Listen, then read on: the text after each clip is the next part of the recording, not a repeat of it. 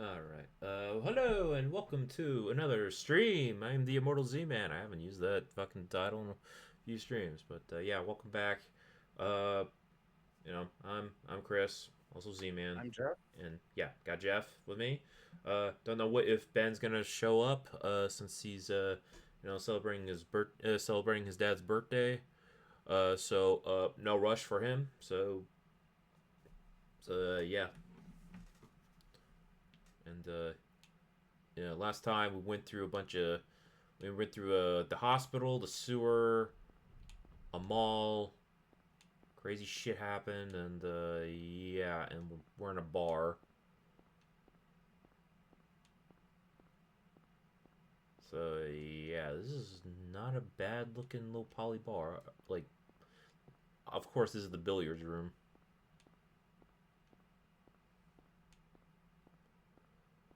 Okay. Yeah. 3 days later.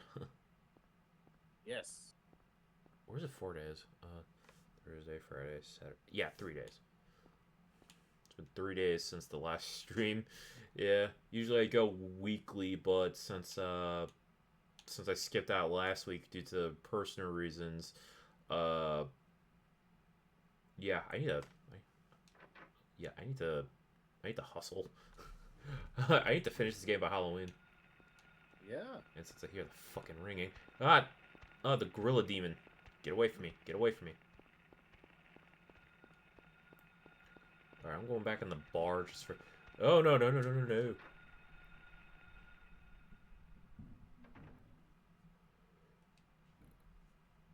That was scary.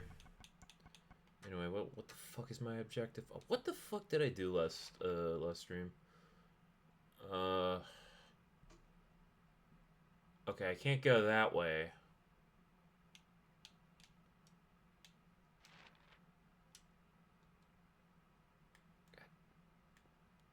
uh, uh, maybe I can make a meme out of this one because all right, all right. Here's the cha-cha slide. Slide to the right. Slide to the left. You did the cha-cha slide. One hop back. One back hop. That was like a school thing. Ouch. Yeah, all through like elementary. For me, it was like the electric slide. The I electric know. slide. The electric slide. Yeah, that was fun times. Or the Macarena, The Macarena. which took the world by storm, sadly. Yeah, like every time I had gym class, like it was always like the cha-cha slide. It was like up until like middle school. Yeah.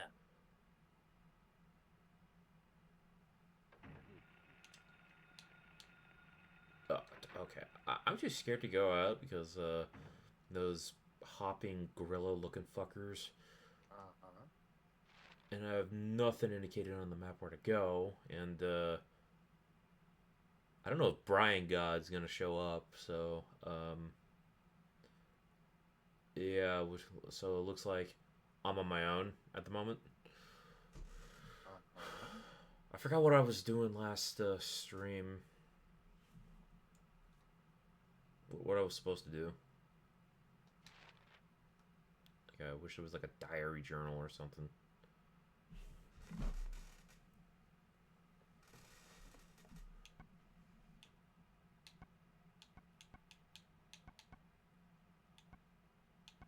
So I know what the fuck I'm doing.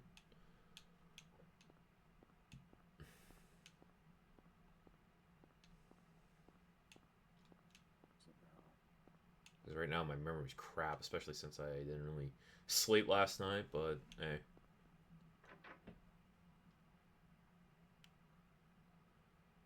alright, I'm gonna make a break for it.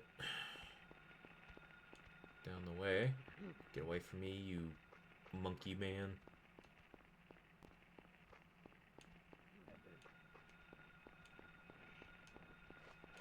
Ah, demon. God, fuck.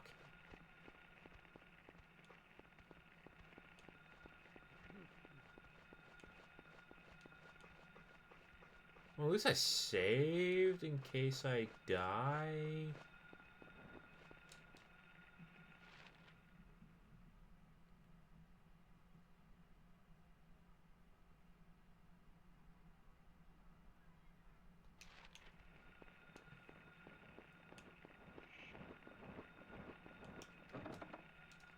Damn, locked. Oh no. What? What?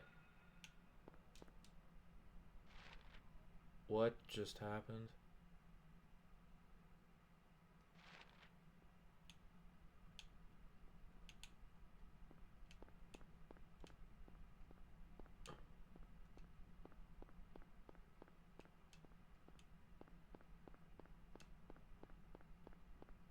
Oh yeah, I'm at a motel or something.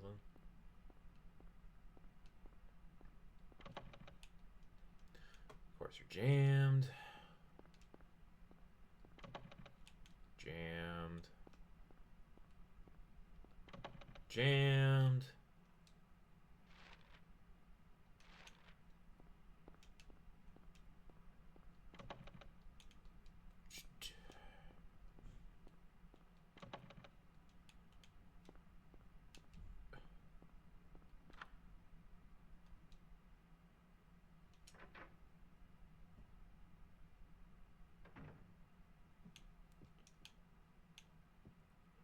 I thought that was a piece of paper. That's actually a bed. Mm. Oh, not yet.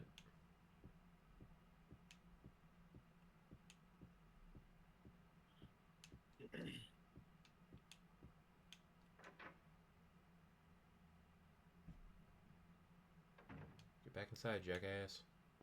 Or I'm gonna search around.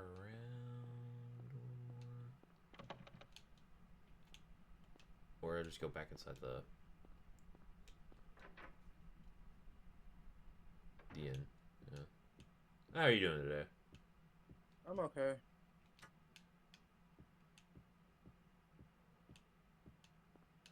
Did anything interesting today, or Yeah, I was able to get some cleaning up done and exercises, and I'm happy about that. cool?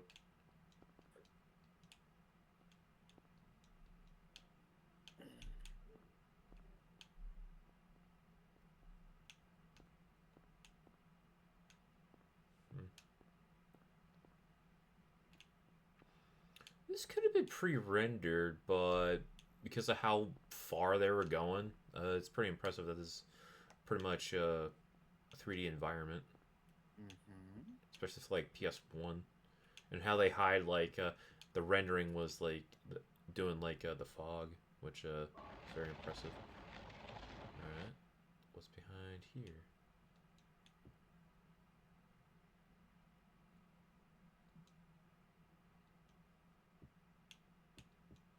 Can I grab the key?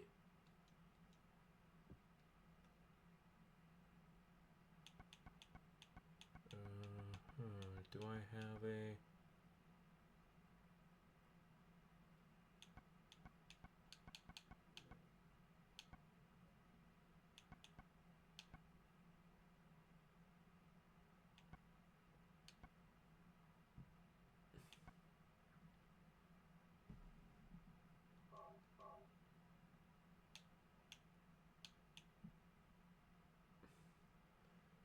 0473.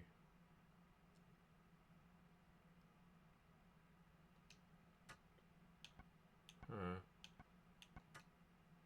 So there's a key under there, and I don't know how to get it.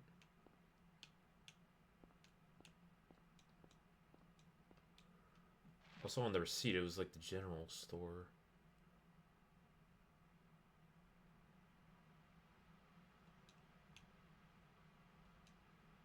Where is the general store? Because I found the motel. That's good. Yeah.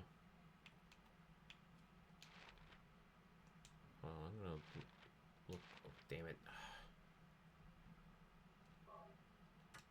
Receipt from general store thought to have been dropped by Kaufman. Indian, whatever that is. Indian runner. Hmm. All right, I know where to go now. Okay.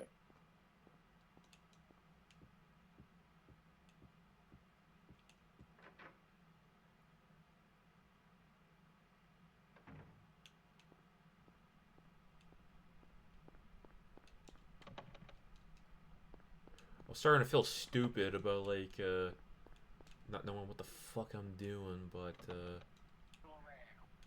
what was that? Dude, you might want to be careful since we're live. Roger.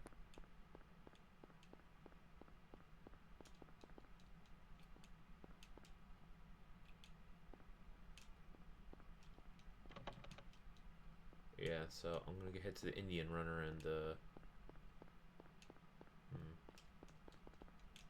wonder if, like in the cop car I could like look at the trunks of, since no? So I don't get any more items? Okay, fine. Fuck it. Gotta look in here. Damn. Alright.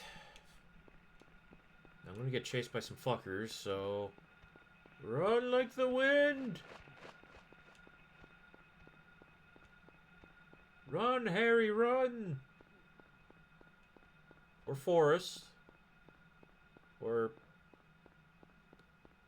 what was his name in the movie? One sec. Like, I know it's Sean Bean, but he had, like, a different name. It was, like... Christopher De Silva or something?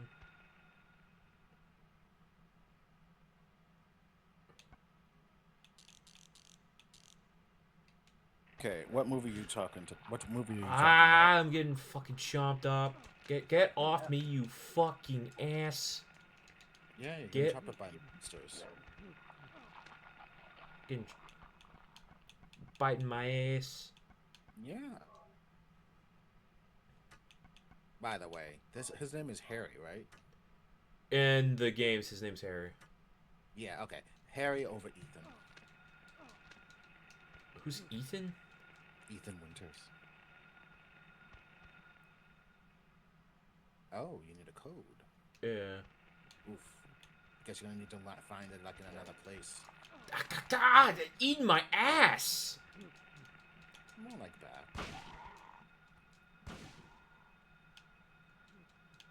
The place of nightmares, Silent Hill. The place on the hill. Fucking ass. Hey, that might be it. 0473. Yeah. I'm like, I was... get off me, you fucking ass eater. Asshole. Fuck.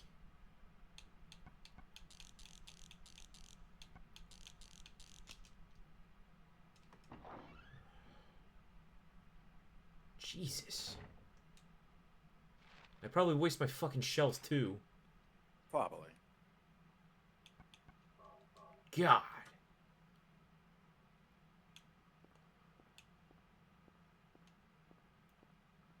Huh.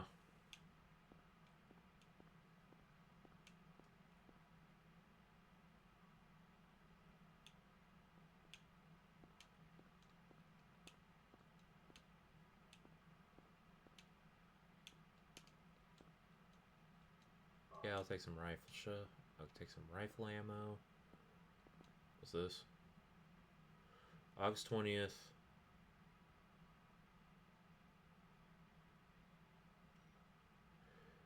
This game, Onigami Ura says this game is a scam. There's nothing silent about this flat ass hill. Welcome to the stream.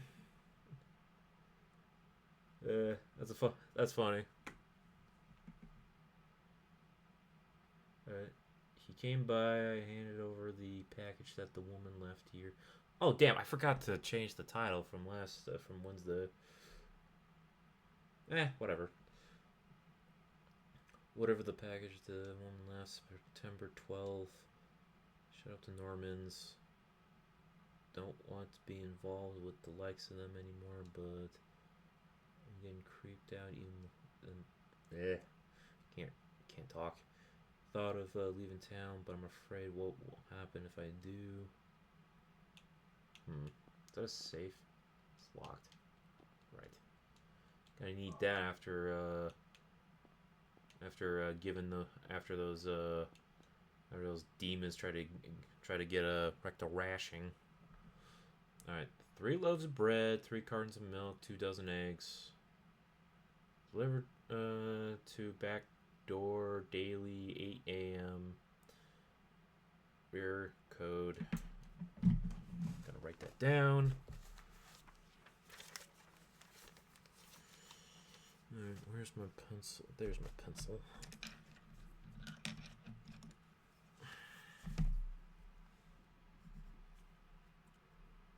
Yeah, I'm going old school, pen and paper. Well, pencil and paper. What was it? 6. Right there.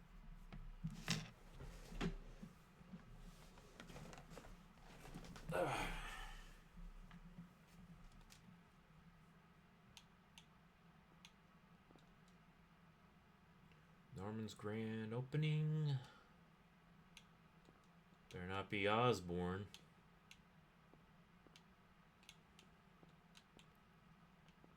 Got no tolerance for goblins.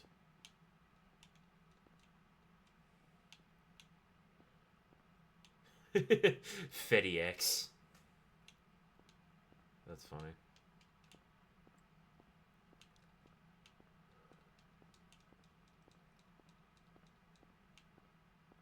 Alright, so that's one. Alright. Wrong button. Keep doing that.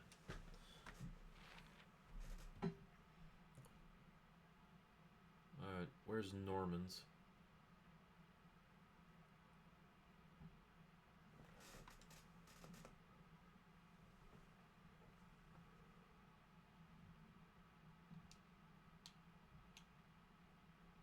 God, I wish this wasn't blurry as shit. Yeah, this was totally meant for CRTs.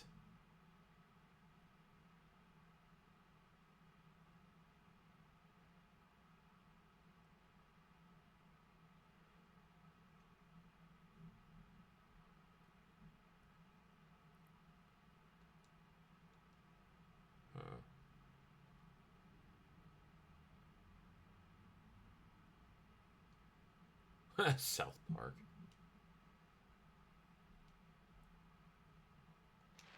Yeah, I got nothing. You got any ideas, Jeff? So sorry. You're trying to look for something? I'm gonna read the thing again. It's not about Norman. Maybe you need to make sure you have those numbers written down, maybe. Yeah, the 0886. At the motel, maybe? I'm fucking stupid. This was the hotel. I was already there.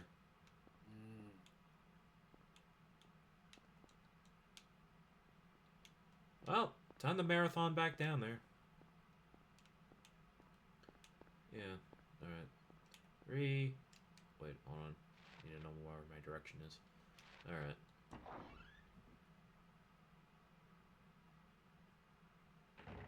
Haul ass.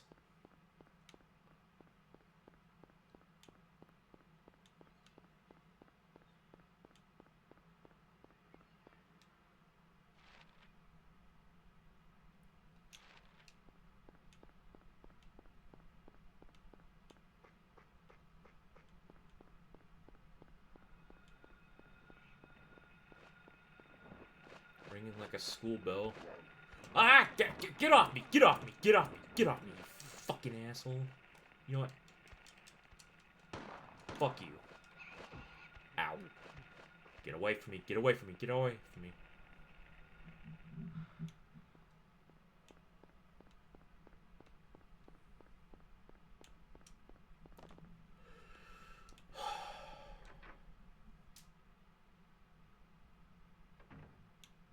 That took a little bit to load.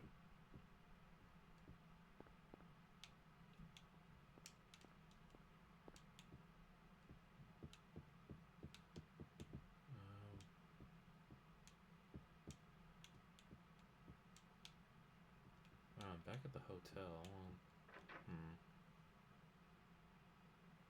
It's something about a back door, right?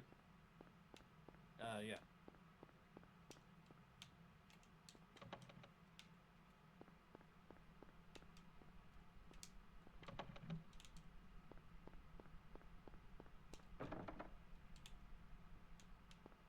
Yeah, I don't want to go back out there yet.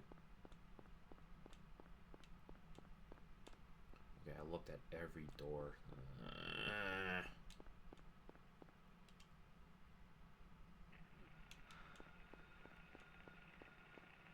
There's Ass Chomper.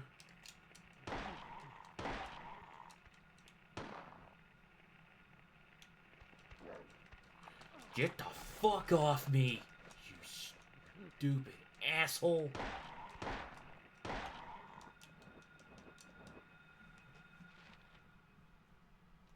Wrong button. I need that.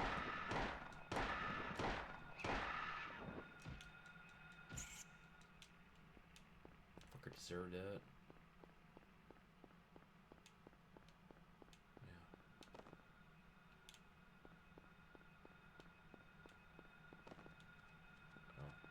Get it. No! Bad doggy.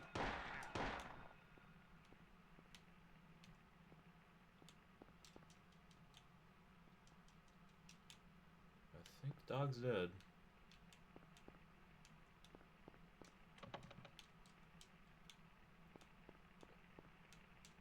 Okay, what the hell am I doing?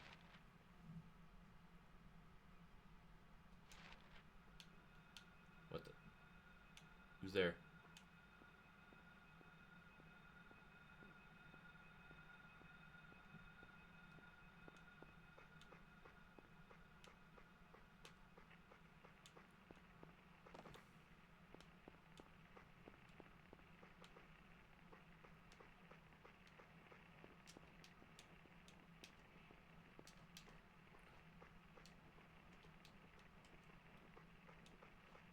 You're flapping.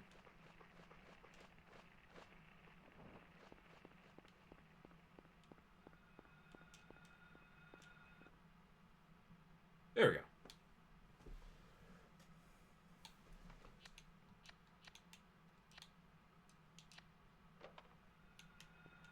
Get in, jackass.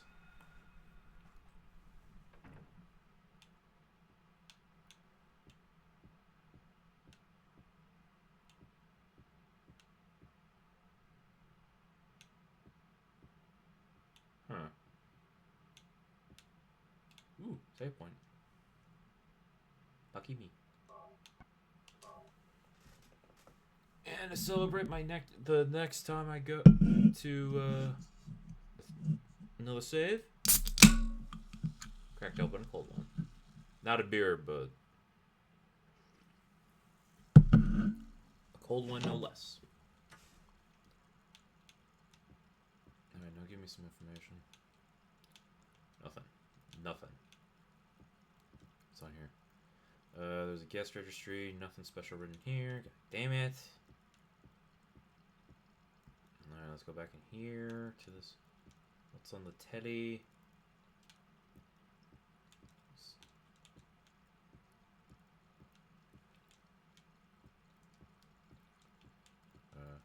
Damn. Radio on top of the campus. Dead. Maybe it's broken. Blah, blah, blah. What's this? Magnets. How do they work?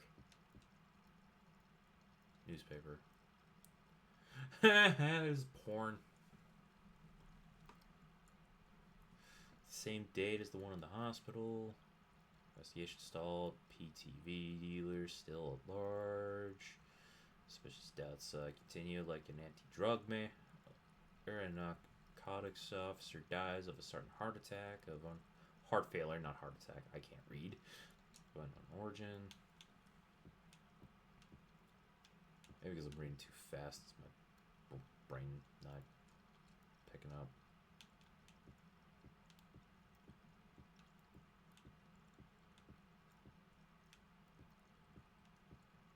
What the on the floor? No, it's just a tear in the carpeting. Again, you never played a Silent Hill before, right? Jeff? Yes. What's up? Have you played a Silent Hill before? I forgot if I asked you that one. It's not that. Well, I tried to play it for like 5 seconds on the PS3 remasters, but I didn't get far. Oh no, the remasters. Yeah, you got. Damn, you've been getting the worst versions of every game. Damn.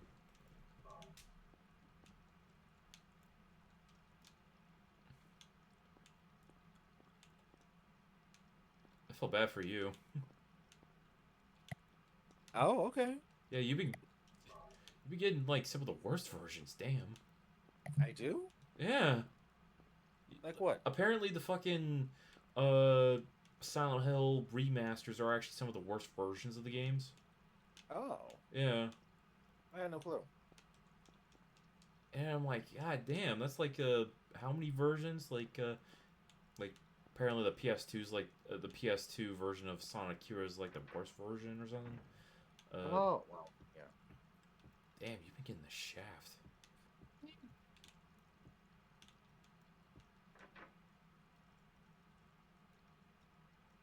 You don't take me outside. I forgot which door. Let me in. Let me in. That Eric Andre joke. Ah, To let me in. Let me in. yeah, I remember.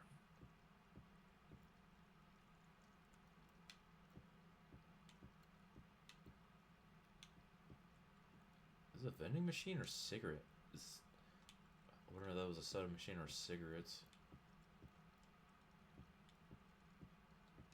Is that an ashtray? Maybe that is a cigarette dispenser.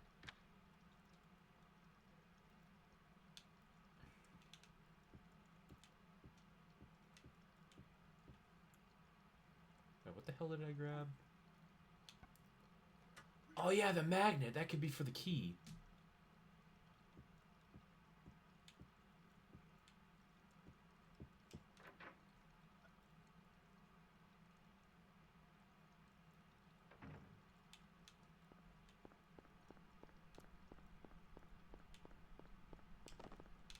I don't know why that didn't like register in my brain.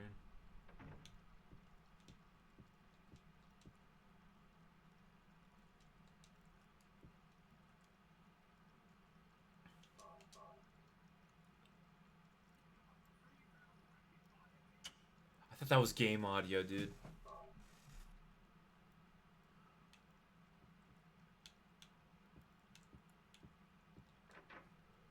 Alright.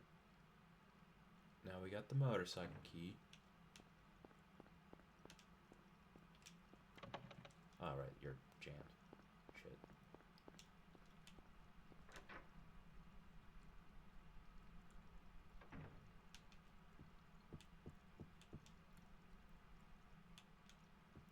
Not bad for a blind playthrough, huh? Yep. Alright, let's see what this rust bucket can do.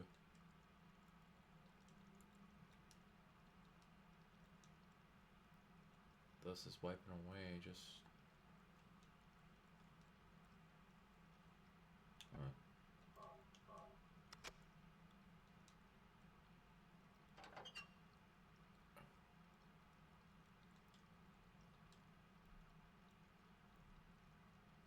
Busted vial. Oh shit. Give me that. What is this? That's none of your business. Instead of messing with that, how about coming up with a way to get out of here?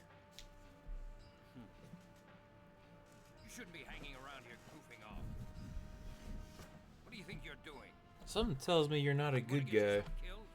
Get out of here. Easy. Unless you want to die, keep your mind on business. Let's see what. Got it? Is that a threat, brother?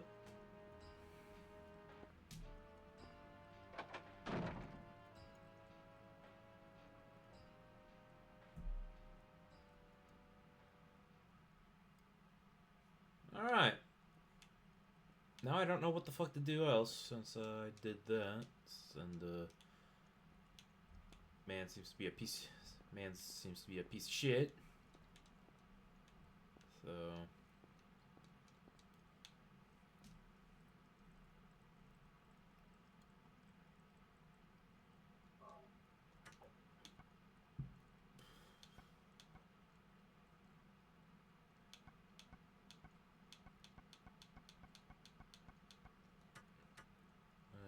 what next?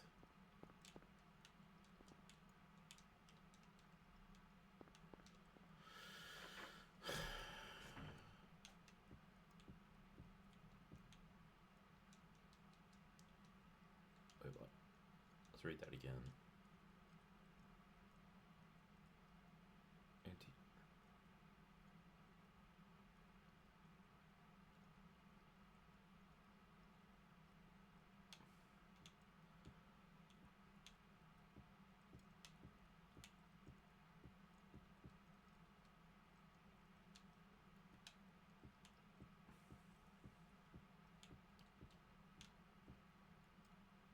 I'm right now thinking of a theory at the moment, but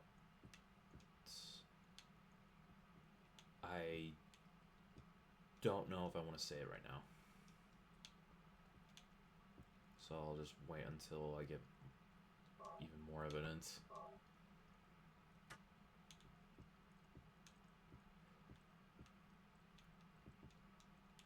Alright. So, where else do I go?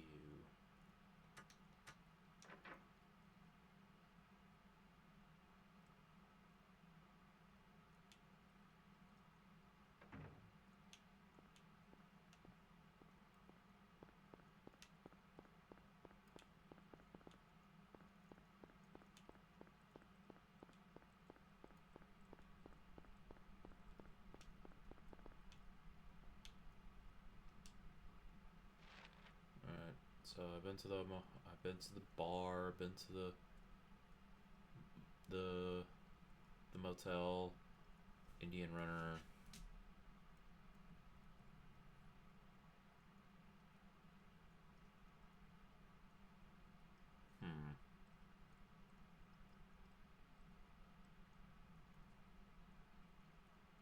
Should I go to the garages or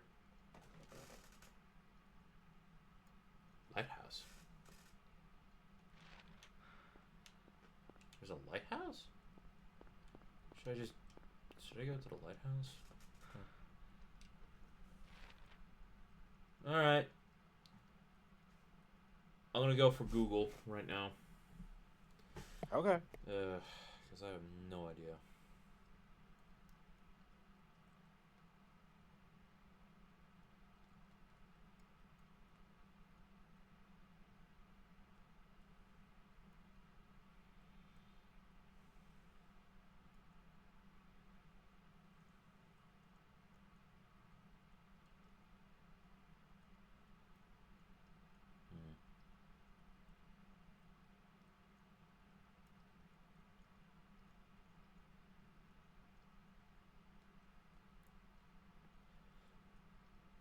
Got anything,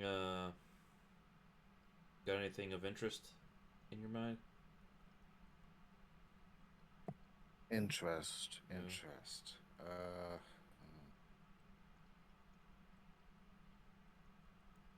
Couple of movies dropped on Amazon Prime that you can probably watch.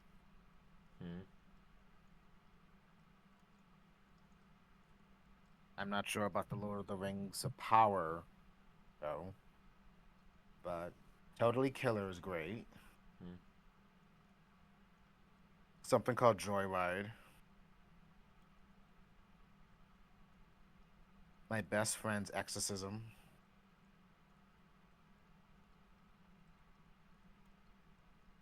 Bloodfest, Polaroid, Till Death Do Us Part.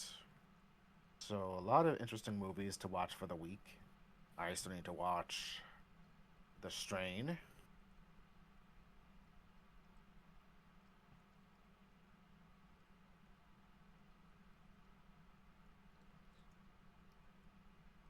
weekend, yeah. I mean, I will watch Halloween, and oh god, maybe I need to try to. I gotta try to get in like Scream 2, maybe in there.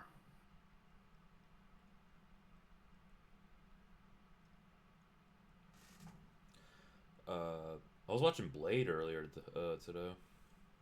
Huh.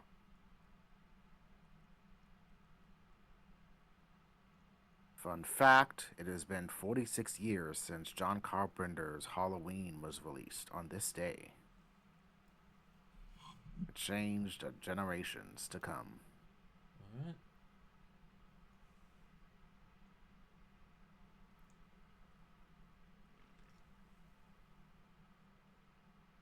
Wow, I cannot believe they're really going for this.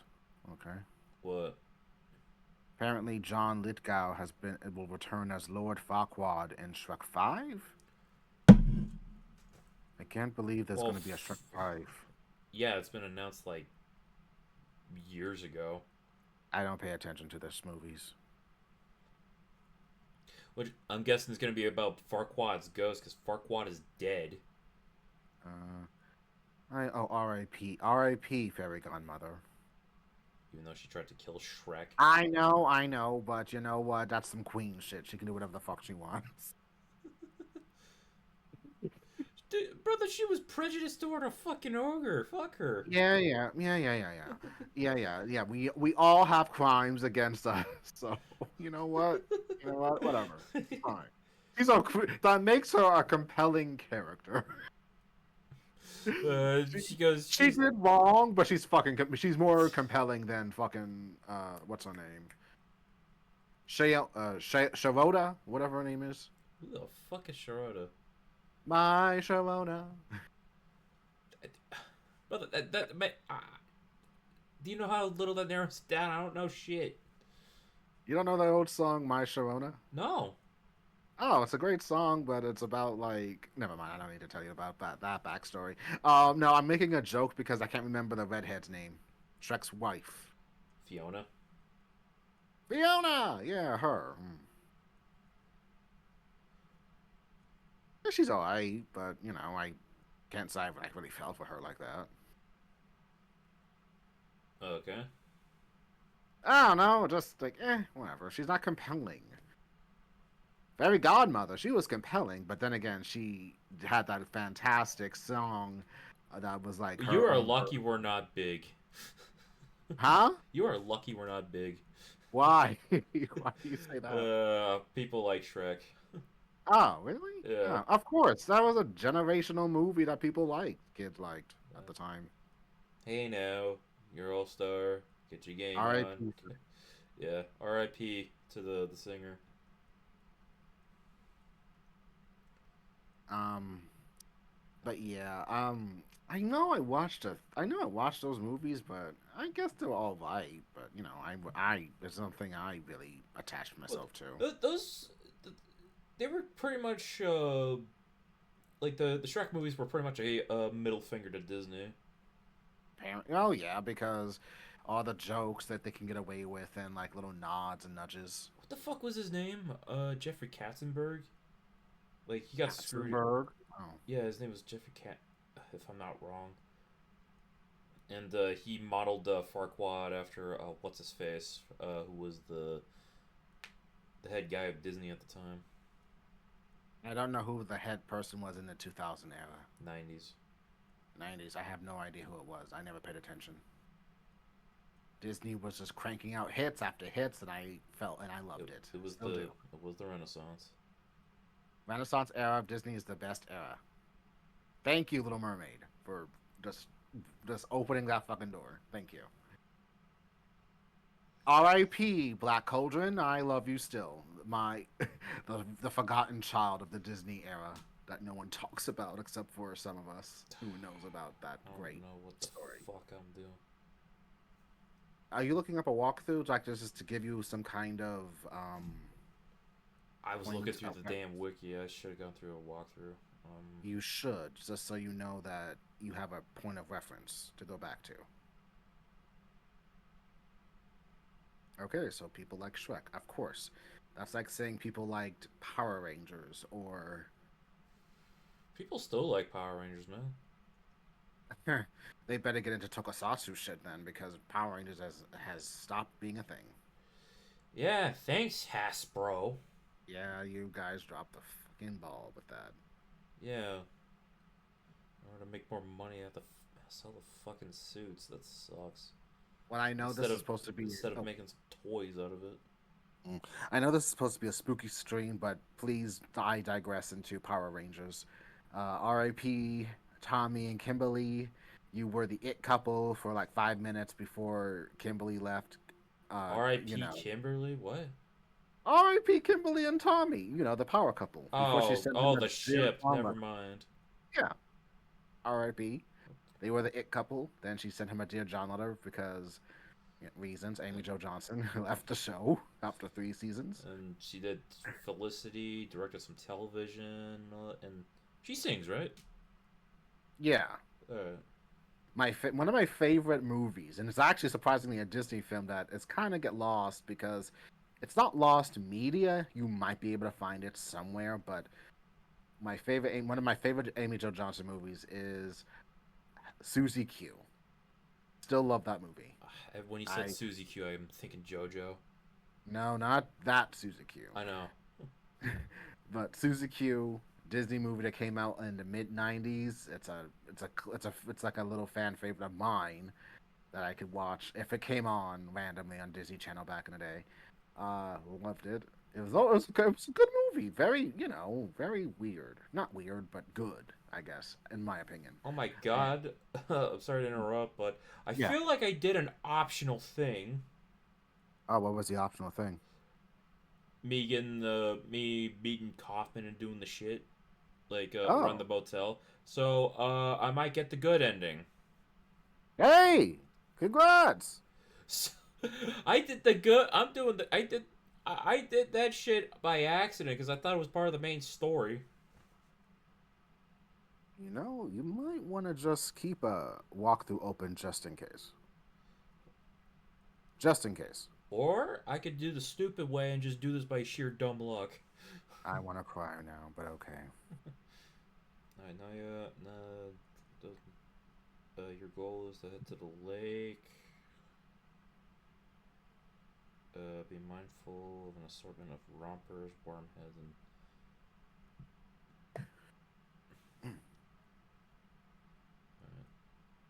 under the F and C.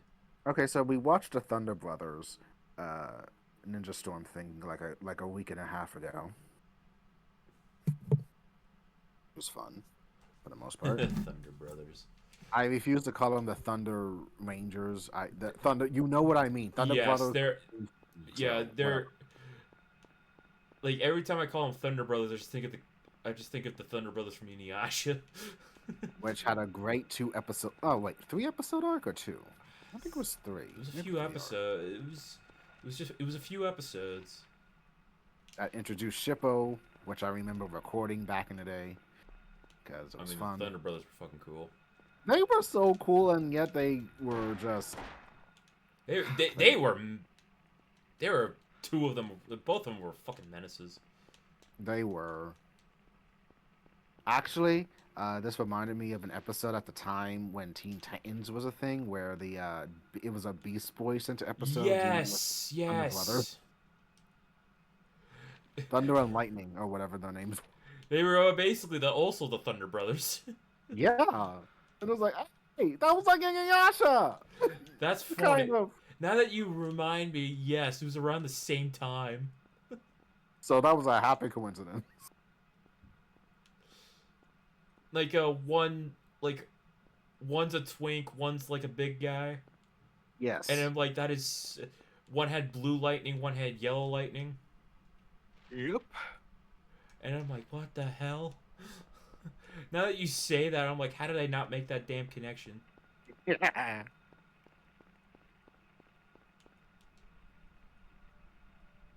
That's actually that's actually hilarious. Yes.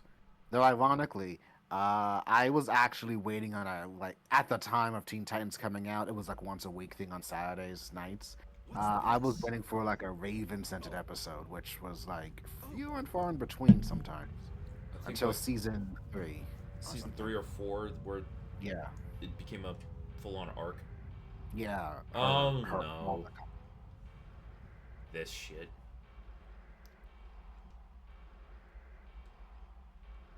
But yeah, Teen Titans was good back in the day next to Justice League Yeah. and shit.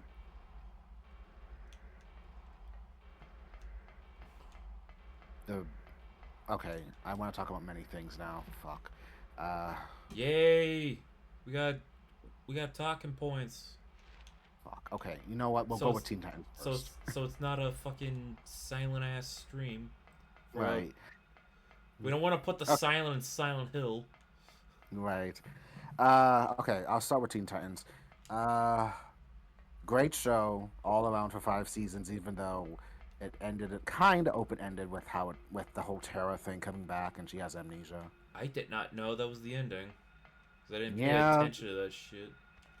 Mm, Get that was off my ass, you motherfucker. It was 5 years, and then it ended on a Beast Boy episode of all things. Like, okay.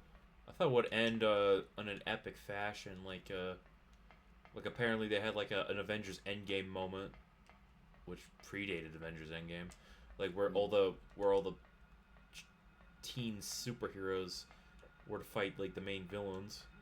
Yeah. That was actually should have just been when it ended. The Terra episode didn't need to happen. Or Honestly.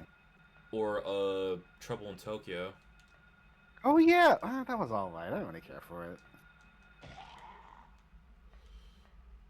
A lot of people thought that Robin killed that guy. I mean, it's Dick Grayson. He doesn't really kill. Because they thought that because they thought that the fucking ink was blood. Mm, And I'm like, damn, if that was really blood, then that's dark as shit.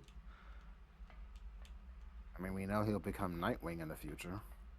Well, yeah, they did a future episode. Starfire, because where do we go from here, or some shit like that. Like, yeah, they got a dark future because she disappeared. As if Starfire. I guess Starfire is the heart of the Titans, I guess. What the hell with these damn dogs, man? Nothing but a hound dog. Keep hounding me, brother. Yeah. Yeah, it's like Starfire was like the glue that held everybody together.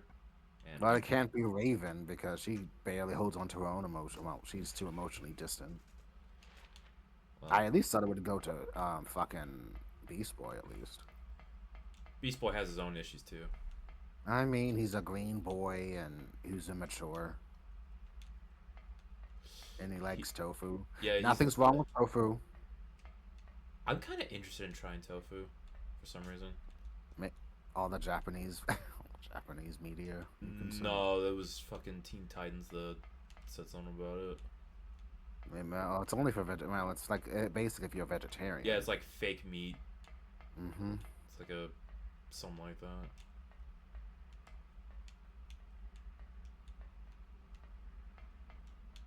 Cyborg had his big moments and like that whole honey hive thing. Oh yeah, Brother Blood. That was a cool episode. There was a cool episode where like he was this like disguised as a supervillain named Stone because he was infiltrating the school, and then because for some reason, because I didn't pay much attention to the episode, I was like, wait, when did I was like, wait, why is there another cyborg? And they're like, oh, that was a fake cyborg because the real one's, yeah, like I was being stupid with that episode, and then it looked like he was turning bad at the episode, and like, no, that's not the case. But yeah, get away from! Oh my God, you fucking get off me! You know what? You motherfuckers. You in the red.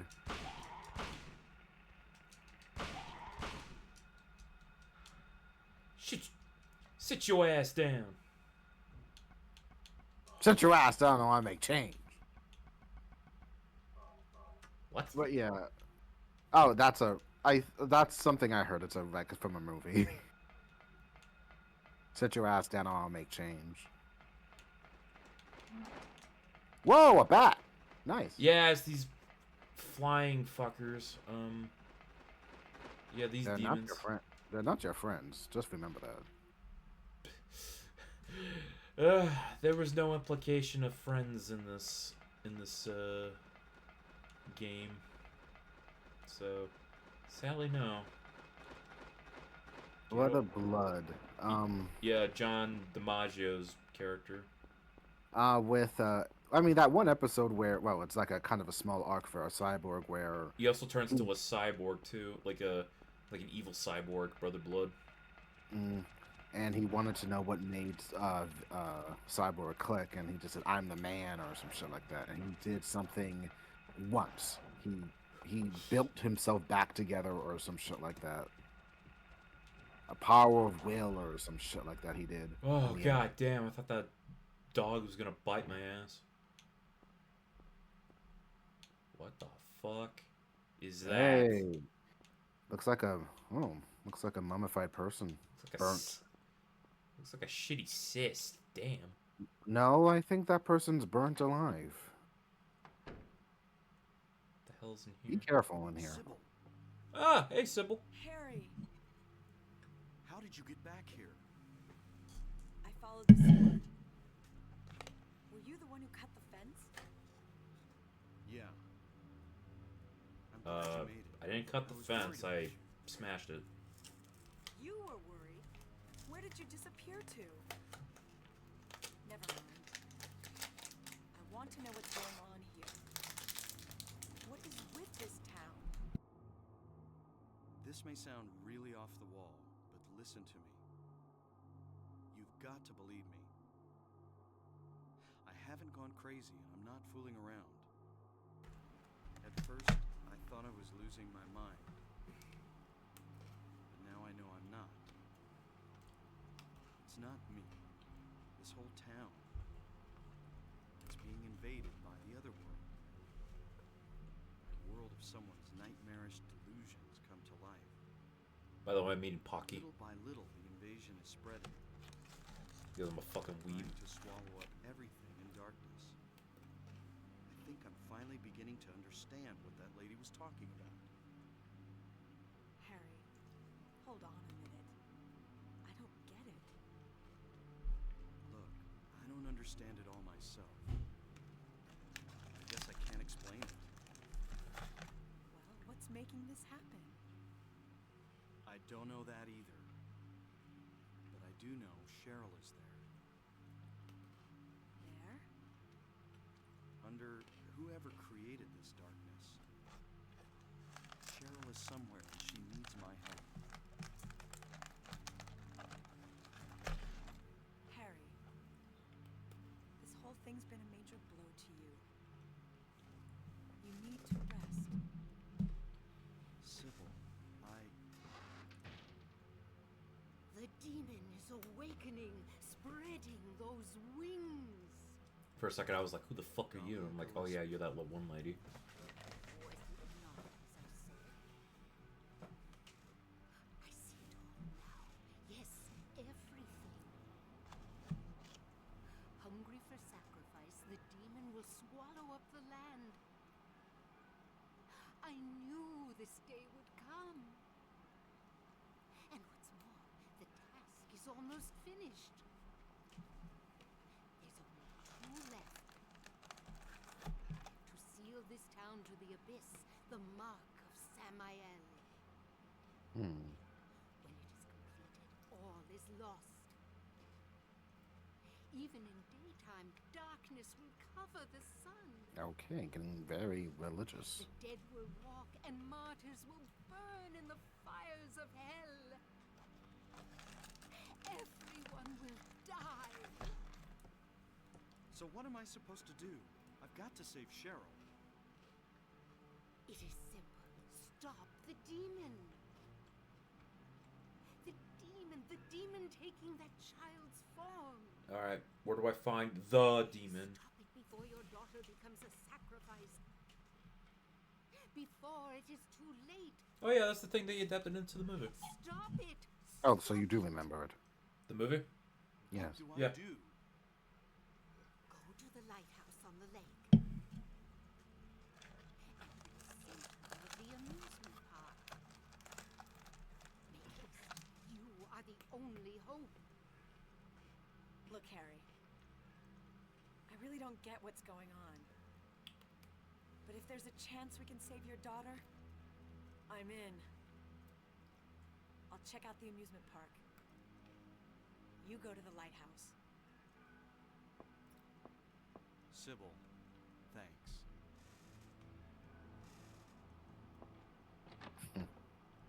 Sybil's cool. You will Oh, need yeah. to use it. Use what? The flowers.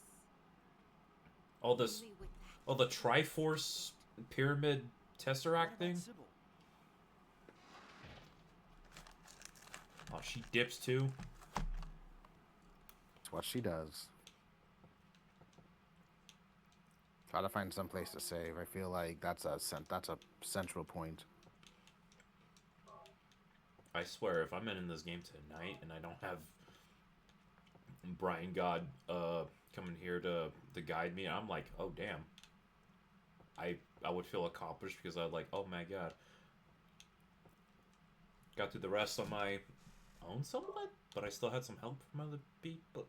Yeah, I'm not that cool. But yeah, Okay, so I guess back to my thing. Yeah. Okay, so besides Teen Titans, which we talked about, of course, the biggest season was season 4 with Raven's whole thing, our dad coming back. that was an epic moment.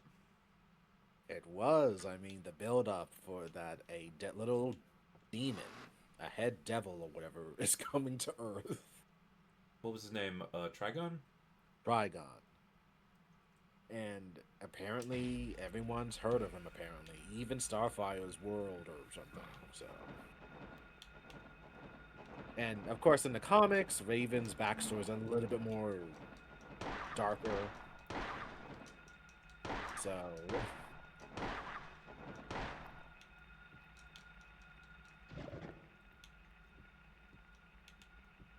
So, Raven actually, I mean, it's like a 4 or 5 part epic, I think, It episodes. was like a majority of the season. Yeah. And also, fucking Slade. Oh my! He comes back to life and he has a skull for a face or whatever. He's like an immortal zombie at that point. Yeah, and he wanted out. And he finally got his flesh back. You went. Terra took you down, way down. I can't believe I still remember that. You know, Harry Mason is a writer. What genre do you think he works? Nonfiction. I imagine horror. Because of all this shit. How you doing, Dan?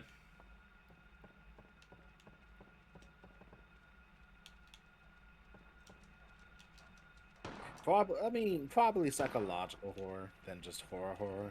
It's like Alan Wake. Yeah, like that. Alan Wake. Yeah. The Hounds of Hades. Not the Hounds. I'm sorry. The dogs of the Hounds of Hades. Cerberus is hate. Dude, what was that thing? Good as in like a good take on what I think he is, what kind of genre he writes, or I don't know. I just assumed he's like a psychological writer, like a psychological horror fiction writer, like like Alan Wake. Alan Wake. I've never played those games. Me neither. I played the kind of spin-off of it, Control. How the fuck do I? Ah, flying fucker.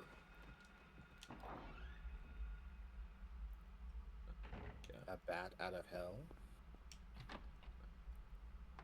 Yeah, I want to play Alan Wake.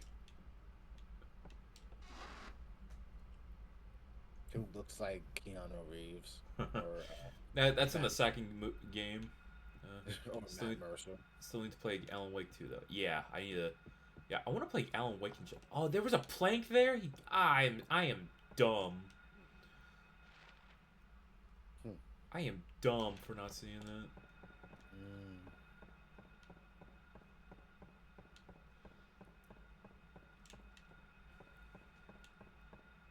Yeah, I still need to play through the Max Payne games. Oh yeah, that's a thing too. Yeah. Yeah, I heard that Remedy's planning to do a like a remake of Max Payne, but I don't know if they're gonna commit to that since the voice actor died. R.I.P.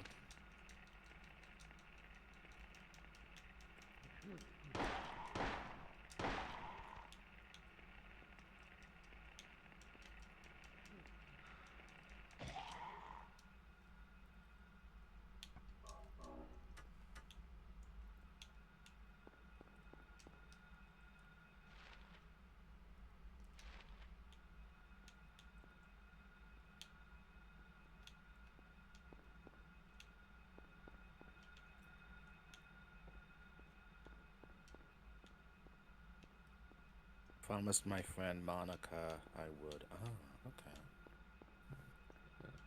If I were to play Alan Wake, I would have to get the Epic Games. I would have to get it through Epic Games because they're the ones that published it. Mm. Harry, you're not much of a sharpshooter. Fell in the water. Get fucked.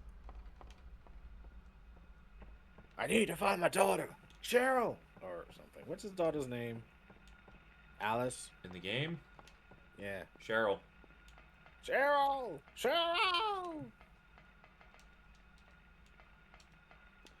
That's also the name of Ash's sister in Ash vs. Evil Dead, or just Evil Dead in general. You're making. Oh, you only made that connection. Didn't you mean Sharon? Sharon! Oh my god, yes. Ozzy, Sharon, the Oswald. The alleged, I guess, king, the Prince of Darkness.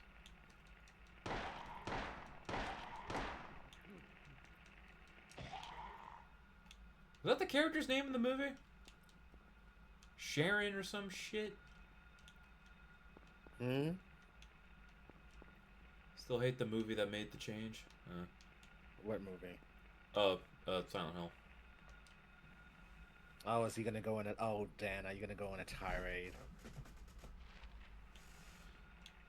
Because if you are, please give us your opinion on Resident Evil. Welcome to Raccoon City. We almost watched the movie because, Jeff brought it up and was like willing to show off the damn movie, but we couldn't find it on stream. That was like streaming it without.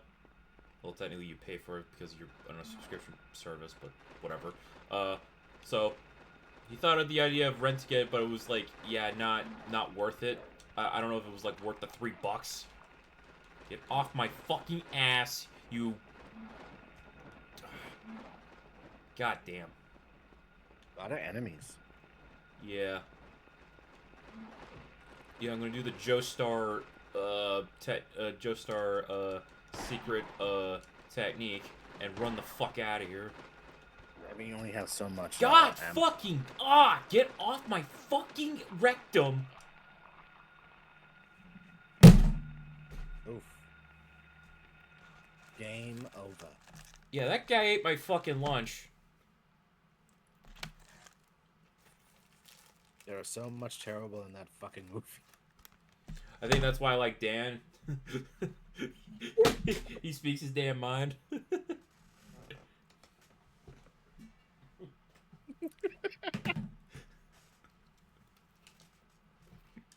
Yes, there is a lot about. Yes, there is a lot terrible with that movie. Unfortunately, it really should have just been a TV series. What the fuck? Maybe.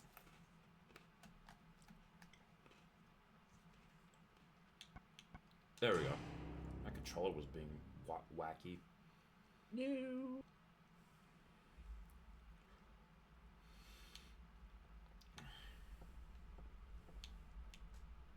Well, at least I know where I'm going. Yeah, so you try to avoid them as best you can and save ammo. Like, no joke, I can go for a while about everything wrong with about Welcome to Raccoon City. I mean, you're welcome to it. I hope it's I hope it's like I don't know if it's gonna be a diatribe like out of a Mahler video. Although, fuck Mahler.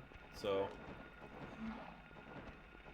get out of my fucking way. You better not be eating my ass.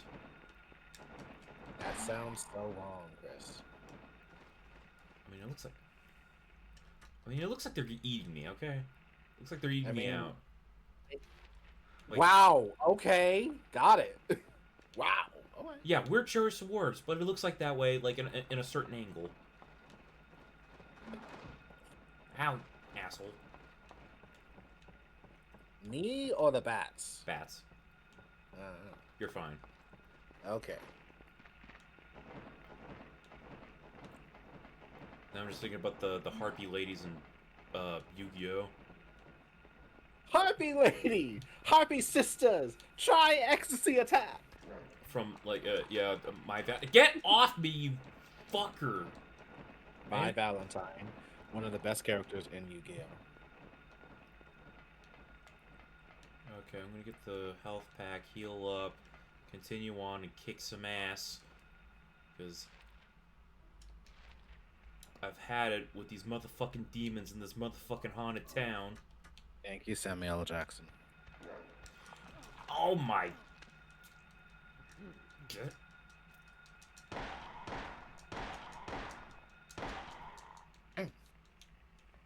The fuck off me! Blow a cap in his ass. For eating mine. I mean, technically speaking, I think Harry skips leg day, but yes. I mean, he probably jogs every morning. Harry gives off the impression he jogs and does not lift weights. Since this is 1997? 8 or something. It's gotta be 98. If it's 1998, then Like, it's like a few years off of Resident Evil. that basically means that at the time. Oh my goodness! There's like a flock of them. My goodness. Jesus. At the time, health was not. I mean, it was there, but it really wasn't as well known with expansive shit nowadays compared to the 90s. There was no keto And don't diet get me back wrong. then. I mean, don't get me wrong. I love the 90s. I glamorize the 90s, but I know the horrors that the 90s brought as well. And it was not pretty. So, Harry just jogged. He was just a mediocre white guy. Love you, Harry. Love you. Don't ever change anything about yourself. You're my favorite, Harry. You're my favorite son. Ethan, I forget who Ethan is. Okay, don't worry.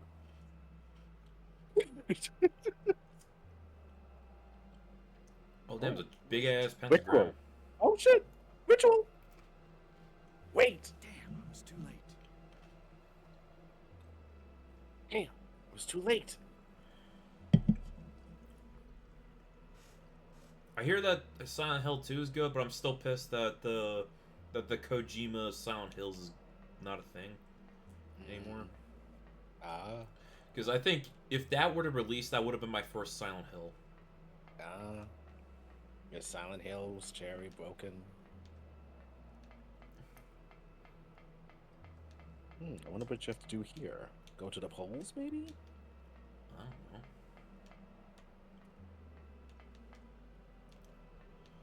Yeah, if Silent Hills didn't get canceled, that could have been my first Silent Hill, but history's history, so Yes.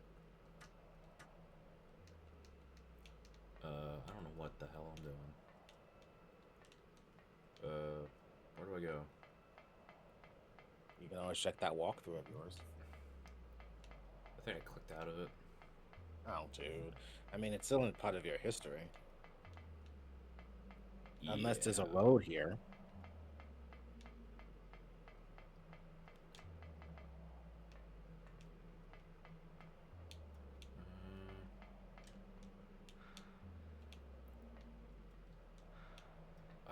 what that pole is. What am I supposed to do? Am I supposed to do some pole dancer or some shit in the middle of this fucking pentagram?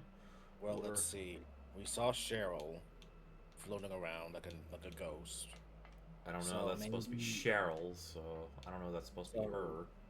So maybe this was just like a stopping point, and you come back Wait a later. minute. Yeah. A tape. Oh. Damn. What? Can't use it. So I don't know what I'm doing here. I'm gonna go back down, see if there's like a cutscene or some shite. Don't you need to go to the lighthouse? I am at the lighthouse. Maybe you need to do something specific.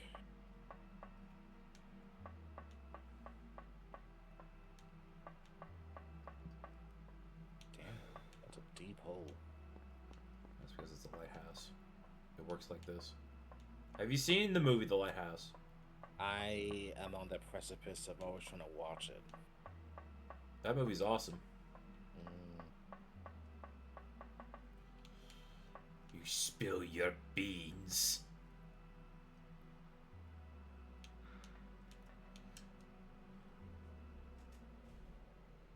Okay. is all this made up? Where am I? Peter? Where am I? Help me!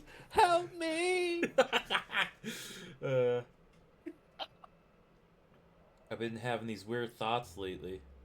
Like, is any of this for real or not? Kingdom Hearts. Don't worry, one day I'll get back to Kingdom Hearts and I'll invite Artaka and the others back on.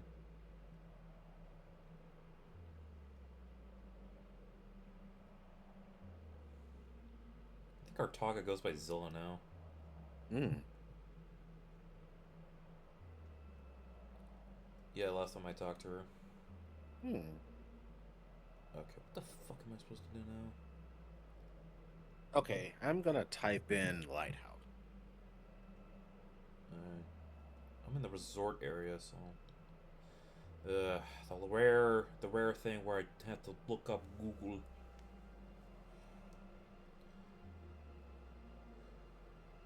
Fucking Google. What? Little time within the lighthouses.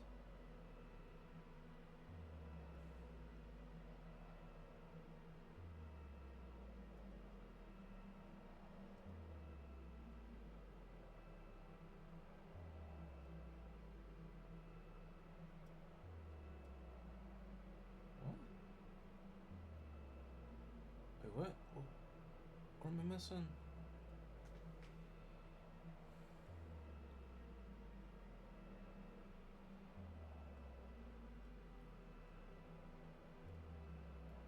Okay, I feel like I haven't paid attention, so what the fuck am I missing?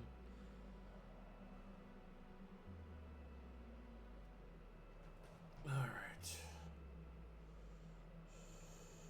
Take a left at boat. First aid kit. Safe state. Oh, go back to the pier. Head back to the church.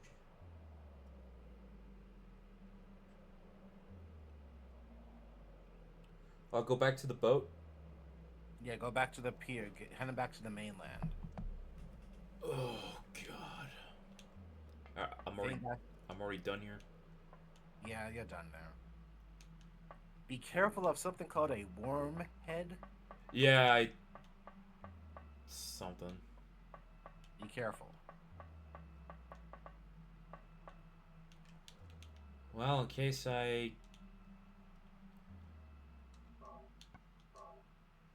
in case they eat my lunch, straight through my ass, So, okay, you've been saying ass a lot. yeah. These nasty ass motherfuckers. So, just one. Wait. Where am I? It's a cutscene. Wait, what? What? Sybil hasn't come back. What? That creep's sure to show up at the amusement park pretty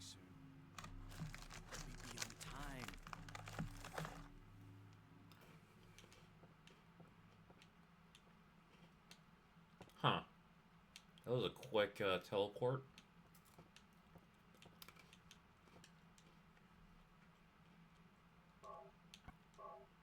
Can never be too safe.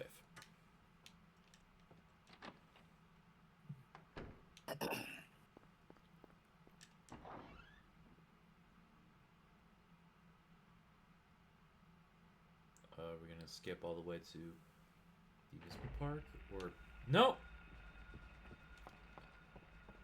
no, I have to haul ass. Get out of my fucking way, you bad dog. 2 shots seem to do it.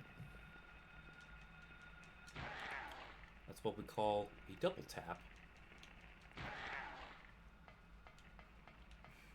Now I was remembering Signalis where you have to stomp the motherfucker. Otherwise, you really love Signalis. Oh yeah. Signalis brain rot. Oh, you get to say brain rot. You say skibbity and I'm like, fuck you. I don't say that word. I only bring it up as if I'm saying something else with it. Still counts. I do not say that. Still counts. Yeah, yeah, it's all because of that fucking toilet gag that I fucking hate. Yes, you hate it with a passion. Yeah, with that stupid look on his jib. Though I don't understand the word. I don't understand how the descripting term for dude has aura or whatever. Aura sauce. I hate it. It sucks. You have me at I feel like a Riz. No, Riz. I feel like a fucking boomer when I say it, even though I'm the same generation as some of these people. Yeah, we are generation, dude. Congratulations. Who joined? Oh my god. Oh my god, it's Dan. Wait, what? Oh my god, no! What? Oh shit. Oh shit. Wild Dan on the stream. Well, he's muted. He's muted. He's muted, and I'm like, that's new. All right, so Operation Raccoon City. Oh shit! Oh shit! We're getting the rant. Okay, so the first problem with that movie is there's something great about it, and there's something that becomes bad because of it.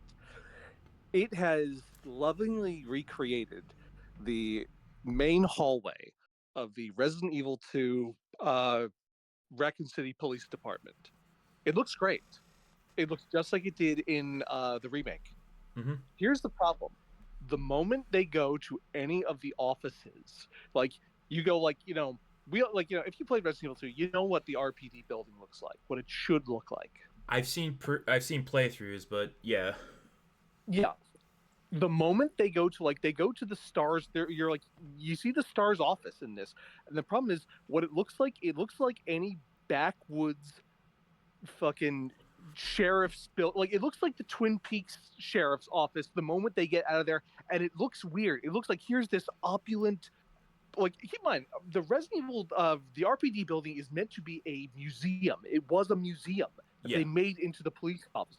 So as a result, it looks like, wow, look at this place with its nice marble floors and its big and opulent statue and all this stuff, and like it's lovely stairs with lovely woodwork, and then there's wood paneling off to the side.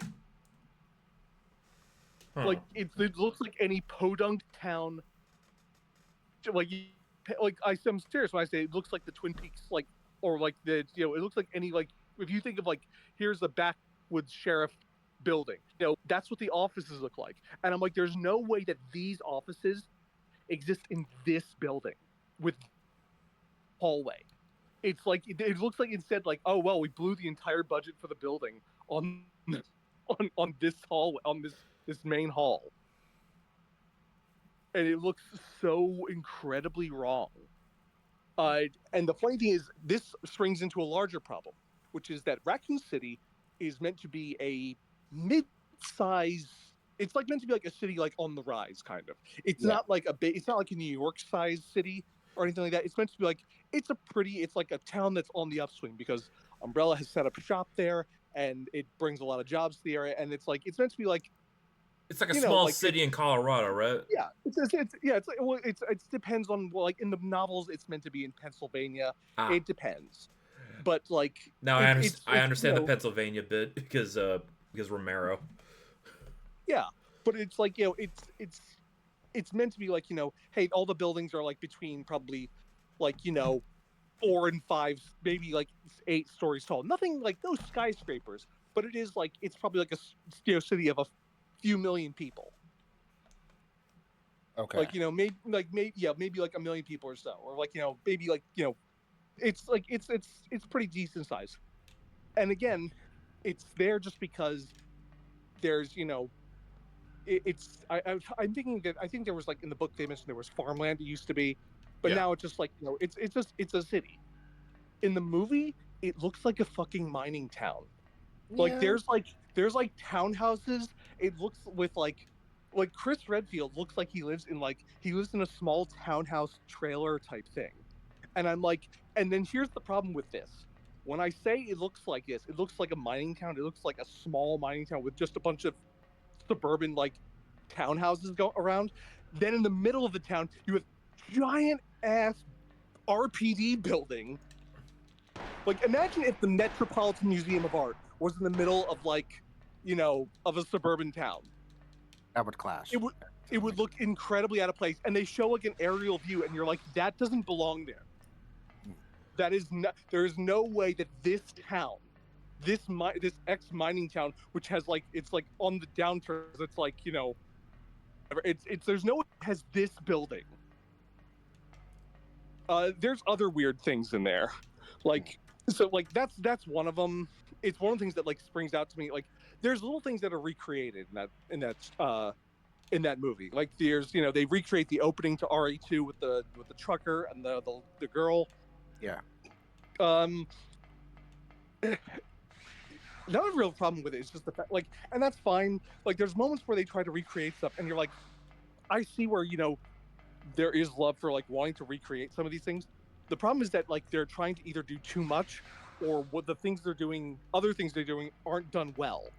Like, for instance, they're doing RE1 and RE2 happening at the exact same time. Yeah, that's why I was apprehensive with that movie because no video game based production has been able to adapt like at least just one bit of a game Like, don't properly. yeah, like you can't like for all my complaints about Silent Hill, about the first Silent Hill movie changing, like Harry to being Rose because of like uh X-Men. because of like because of the director going, well, hey, like it's actually fun fact about that movie, they're like, well, Harry doesn't, it wouldn't make sense for it to be Harry because Harry as a character makes more sense as a woman because Rose is like scared and like worried about her daughter, and those are woman things to do. And it's like that's really shitty to say It is. It is. to both for both like fathers out there, and also to be like, well, if they're scared, they're obviously okay. Thanks, Chris. Thanks, Mr. Gans. But like, for all my complaints about that, they do essentially only adapt Silent Hill 1. Yeah. In like if you were to go, what is it about? It's about a parent going with their kid to Silent Hill. Kid disappears. They look for the kid and and there's cult shenanigans. The major beats are there. When they try to smash together RE1 and 2, it really doesn't work because like you're trying to go, oh, here's the Stars team. What are they? Oh, they're Special Forces team, and they're going there, and there's a mansion. Okay, and we're going to the mansion. Then. Also, there's Claire Redfield, and she's there to see her brother. And you're like, okay. Also, there's a zombie outbreak in and you're like, it feels like they're doing too much. And then the moment if you were told, well, yeah, it's because they're smashing together 2 stories. Well, that'll happen. Not only that, but like, okay, there's some weird stuff with casting in that movie, and it's not the thing that people would complain about. It's not. I think the actor's name is Avon Jogia. It's not like people go because of course, he's not a white guy and he's playing Leon. Oh no. Yeah. But that's actually not the problem. The problem that I actually have is with other like there's a dude in that who's in uh the Umbrella Academy, Yeah, the one that plays the and he's strong like guy in him. yeah, and he's like a big and it's not like he's a bad actor, Right. but he really should be playing Chris Redfield from Resident Evil 5, and instead he's playing Wesker. And I'm like, I don't envision as being like a big built guy. It's like it's sort of weird to go like, here's Wesker, he's a giant ripped guy, and it's like, but okay, like if anything, that's like if you're gonna have that, it's like okay, well, like, he should be like that's the whole thing about like most of the Stars team is that they look like Chris. I think is they mentioned like Chris Redfield is like 23 and he's an Air Force. He's an ex Air Force pilot. Yeah. Like I think they're like mentioned that Wesker is like I think like but he's only like I think he's like 5'10" or 5'11". Wesker is like meant to be like 6'1", but they're all meant to be like the biggest person on that team is Barry.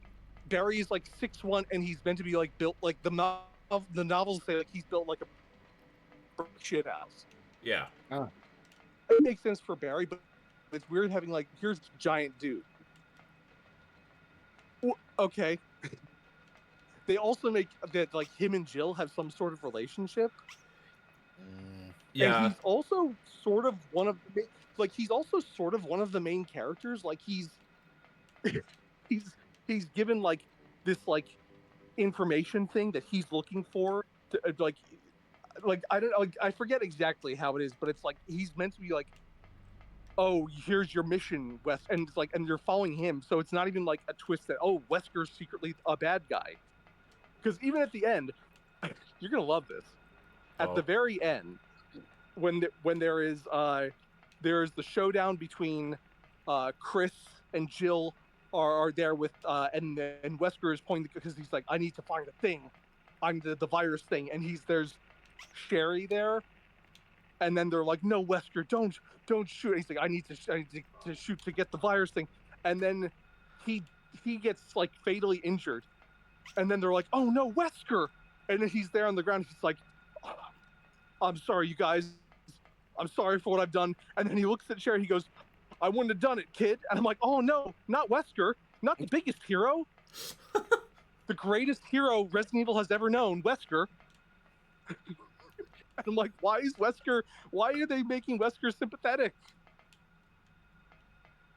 There's the other bit which is, and again, this is funny because this is not Avon Joga's fault. Him being Leon is not the problem. It's how he is written entirely. So what do you guys know about Leon Kennedy? As for Resident Evil 2, he's the rookie trying to like get bring everybody to safety, but yeah. Optimistic and RE2 a little bit. Would you say that that he seems like, despite his rookie status, he seems like a capable young man? Yeah. Yeah, capable, yeah, he's idealistic, but he's capable of kicking ass. Yeah.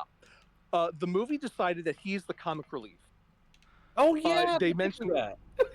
Yeah, they're like, hey, he shot his instructor in gun training, and Leon is meant to be like, he's top of his class, like you said, naive sort of do-gooder, you're way too enthusiastic about thinking the system is he goes, yo, I joined the force to help people, and it's like, oh, and then you couldn't even help one person.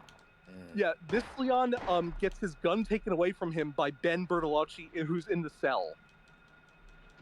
Oh yeah, damn.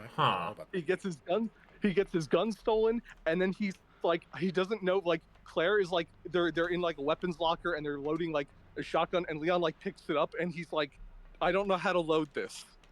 Are you fucking kidding me?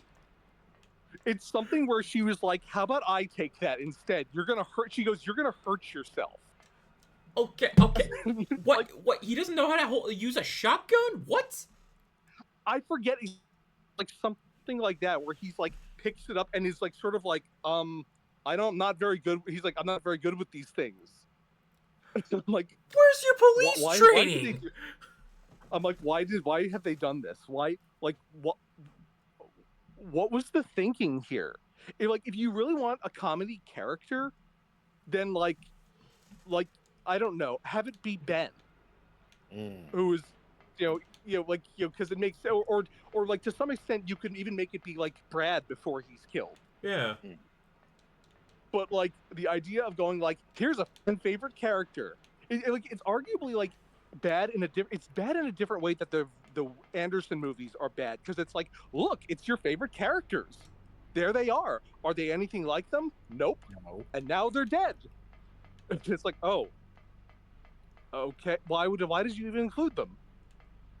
But yeah, it's like it's this weird thing where like they write him as being the comic relief, and you're like I don't know why. I don't know what the thinking was for this, why they decided this was the character to do this with, especially because they should have already known from like the casting that like this guy's going to get a lot of blowback, and I don't think that helped. It's like I felt really bad for him because it's like not only are you people going to not like your interpretation, like they're only going to be you're already going to be giving him shit for not being a white guy playing Leon, but also now you're playing like this jokey, incompetent version of him. The wrong version. And it's like, man, I'm like, man, I feel so fucking bad for you. It's like there's no reason this was done. And again, there's just like you said, I actually you are spot on when you say that this should just be a show. Like if you made if like the proper way to do Resident Evil 1 is it should have been an anime in 1997 and it was 6 episodes and it was made by like Masami Obari. Like like that would have been the way to do Resident Evil. Like you could still do it now with like the animation team that does like Castlevania. Oh, that'd It's be the great. proper way to do it. Yeah. It's the proper way to do it. And again, you could like because you can make some proper horrifying like ways of doing like of like showcasing Lisa or the Nemesis or Mr. X by or like because we've seen how they do monsters and that, and they do a really good job. Yeah. Like so, I don't it's like there's an entire thing of like oh yeah, there's this other weird plot point where I'm like I'm not sure why they went with this route. They were like, oh yeah, they combined the stuff of like there's the town orphanage, which is in RE2. Yeah, Claire and Chris were in it, and she saw something that she shouldn't have. She saw Lisa. Oh, Lisa Trevor was experimented on and now lives not in the mansion but in the orphanage. That's I think it was connected to I forget. And so like that's happened, and I'm like, and Birkin worked there at the time, but like he looks the same, and I'm like, wait, how do you have a young child if like Chris and Claire were like 8 at the time? It's just one of those like I mean I guess it's not impossible. He could have been like in his like late 20s or something, but it's still I don't know. It still just seems like this is unnecessary. And again, it's weird because like all you have to do is like essentially just if you want to actually see a good adaptation, find the S.D. Perry books. They add a couple things in there, but there is like stuff that actually totally makes sense for like as an adaptation, where they go like, hey, everyone arrives at the mansion, including like Chris, Jill, Wesker, and Barry. Unlike in the game, they all arrive there, and then Chris goes to investigate a gunshot, and when he doesn't come back, Jill and Barry go and investigate. And then it's like, oh, we're still doing stuff. They have a thing where Wesker is like, I'm gonna go lock myself in an office somewhere and just chill while they all take care of the monsters. Like there's chapters from each of from the character's point of view. Like here's the chapter from Barry's point of view. Here's a chapter from Chris's point of view. Here's one from Wesker's point of view. So like it does it in such a way where you're like, oh, I get to hear their thoughts on what's happening. Right. Instead of a file that you find randomly in the game. I guess. Damn. Yeah. Sorry, Chris. Game over. But yeah. Don't worry, I saved. But yeah, like as like an adaptation, there's also stuff of like like I don't know, like they try including stuff with like, the military's closing off the town, but I'm like, you got there awfully quick. And like they start like, here's Chief Irons. He's sort of a villain, but they don't like, he's not like, killing people and taxidermying them villain, but he's still like, oh, he knew of the stuff and he's trying to escape. But I'm like, I don't care about him. He's like, they're trying to add like way too much. It's like we're gonna stuff all this stuff in there, but the problem is that it's like, who are you doing this for? If you're making this for people who like the games, boy, are they gonna hate it. Yeah. If you're making it for people who are not fans of the games but are just like watching a zombie movie, they're gonna be like, "There's happening here. There's too like feels this feels off." It's like two scripts in once. Yeah, it's the same way, and not only that, it doesn't have the runtime to accommodate. Like, you remember how, like, Batman v Superman has God. like, it's just essentially like, if you're like, here are 5 graphic novels and we put them together and you're like, there's the script. Yeah. It feels like that, where it's like, here are 2 stories that are, together make like if you were to play Resident Evil 1 and 2 back to back, it would be like a 15-hour game. And it's like, okay, but you're gonna cut out a lot of stuff, or you're gonna have to be condensed in such a way that it does. Like Lisa, they're like, oh, she was experimented on, but like, you don't get to explore why Lisa is that. Like, you both know Lisa's story. Yeah. Like, Lisa's a very tragic character. Yeah, because she was like and taken from her mother and all that, and but she was she's the daughter of George Trevor, who was the creator of the Spencer Mansion. He's the one who designed everything in there. He's it's him and his family are invited to stay there in celebration of its opening, and that's when they like kill him, and in order to silence him from like of what they were doing there, and they experiment on his wife and daughter, and his wife dies, and Lisa is just there roaming the grounds after she is. It's because of that they have the stuff for the Tyrant and the Nemesis.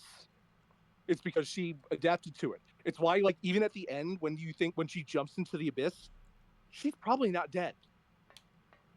Yeah, because she has like incredible healing factor. Yeah, just like the the Nemesis did, or the Tyrants did. Yeah, and it makes her really like a very like tragic character. Like, this was a little girl that these people did this to, and it's what makes it really fucked up. Is that it's like this? It's how you know that, like, look how evil this Umbrella is. They did this to this child, and then she's there wandering on her own, lonely, just wishing to be with her mother for the next I think that they're like, this happens in like the fuck late off. 60s. Sorry, but I tried right. getting up, she shot me. Chris. Huh. But yeah, like that happens in like the late 60s or something, and then like RE1 is taking place in 1998. Yeah. So she's in there for like 25 years by herself. And it's like, man, that's like, and again, you're missing out on this entire thing. I'm not saying that they could have done that entirely if they had done that in a series, but I'm saying that you would have done more of that. And again, this is the sort of thing where you go, just like Castlevania, if you do like, hey, the fighting Dracula is how many there's 4 episodes in Castlevania season 1. How many in season 2? There's like, what, 8? I think more, yeah, like it was like more episodes or something. Yeah, well, let's say there's like double. Let's say like that would make like 12 episodes.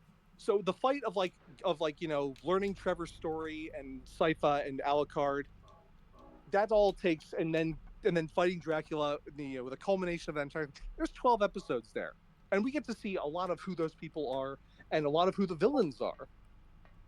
And we could have gotten that maybe if you'd done a series, and it feels like the only reason that was made. Like, I wouldn't be surprised. Like, you remember how there was that Roger Corman Fantastic Four movie? Yeah. Yes. And how the only reason they made that was to hold on to the rights? Yeah. Mm-hmm. it feels like they only made that movie because if they didn't make a Resident Evil movie and put it in theaters, they would lose the film rights. Yeah, that makes sense. I could be talking out my ass there. I do that a lot, but it really does feel like we just made something just to put it in theaters. Yeah. Snap out of it. Conversely, the movie I do recommend. I know some people are not like. I'm not a fan of like most of the animated Resident Evil movies either. I find that they're pretty bad. Over the top, But- too much action. Well, and it just like a lot like there's like they had that one on Netflix, Infinite Darkness, and a lot of what does Claire do for a lot of that? Well, she She's a detective. investigates things and is like I'm reading not sure myself, about stuff, and I'm like, I would like to see Claire do but you know, Cheryl stuff. isn't my Yeah, But the one I actually yeah. do kind of enjoy is the recent one that had like told her yet. all the characters there. Like, I want you to think about Probably this. already knows anyway. What got people so excited was they were like for that recent animated movie. It was just the fact you were like, Side of the oh my highway. god, Jill and Claire are in the same room and they're Where she talking. came from. Ah. We didn't have Because they And, never, like, there's 'cause that, and like they never met throughout the franchise, did they? My wife was sick. not that we saw on like Didn't look screen. like she was getting any Like better.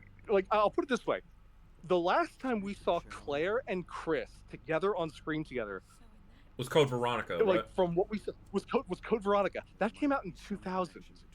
Oh. So that means that between 22, like, I want you to imagine that for a second. That like, if we're going, this is taking place in the year not like maybe 1999 because this might be. I think it's directly after Resident Evil 2. Yeah. It's like a few months later. So okay, so between the years of 1999, I want you to just imagine that like here's Chris and Claire. They're at the end. They're like, we have to stop Umbrella, and then Yeah. Claire gets out of the jet, and they go their separate ways, and then they.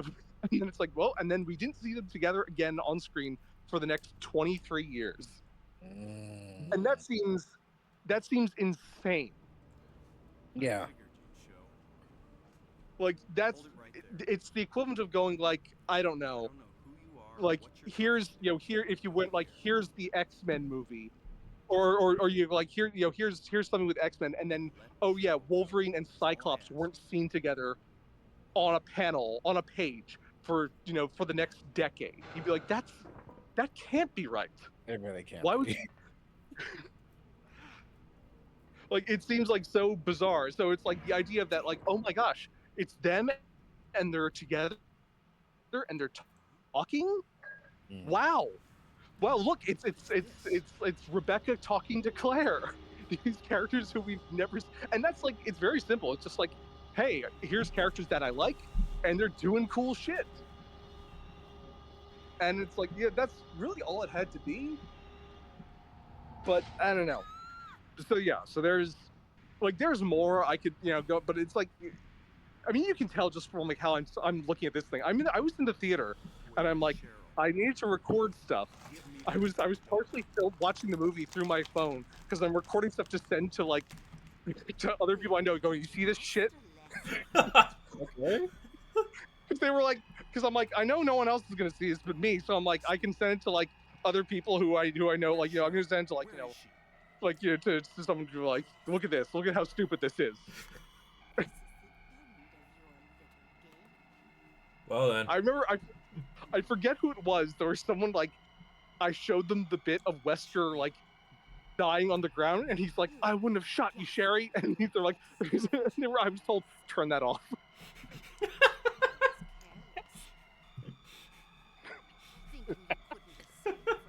Turn that off. Turn it off. Like it wasn't in like it was like a resigned, serious turn that off. Like in a tone of like I don't want to look at that. It was that bad, huh? It was like it was just straight shooting. No, I don't wish to. Better marketing against the movie.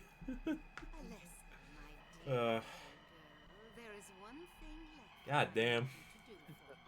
So, I do have a question. The Infinite Darkness show, it fucked up Claire and Leon's relationship that they have never really, I've seen ever reconciled it, even in that big crossover movie that came out like 2 years ago.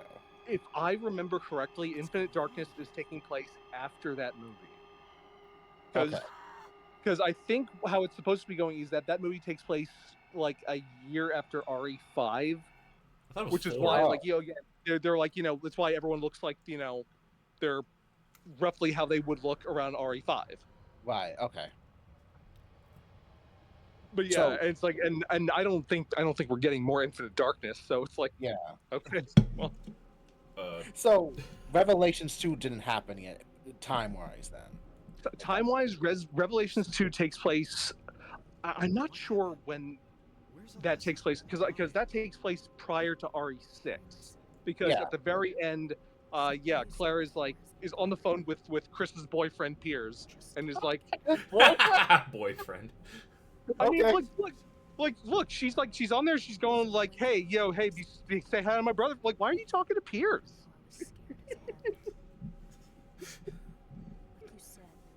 Okay. Like it's like look, I'm like hey, like, besides, no judgment. Like, I make that joke because of it's one of my favorite things to joke about Chris, which is that Chris is either like asexual or he is gay, because there's the bit in Revelations 1 where like there's Jessica and he's on the mission with Jessica, and Jessica is trying to do like the femme fatale thing of like, So scared. it's like, well, I'm glad I have a big strong man like you here, and Chris is like, glad I can help. And she's like, so you and Jill, what's the deal? And he's like, we've been partners for many years. And she's like, oh, is that all? And he's like, what else would there be? No. How Yeah, himbo though. It's Chris. what higher relationship could a man and woman have than by fighting bioterrorists together?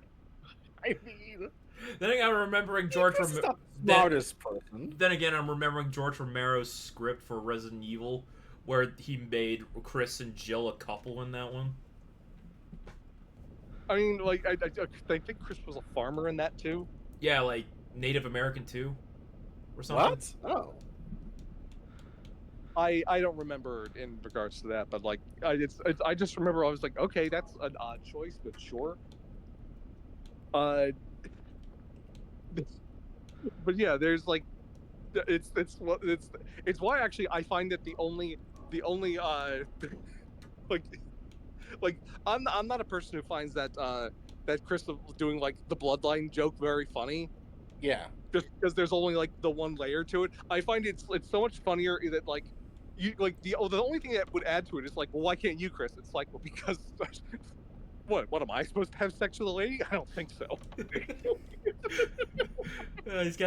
He's too busy for a relationship. He's got that. There's that great. It's so like, it's one of the funniest things in the series, which is like, I don't think they meant it this way, but again, it really comes off like it's in the RE2 remake when you find that letter on the Star's office, and it's like, hey, my Stars buddies, it's me. I'm in Europe, and man, there's so much happening. I don't even think I'll be able to see everything on the first trip. Hey Barry, be sure to stay away. You leave all the girls to me. And then Claire goes, this doesn't sound anything like Chris. Oh.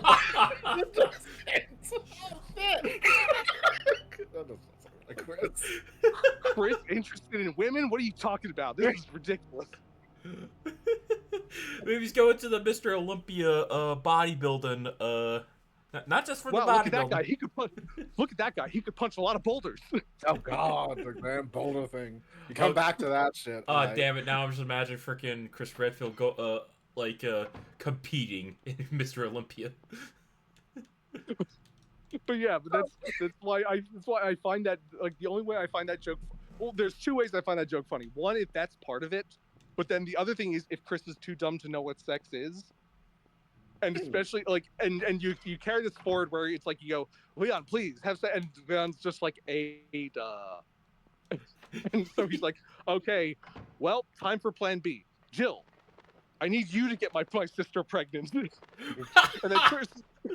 then Jill's like, Chris, that's do you know how this works?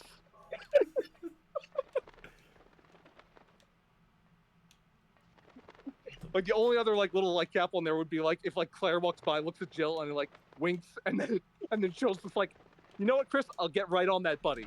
And then Chris is like, Oh, sarcastically, like, yeah, I'll get on that, Chris. Yeah. That's Chris is like, hilarious. yes, I did it. All right. Like, genuinely, like, just keep in mind, Chris Redfield is so dumb, and like in canon, I find he is dumb. He is dumb enough that, like, remember, even if you were to go, well, you know, I know people make the joke about him not, Chris can't read. Can't read. He can't read. Yeah. Okay. Well, because they do the thing of like Chris can't read music, but people stop at short. Chris can't read. Oh. Here's the thing, though. In canon, Chris cannot do basic arithmetic. Oh. Because they have the V-jolt puzzle to kill Plant 42. Yeah. And I was like, why the fuck can I like, do that? Yeah, and it's like Chris doesn't understand chemistry. I'm like, it's written on the wall as like, here are the chemicals, 1, 2, and it's like all you need to make is like 14. You need to do basic arithmetic and just add up the numbers to 14. And Chris is like, I can't understand this. And I'm like, you're wearing the Air Force, brother. What the fuck? Yeah. So it's like, oh, he like Rebecca, like imagine Rebecca, Chris being like, I don't know how to do that. There's some formula. And then she's like, oh man, of course it would be hard for him. It's, it's complex chemistry. And then she looks at it. It's like, are you fucking serious? You couldn't count. It walks you through. It literally is color coded. Some of them. They're like, this one is yellow. And like, that's like, I mean, I could get into the thing of like him not being like, in RE8, it's like, why don't you just tell Ethan that's not his wife? It would be too complicated. I don't know how to explain. No, instead, he's like, Ethan literally goes, Chris, what the hell? And Chris just looks at him and goes, Ethan, no. And it's like, why don't you just say that's not your wife? It's a monster. Instead, like, Ethan, no explains nothing. It's like exactly nothing. So, like, yeah. But it's got to be the roid rage. Like, he's not even that, like, not only that, but also he's like, Ethan, I told you just go away. And it's like, dude, I know you don't understand how husband and wives and everything work, but like, he loves his daughter? Yes. So, like, what do you think he's gonna do?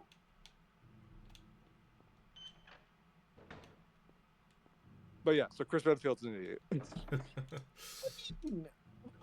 Evidence. I have a new. Wow. I gotta go join that site now. Like, oh damn, it makes sense now.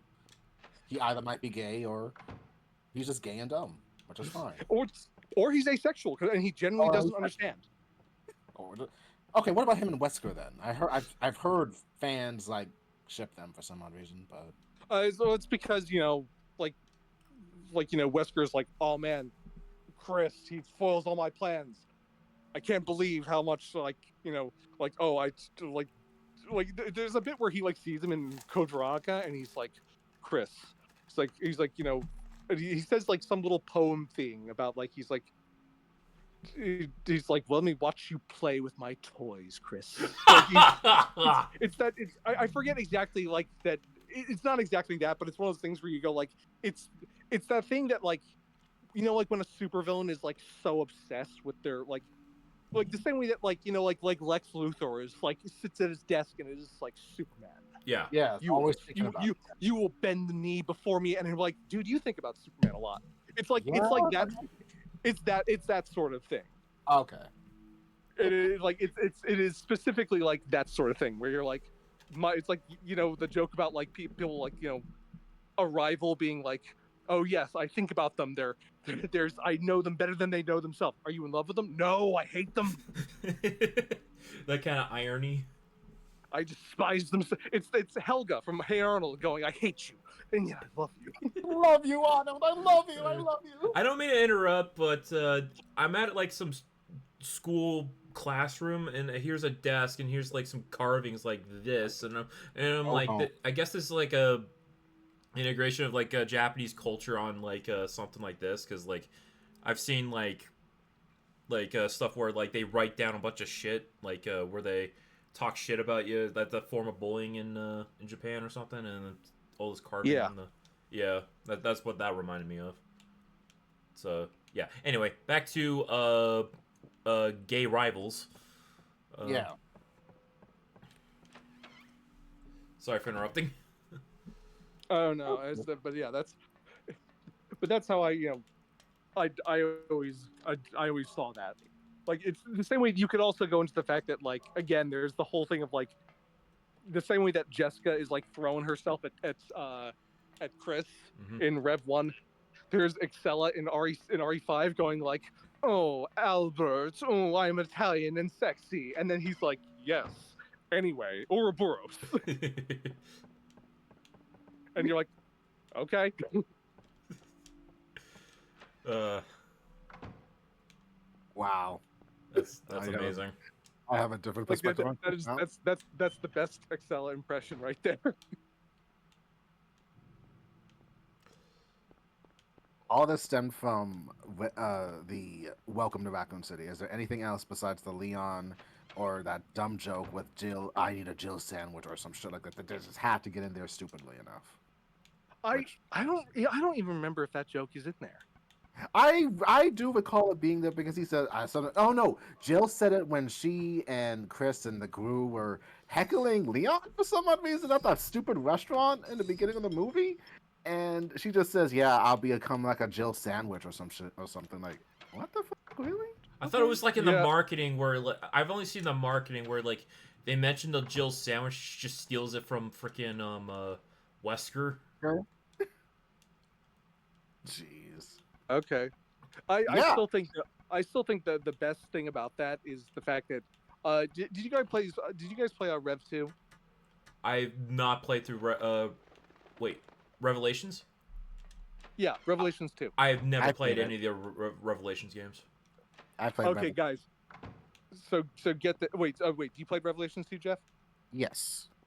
So do you remember the bit I'm thinking of with that with the Jill sandwich reference? It's been a minute. You're gonna have to speed up my memory. So Claire and Moira, that would be Moira Burton, Barry's Yeah. daughter. Yeah.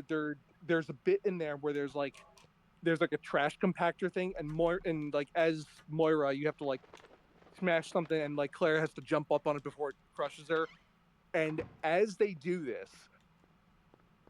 Moira goes, "Holy shit, are you okay?" And Claire goes, "Fine. It was almost a Claire sandwich." And then Oh. now Okay. the audience at this point is about to roll their eyes, and then Moira goes, "Oh my god, just Barry tell everyone that stupid story." And I'm like, and like that's so funny that it's like Barry tells that as like that's the go-to, like you know how like War Machine has like I need a War Machine story. Yeah. That's the Barry story. That's the story he tells at parties. And he's like, and then I said you were almost a Jill sandwich.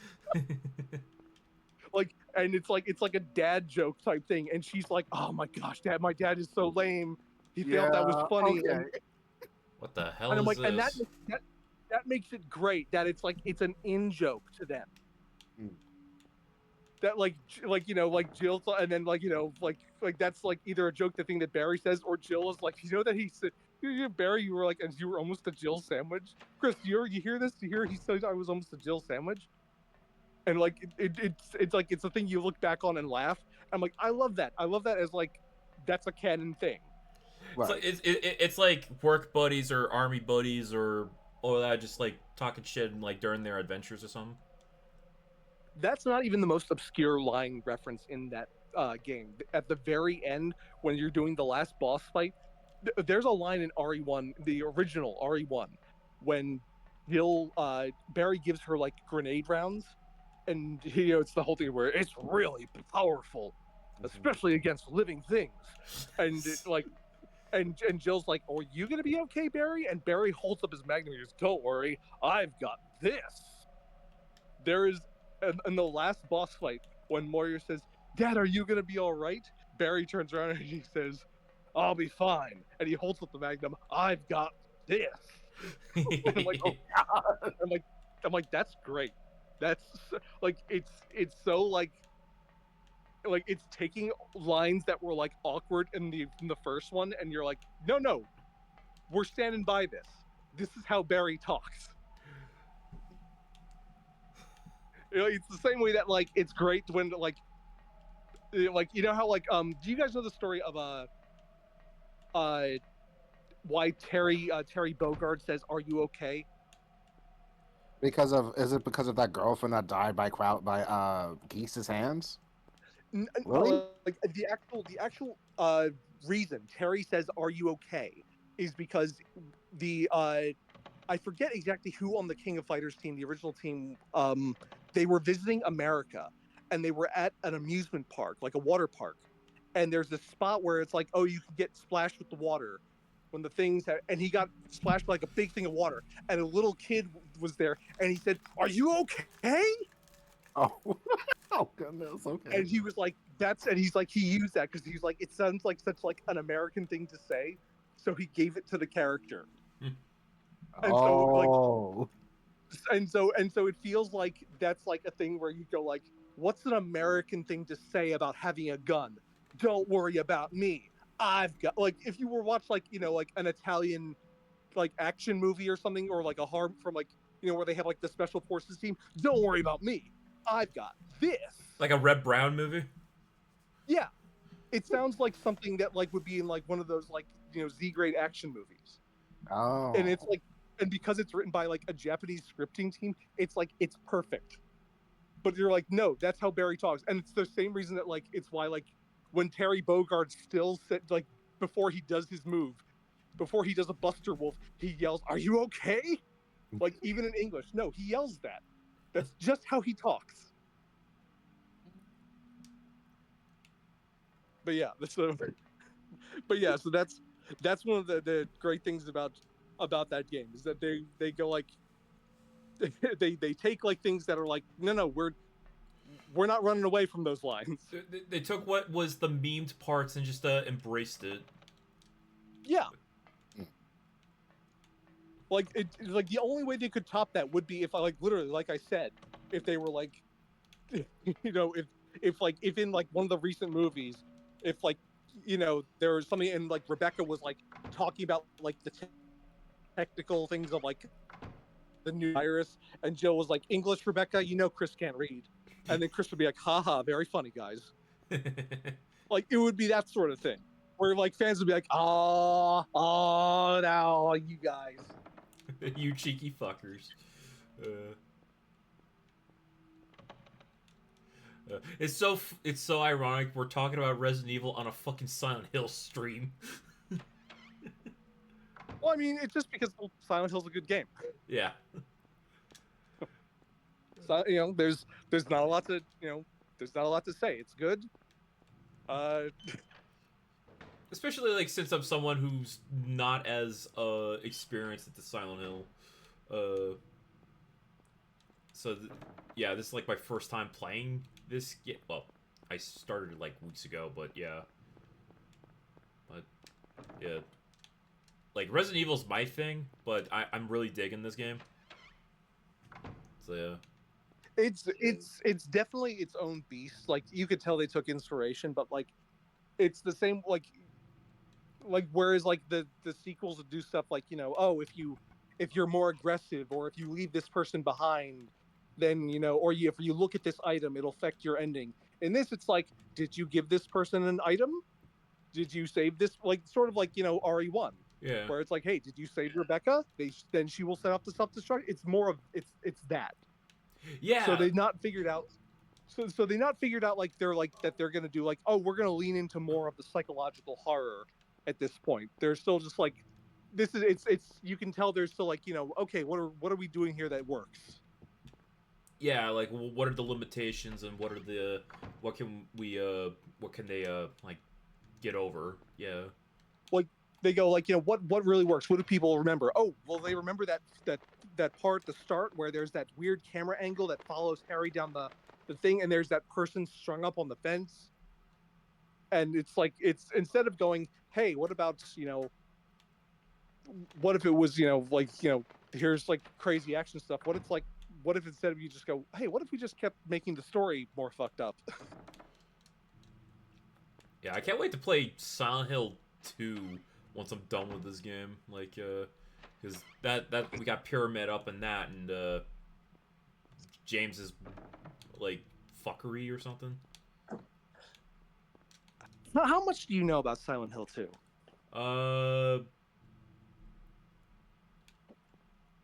He's trying to look for his wife or something like that, but from what I'm hearing, like, he has, like, I don't know, like repressed sexual tendencies or something.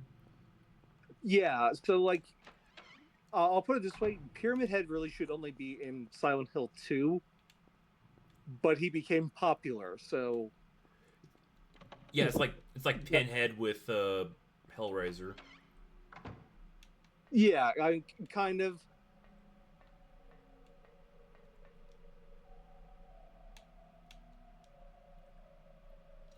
Oh fuck! I don't know what I'm doing here. Hello?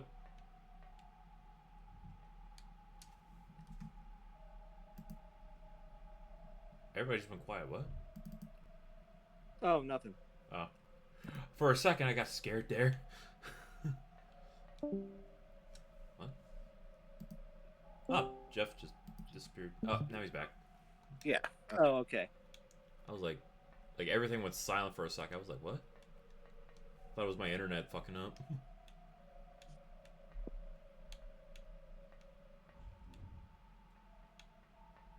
Yeah, I have no idea what happens in the Resident Evil. I mean, Silent Hill.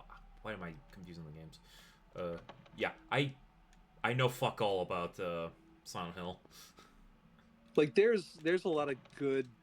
Like, if I say them to you, like, here, it's not like they'll really mess with you like too much, but like, there's just little things where there's like lines that stay with you in Silent Hill that have like odd implications, and you're never quite sure in some cases of whether or not they're true. Like, there's a bit in 3 where a character goes like, there's all these monsters running around, and then the character looks at her and she goes, monsters? And then he gets this look of like, oh my gosh, on his face, and he goes, they look like monsters to you? And then like Heather has this moment of like looking horrified, like, wait, what do you mean?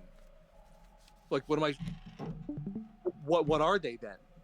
And then the character goes, no, hey, it was just a joke. Huh. And it's like, that's really like, just saying that, the implication, like,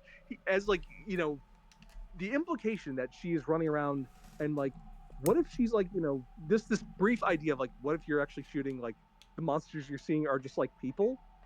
And then the character immediately is like, no, I'm kidding, they're not. And Oh, it's like, ooh, that's really fucked up that you would tell someone that, though. that's fucked up. Yeah. Wait, who joined? We got Eddie! Ben. Going. We got Dan up in here. Yay! I have been talking about Resident Evil a whole lot. Nice.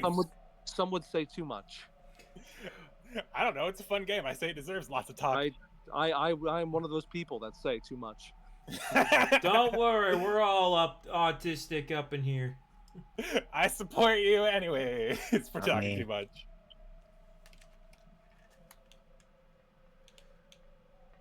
So yeah, don't worry about talking too much. We talk a lot here, unless we don't have nothing to talk about.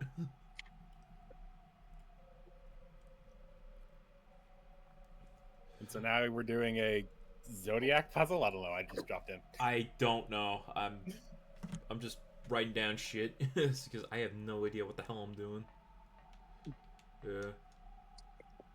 You know, this might be the third time I meet someone like through the voice chat on stream. This is the third time. The first time was you, Ben, as well as Rocky. So this is like the third time I met someone that I have not voice chatted with in the server on stream.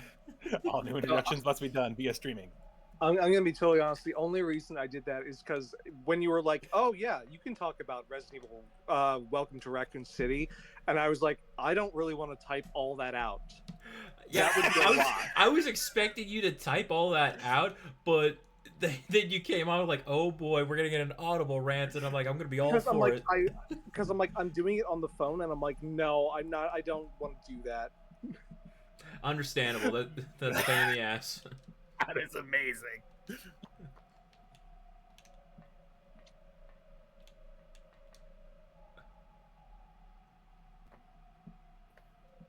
Alright. Yeah, I've been like drawing and writing the stuff down so I can figure out what am I doing here.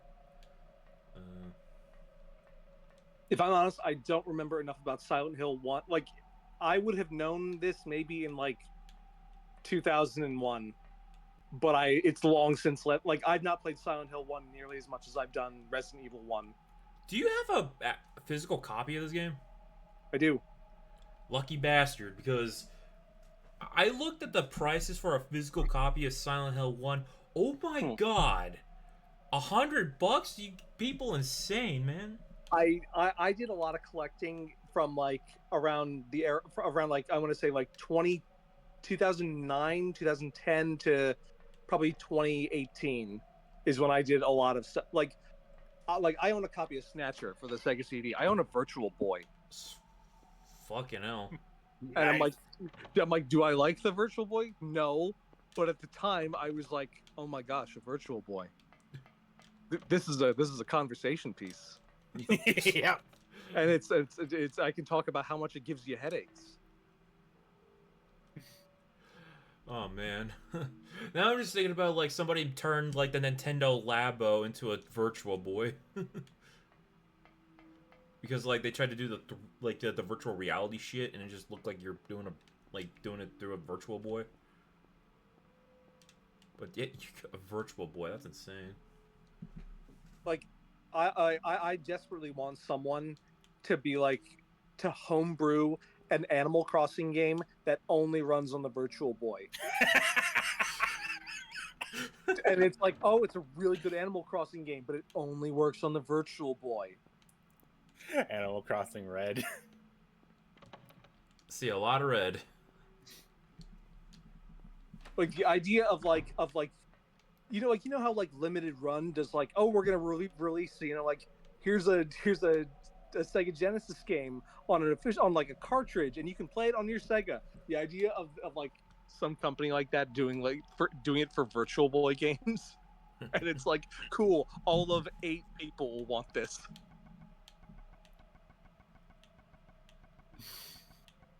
It does sound like pretty much. It does sound fun. Gonna be seeing a lot of red. I don't know why, but there's this one Virtual Boy game I want to play, which is Jack Brothers, which is an Atlas game. Oh yeah, Atlas did a lot of stuff that was not Persona back in the day. Yeah. A lot of Shin Megami Tensei and other stuff. Like, wait, did you say Atlas? Yeah. Thousand Arms, my one true love, Thousand Arms, and they never went back. Atlas did that? Yes. Huh. Now, the first RPG before, well, I can't say first, but it's a beloved game I love, and I am sad that there was never like a sequel, like Lunar or whatever. But still, it's got a good opening theme. Oh my god, yes! You know what's actually great? They made the NES Friday the 13th game. Yeah. The one where you fight Jason like it's in Punch-Out. That old NES game? Yes, that one. Oh, okay. That was a Jason game? Yeah, Friday the 13th. Yeah. Okay. Interesting. All right.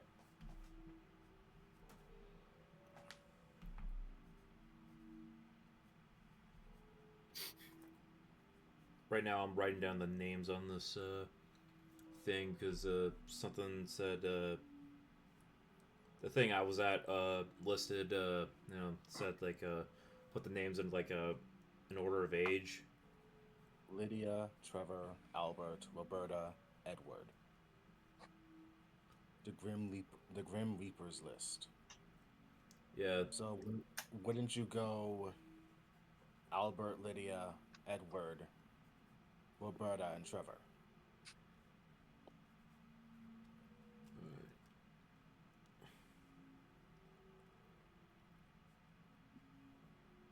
Oh, they also made. I'm looking at it's a series of games from Alice. They also made one called Armored Police Metal Jack, which looks like it's a 37 episode anime from 1991. So, So it's a mecha anime. I'm adding it to my list. Nice. yeah. Nice. Oh, right. You have a thing. Right. You're big on the mechas front. Oh yeah, I'm How in the was that middle of anime? How's that anime you're watching currently? Botoms. Uh, I think so. The one with that very good opening. You said it was like magic and robots or something. I can't remember. Uh, one sec.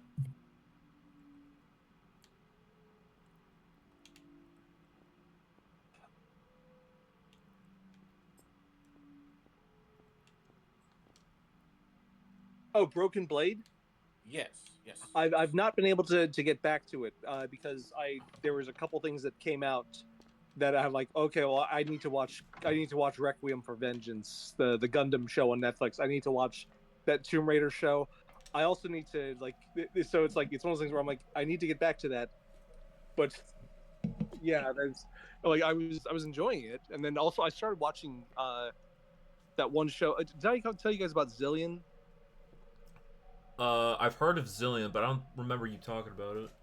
You- Zillion Zillion has is it's like there's humans have migrated to the stars and they're on a new planet and they're fighting aliens and they're doing it with Sega Master System light guns. I did not And know like, that was what it was. and I'm saying like I mean like literally they're Sega Master they look exactly like the Sega Master System light guns. And I go, is this tied into a Sega Master System game? It is.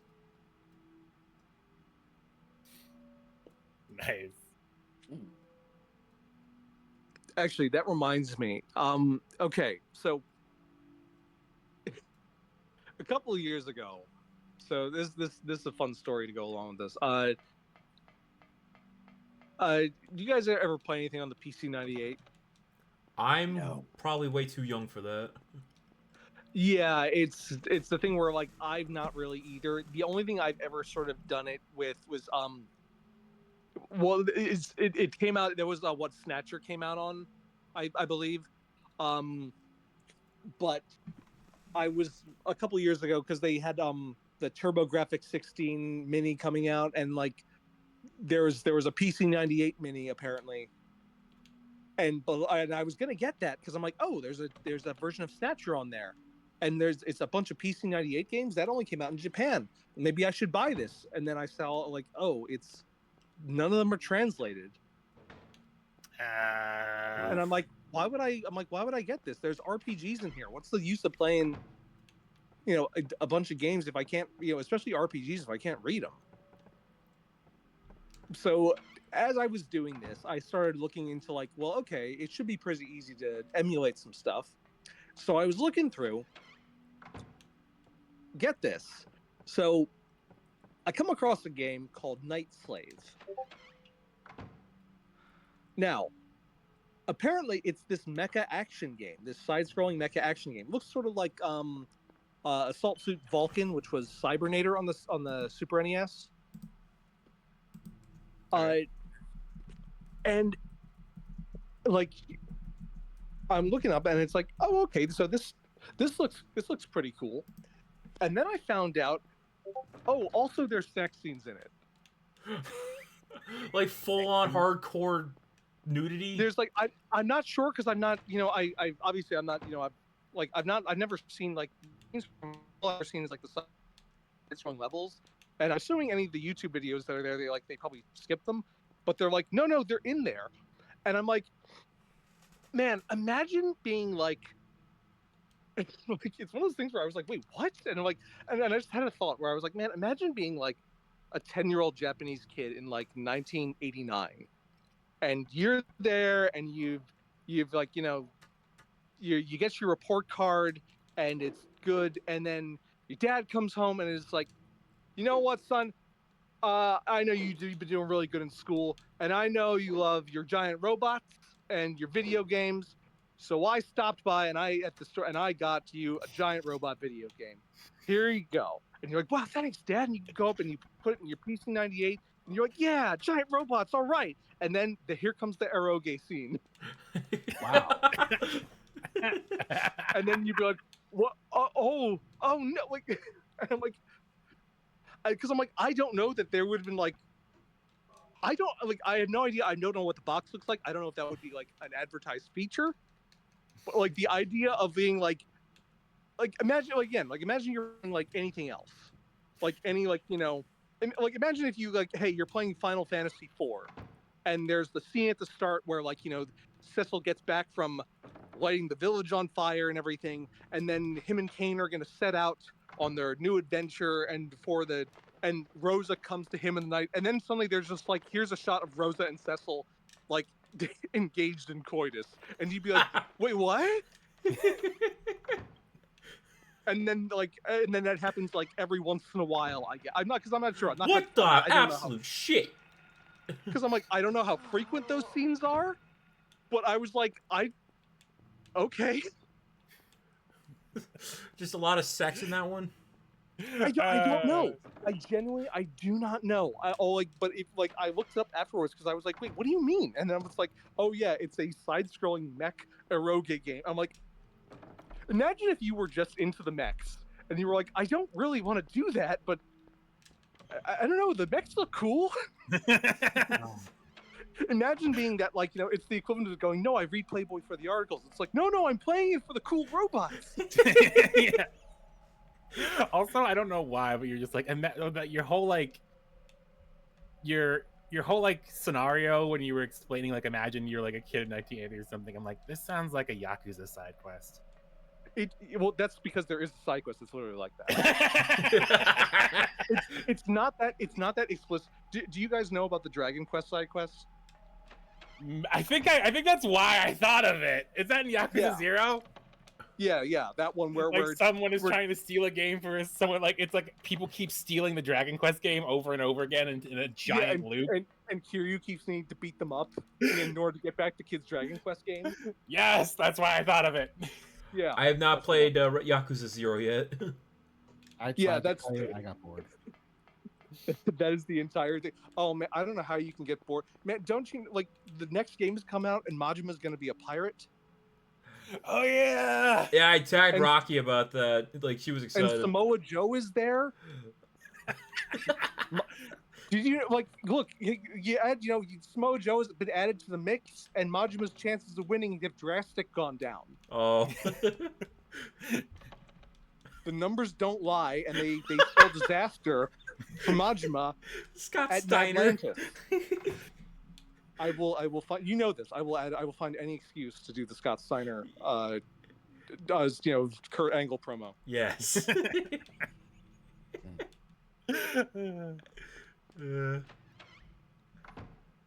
Like, as someone who's barely watched wrestling, for some reason I've been watching like Stone Cold Steve Austin bits for some reason. He has. We watched something last night about it. Yeah, I showed them the supermarket fight with Booker T because I thought it was hilarious. That is really funny. Get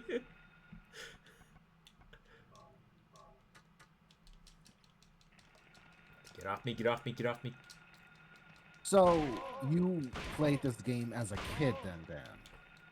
No, I was trying to look up stuff about the PC-98 to see, like, because, like, I have one of those little things where it's like, it's one of those little devices where it's like, oh, here, it's like a Game Boy looking thing, and you can put ROMs on it. And so it's like, oh, cool. I have like, I can play Snatcher on the thing, and it runs just fine. And there's like a couple others. I'm like, maybe I can find some PC-98 stuff, and then I can put on it. And then, like, this is how I learned about this game. Probably expensive as shit too. Like, I swear, if one of you was able to just Google Night Slave, and you were gonna see just a mix of like, there's nothing. Even I think with Safe Search off, there's nothing bad that shows up. It's just like you look at it and you're like, oh yeah, there's some anime cover art, there's some mecha stuff, there's some there's some CG images of like girls talking, but there's nothing that would like make you go like, oh, well, there's that content in there. Yeah.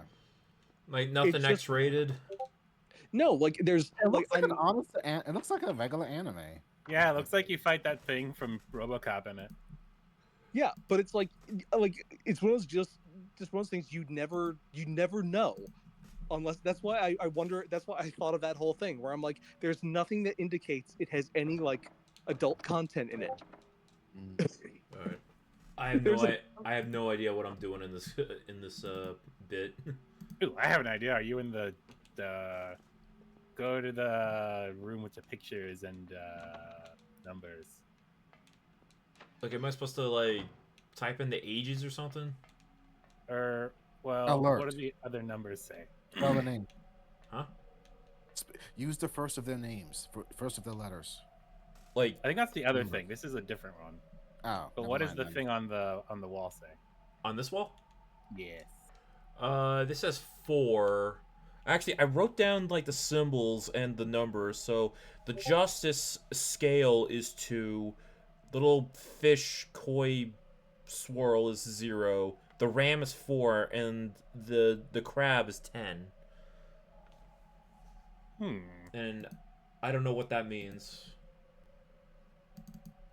So sorry to derail the conversation.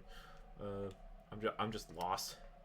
Oh no, it's fine. I don't know what it means either. I thought it would be some sort of like cipher tied to the zodiac or something. And it doesn't look like that's what it is. Like, Unless is it? I'm reading the zodiac wheel wrong. Is it about astrology? That's maybe. Oh, I mean, it's Okay. astrological yeah, it's symbol. astrology. Okay. Wait. yeah, it's about the zodiac. Wait. What zodiac is October? Like with the crab? Is the crab It's called the Libra. Cancer or something? Yeah. Yeah, the crab is June to June. Well, wait, doesn't it depend on the year? Cancer. I don't think so. I know. Wait, but do they correspond to the same to the our calendar as like the months? I don't know. Because I know they're specific dates. They're not necessarily the months. Yeah. Like yeah, specific within like it is like 10 days within 1 month. Like, I mean, outside of like the last 10 days of that month to like the first 20 days or something. I don't know how that works because I'm not into astrology as I should be. Or The only reason I know anything with astrology is just because of Final Fantasy Tactics and like the stones turn people into monsters.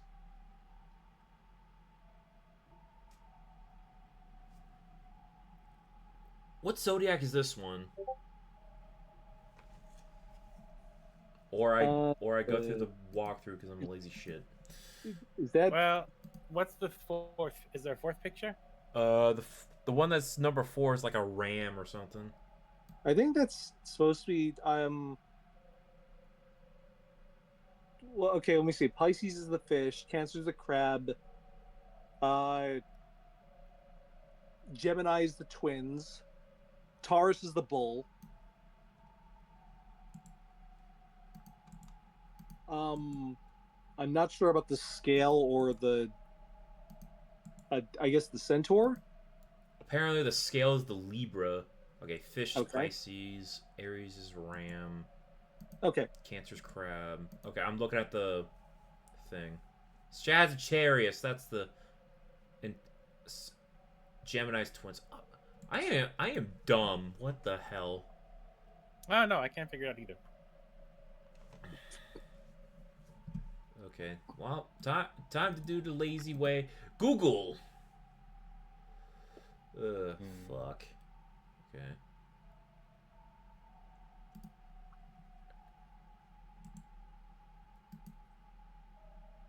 Or is it like the numbers of the zodiac? I don't know. I don't pay attention to this crap.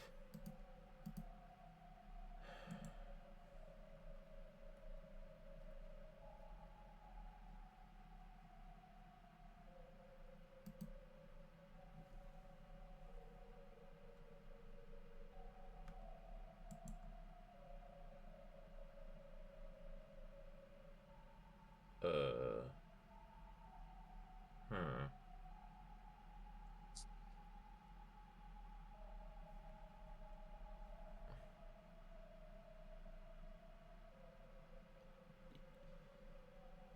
Yeah, I don't know. What I'm looking at is completely different. All right. Looking back at the thing. All right. You want it? I got it. Centaur for. Oh, you gotta be. Oh, you gotta be kidding me! I have to type in the name, the number of the legs or something. What? Okay. I was coming at this from the wrong angle. The limbs. You gotta be kidding me. That went right over my head.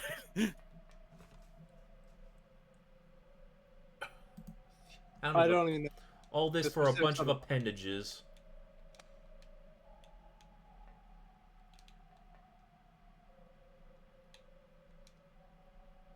Oh. Oh, Lord. What's this? Well then. Stone of Time. Who's ready to get stoned? What the hell? That's my rock. Give it to me.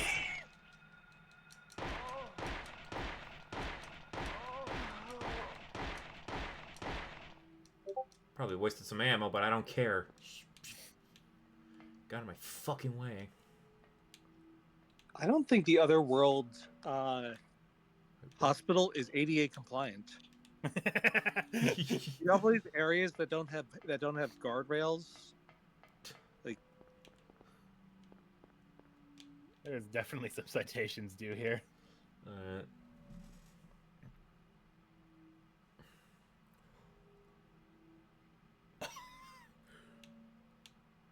Oh yeah, Jeff was saying this corresponds to the Grim Reaper clue. Yeah, I looked at the walkthrough and it was just like lined everything up and it just formed a word. I'm like, oh damn, I am dumb. But it did. Yeah. Welcome. Thank What you, was Jeff. the word? Alert. And I'm pretty sure I'm out of.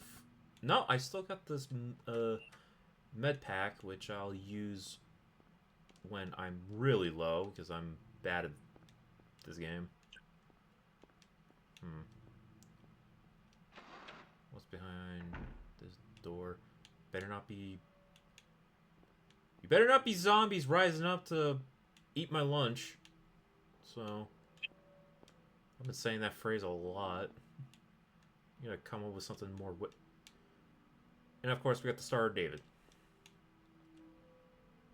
Or Amulet of Solomon. Huh. Alright. Wait a minute.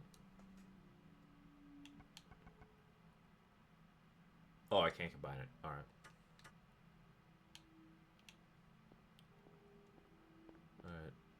Alright. What's really funny when you hear something and like you don't associate it with its original thing anymore. Like Lisa, what's the matter with you? I know Solomon was like a king or something like that, and you know in the Bible in like the Old Testament or something. And but all I heard was I was like Solomon was the fortress in Mobile Suit Gundam that was one of the last major battles of the 1 Year War. Yeah, I get that. And that's where and it's like no, it's not. And it's like no, it's a biblical. I'm like, oh, okay. Save me from them. You pick up the amulet, you go back outside, all the zombies turn into Zaku's. Da-da-da! Oh, no, red pyramid thing appears, and you start hearing Gallant Shar. It moves 3 times faster. Oh man, he's stumbling after you 3 times as fast.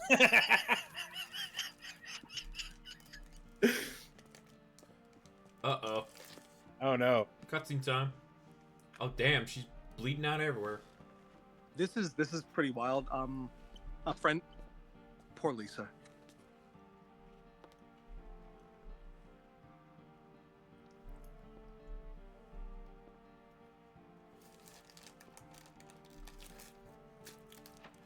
Don't tell me I have to kill her.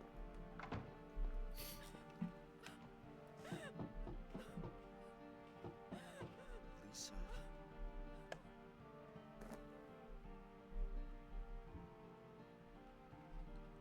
It's Lisa there realizing that she's dead. Aww. Oh, like Issa in Signalis. All roads lead to Signalis. Yeah, it's like she's one of the nurses here, and it's like, oh, it's like you don't know what you are. Oh. Yeah, like I first meet her in this world, and unlike the other characters where I meet them in the real world. So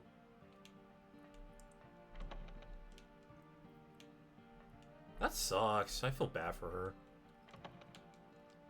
The fact she was dead the whole time. Also got the sad kind of music playing in the background. I'm like, aw. It's what's actually really wild is that you're playing this. Friend of mine whose stream I was watching earlier, she was doing a baking stream and she's dressed as Lisa with the blood on her face. Oh, nice. Nice. Yeah. Oh, that's great. Now I have to figure out where the fuck to go next.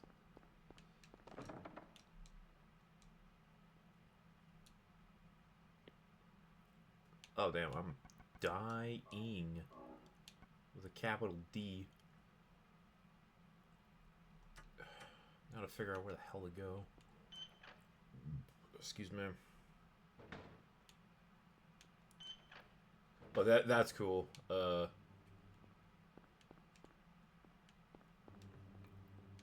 that like a Halloween thing or? Oh, what? Her doing that? Yeah. Yeah, kind of. She during September stuff, she was doing one of the things on there was for her was a baking stream. So yeah, so she's like, okay, yeah, she'll do it at some point.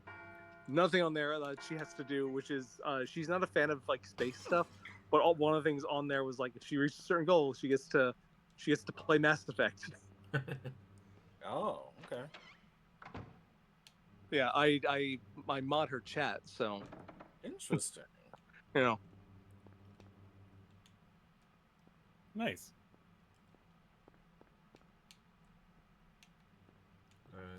Now I have this piece that says Haggith or something. Another religious thing, I guess.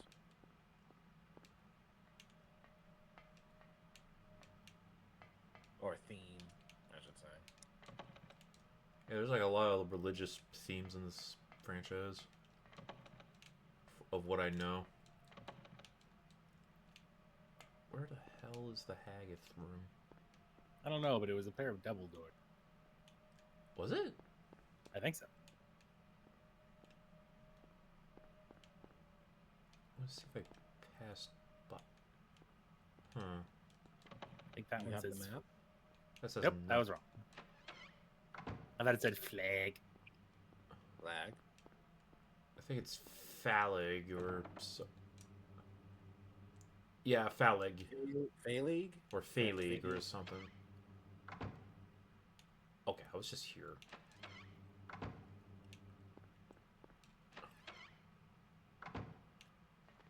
Was it the bird? Yeah, Q's in there. No, not the bird. I don't know what I'm doing. Okay, I forgot where the Haggith room was. That's an elevator. What was behind here? Oh, right, that's where I shot a bunch of nurses. That sounds bad out of context. I was thinking of saying that. Yeah, like I think you it's shot that a one. bunch of Nurses. Oh shit, really? You want to say that? All right. That sounded really bad out of context. No, that's Yeah. the. Oh yeah, Oh, that's she's gone. Okay. Oh God. to let me quit being in charge of that patient is too weird. Still alive, but with wounds that won't heal. Told the doctor I quit. Won't work at that hospital anymore. The room is filled with insects. Even with doors and windows shut, they get in to spite me to the hospital. Feeling bad, need to throw up, but nothing comes out. Vomiting only bile. Blood and pus flow from the... I try to stop it, but it won't. Need drug. Help me. Yikes. That description is nasty. Damn. Yep. Okay, I was already here. I'm just... This is what happens when I don't know what I'm doing. I walk around with with like a chicken with its head cut off. So... Not down that way. Oh, no? Go back to one of the 2 doors to your right. Either of those. I'm not sure which one. That was jammed. Then it's that one. This one's back to...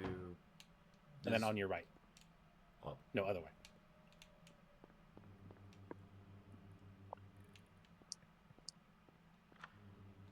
God, I'm dumb. No, you're good.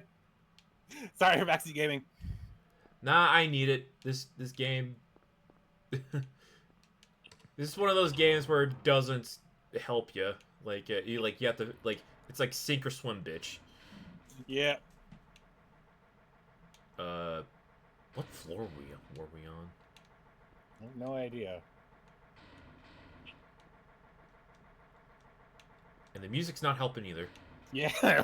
Suddenly it's action music. Hold on, I'm gonna look... See what floor are we? Or doesn't say the floor number, or does it? No, it doesn't. Damn it.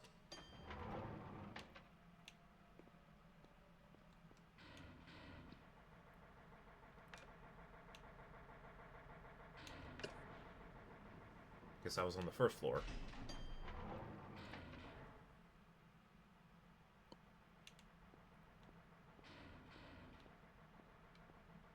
Good old Silent Hill industrial soundtrack. Uh-huh. Yep. Oh no. Here comes the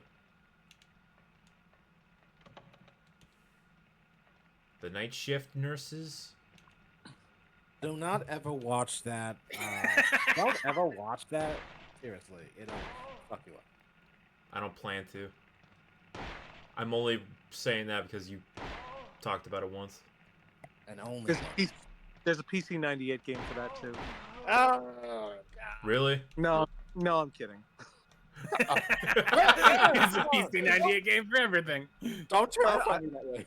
I'm not even sure exactly what it, but I could guess from the implication of what it is.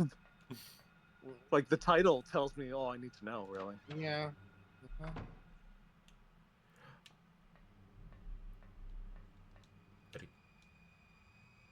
Crest of Mercury. That music's very reassuring. Rifle shells.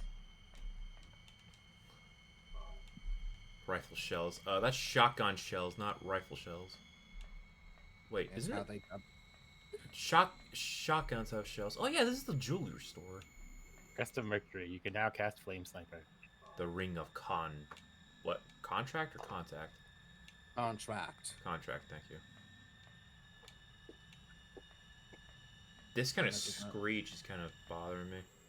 Unless you're gonna make a contract with some random demon or something. Or get married. That too.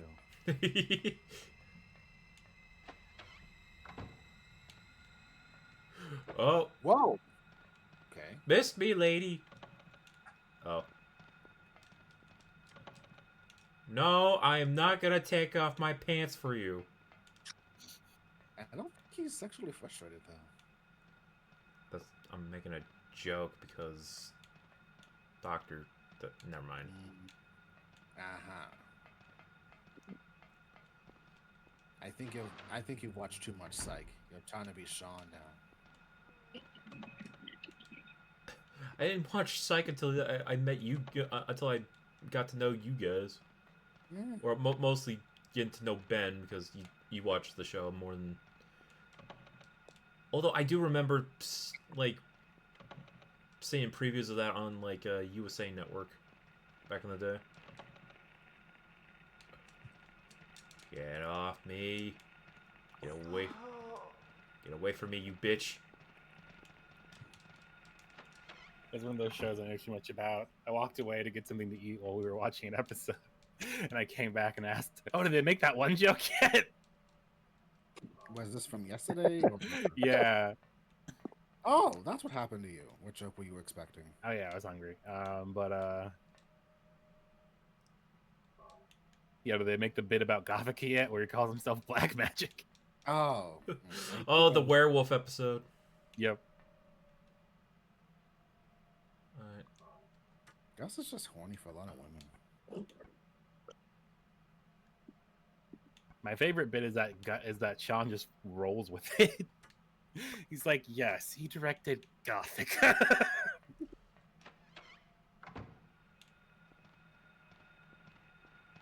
What is Gothica?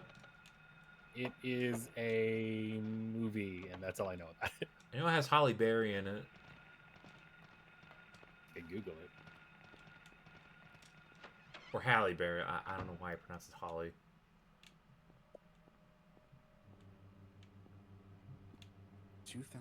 Wait, I think I saw this fucking movie. I don't know why, but those like straps, I thought those are objects. Still play. No, I didn't watch that one. Nope, it's a different movie. Oh, I read the synopsis on. We're cutting. Not really. Just Robert? grab something. Psych is weird to me because it's like it's playing on USA, but it's like it was on the same time as the Dead Zone. So Don't- imagine like you go here's our show about a man who is psychic and solves mysteries, and then we're like, and here's our parody show about a guy pretending to have psychic powers so he can solve mysteries. It's the same like weird thing as being like, here's ER, it's our serious medical drama, and then here's Scrubs, which is our kind of spoof on serious medical dramas, but it's a comedy. But it also sometimes has serious medical drama. This is a good point. Get off me. Did I get... Bitch just slashed at me. Okay. Time to bring out... the boomstick. Oh, by the way, are you guys aware of the funniest death that ever happened on TV? What What? death? So it's because I mentioned ER. Do you guys... It happened on ER. Do you guys know what it is? And I know it's a show with a lot of doctors. Wasn't George Clooney in it? Yeah, he was. A lot of people were in it. Ming Na Wen. Yeah, I know Linda Cardellini is in it. I Velma. had to look at it because I never watched it, but I just know some people on it. I know that one guy who was on it was, I believe, if I remember correct, I think he was the guy who gets melted in RoboCop. Him? He's in that? Let me make sure. Because I watched But RoboCop the other night.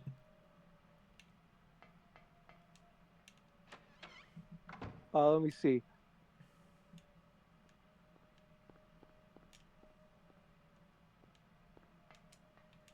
Okay. Okay, what was the funniest death? Yes, it is him. So the actor's name is Paul McCrane, and Paul McCrane on ER played a character who there's one part there's a little bit of a setup to this. He plays the character Dr. Robert Romano, and there's one time where Dr. Romano is taking a patient up to be like taken on a helicopter to another hospital or something, and the wind like blows his clipboard away. So he walks over to get it, but he gets up and Oh, the I know what you're talking blade about now. cut his arm off, and it's like, oh my gosh, that's her. That's now. Keep in mind that's not where he dies. He gets his arm reattached and everything, and there's this whole thing. Apparently, there's like a whole story arc of him like, it's not working as well, and is he gonna have to retire as a doctor? I'm not exactly sure on the specifics. Again, I never watched it. The way his story ends, because again, he's always like scared of helicopters from now on, is there's another episode, I think, like, it's like a couple few seasons later or something, and his character is killed off by they're taking another patient up to the helicopter, and there's a helicopter lands on the roof of the hospital, but because of high winds that pick up, they blow the helicopter off the top of the building, and as it's falling down the side of the building, Dr. Romano walks out, looks up, and goes, "Ah!" And then it crushes him. I knew those flying machines were no good. And I'm like, that's.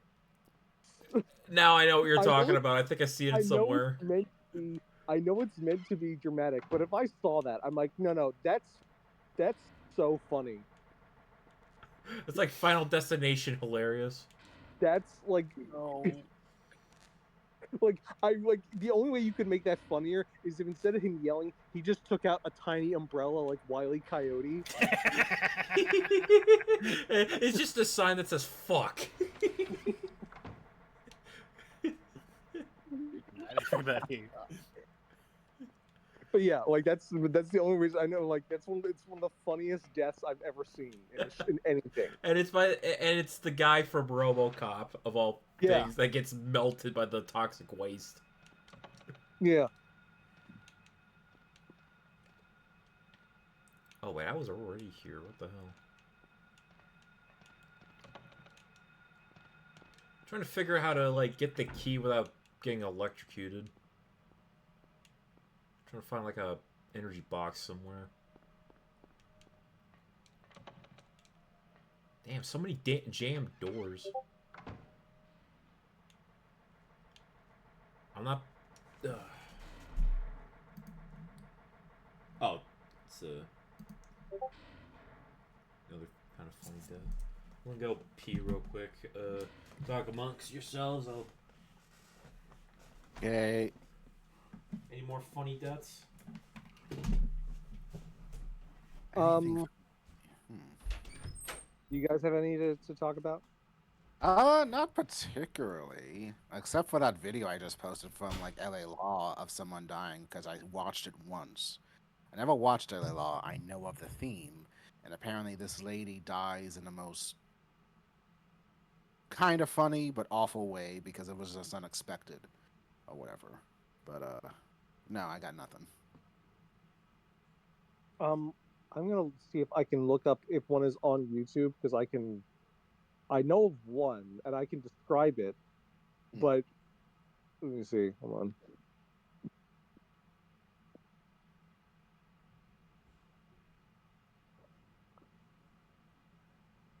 Oh, okay. Yeah, you can look this up. I would like you to look up Mobile Suit Victory Gundam Chronicles Death. Okay, doing it now.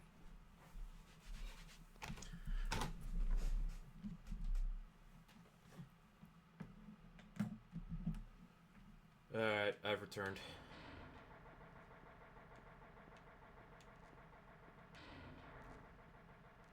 Hello?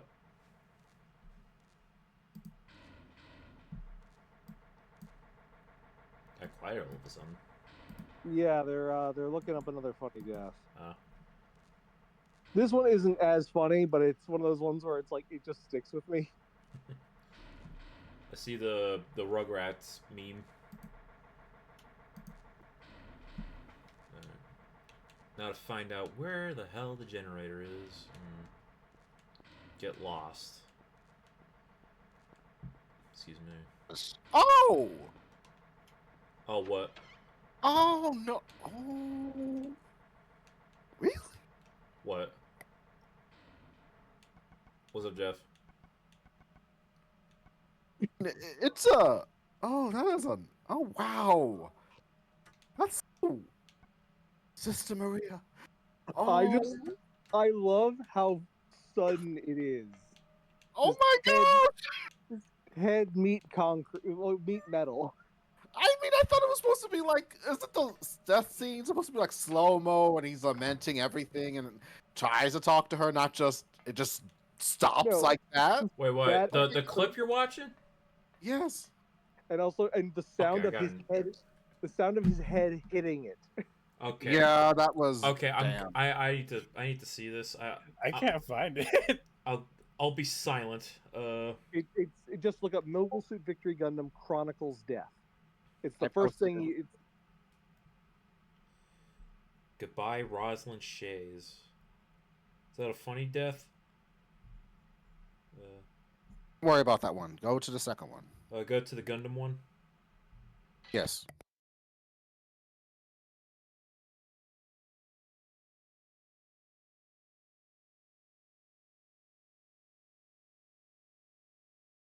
Oh, damn. Okay. Damn. That is not. Gundam really likes to.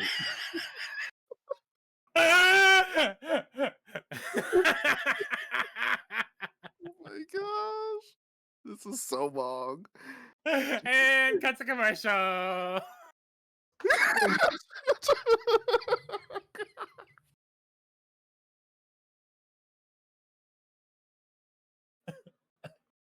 and again, there's like I can. Here's the thing.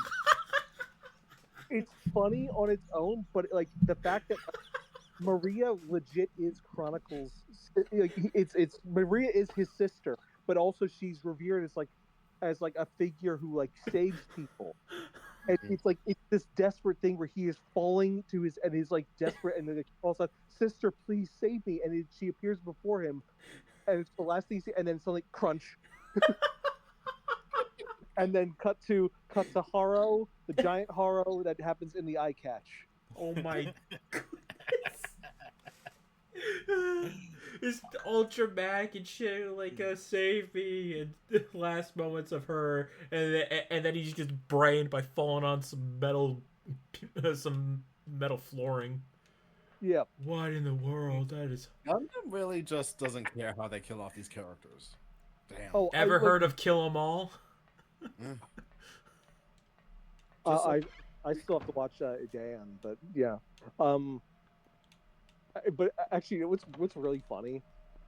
So that's Victory. Victory kills a lot of people. And yet, the one Gundam X, which is the post-apocalyptic series, actually, I think has one of the lower body counts in terms of like in terms of like people who die.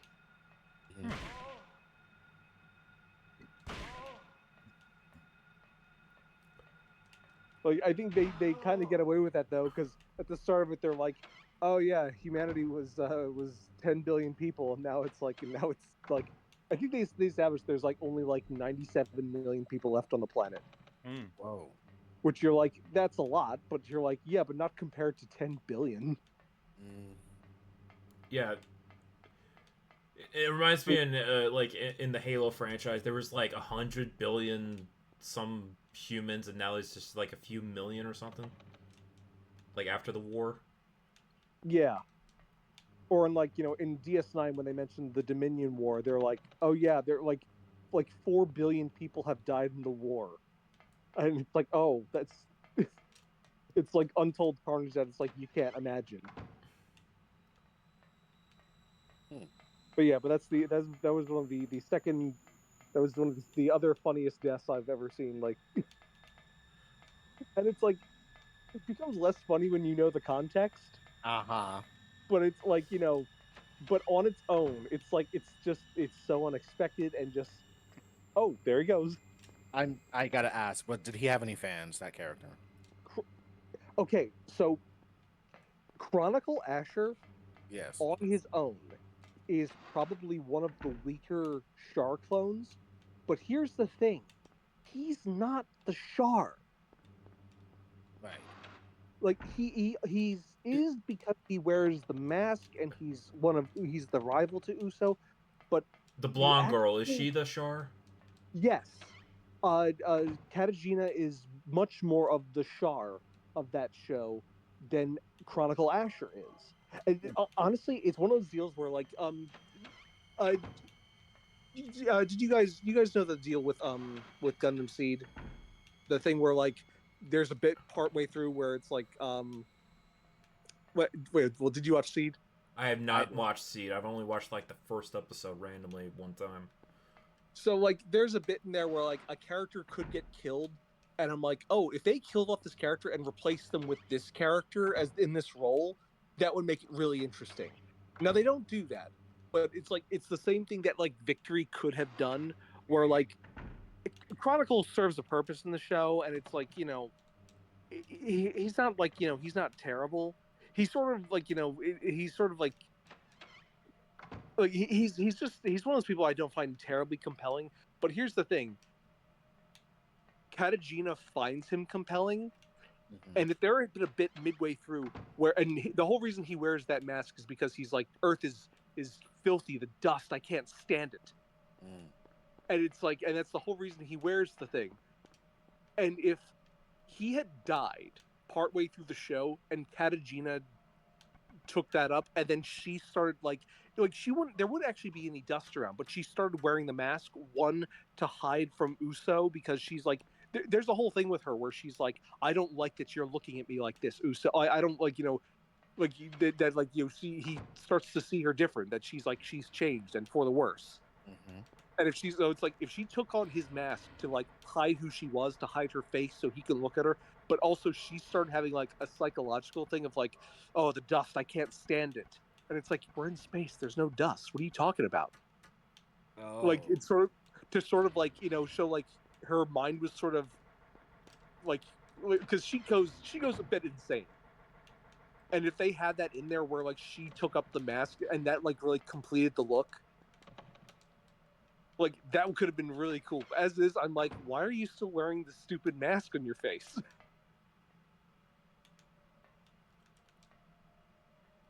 Hmm. If Victory is a mix of like potentially cool things, and then like you go like, there's too much happening here. There's a lot of stuff being thrown at the wall, and a lot of it's cool, but it's like, but there's simply too many things being thrown at the wall. Okay. Interesting. So I just go still through the haven't- walkthrough. I'm I completely I have, lost. I have not made it into V because I'm still on the '80s Gundam with what's his name and his little crew. Double Zeta? Double Zeta. I'm still on Double Zeta shit. I still need to watch it. I'm like halfway. I was halfway through last time I was watching. And the only stupid Gundam death I can think of is from the from Mobile Suit Gundam with that blonde lady. She's trying to shoot Amuro, and she just She just faints and falls to her death. just falls to her fucking death. Like, oh. It's Like, like, oh my god, all that for what? What the fuck was that? Damn. that, but again, it's like in context, I like, again, it's like I feel bad for Iselina just because of like, it's like, yeah, the guy you love died, and it's like, Yeah. it's this really sad, futile effort on her part. Actually, so I mentioned I watched those movies in the theater recently. Yeah. It's really like, I had seen them before, but having watched the series only like again in full a couple of years ago, like I watched it during back in 2020, so Mhm. it's still like relatively like fresh in my mind about stuff. And like, because They cut her death out, right? um yeah, they cut her death out because it wasn't like super important, but there's certain things in those movies. Like the first movie is just all footage from the show. Yeah. The second movie is like 30-70 new footage, 30%, and then the third movie is like 70% new footage. And when I say new, I mean done like 1981. Hmm. But so like it's one of those things where you're like, oh, that's different. And the third movie does it pretty well. The second movie actually makes changes that are like, if they add stuff, it's fine. It's mostly fine. But if like there's one thing in particular, I'm like, that actually is worse. Which is uh do you guys remember Miharu? Haru. Is it the The Wait, the girl I that know yeah, the yeah, one that Kai was with? the yeah, historical yeah, yeah, woman? Kai leaves the white base, and then he comes back, and then there's the girl with her brother and sister, Yeah, and I know. she's this young Yeah. spy. So in the movie they have this whole thing of like, they reanimate that scene where it's like he's on the ground there with his head in his hands, and she appears behind him as just like herself, and they like have this brief little talk about how, like, there's nothing good can come from dying like this, and like, because like he's upset, and there's this whole thing. And it's weird, I think the show did it way better, because the show is like, it's just him on the ground again, head and hands, and it's just this still, like, kind of like painted image of her behind him, looking down at him, as like she's saying like, oh, my brother and sister, they'll be fine, and besides, the war won't be very long. And it's like, oh, it's so much more like striking and haunting than the movie version. And I'm like, oh, I can't believe you got it, you got the opportunity, we're like, we'll do this again, and it's like, and you did it worse. Hmm.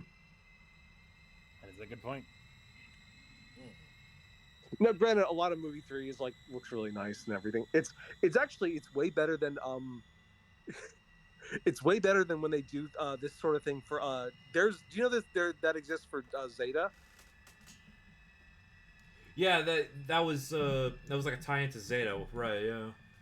Oh, because they have compilation movies for Zeta where they make new footage. But the problem is that those movies came out in like 2003, but like the original footage from Zeta, it's if you're making a show, here's your show from 1979, and you're adding footage when you're reanimating stuff in 1981, there's gonna be a difference, but not like a terribly big difference. But imagine like how much different shows looked from 1987 and then in 2002. Yeah. Yeah, And there, it's a very jarring thing. you can look up the footage, and it's like, oh, that's like, you'd be blind not to notice when, like, and then here's the new shots.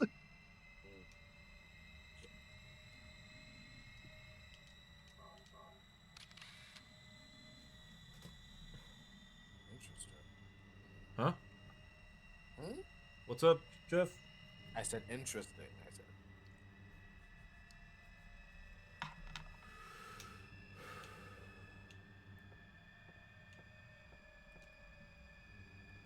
Yeah, the music's right now getting to me. Oh, you cared?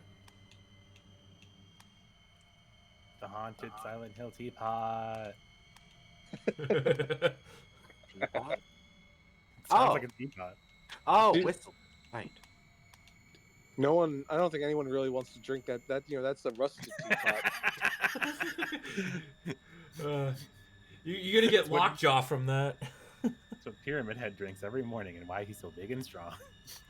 Here we go. Pyramid Head jokes. Even though he's not in this fucking game. Yeah, because there's no Freudian excuse, like no Freudian bullshit on Harry. He's just a concerned father. But yeah, Dan. all the stuff you're seeing is stuff from Cheryl. Hmm. All right, Dan, fine. did you watch that second Silent Hill movie, or you just didn't care for it?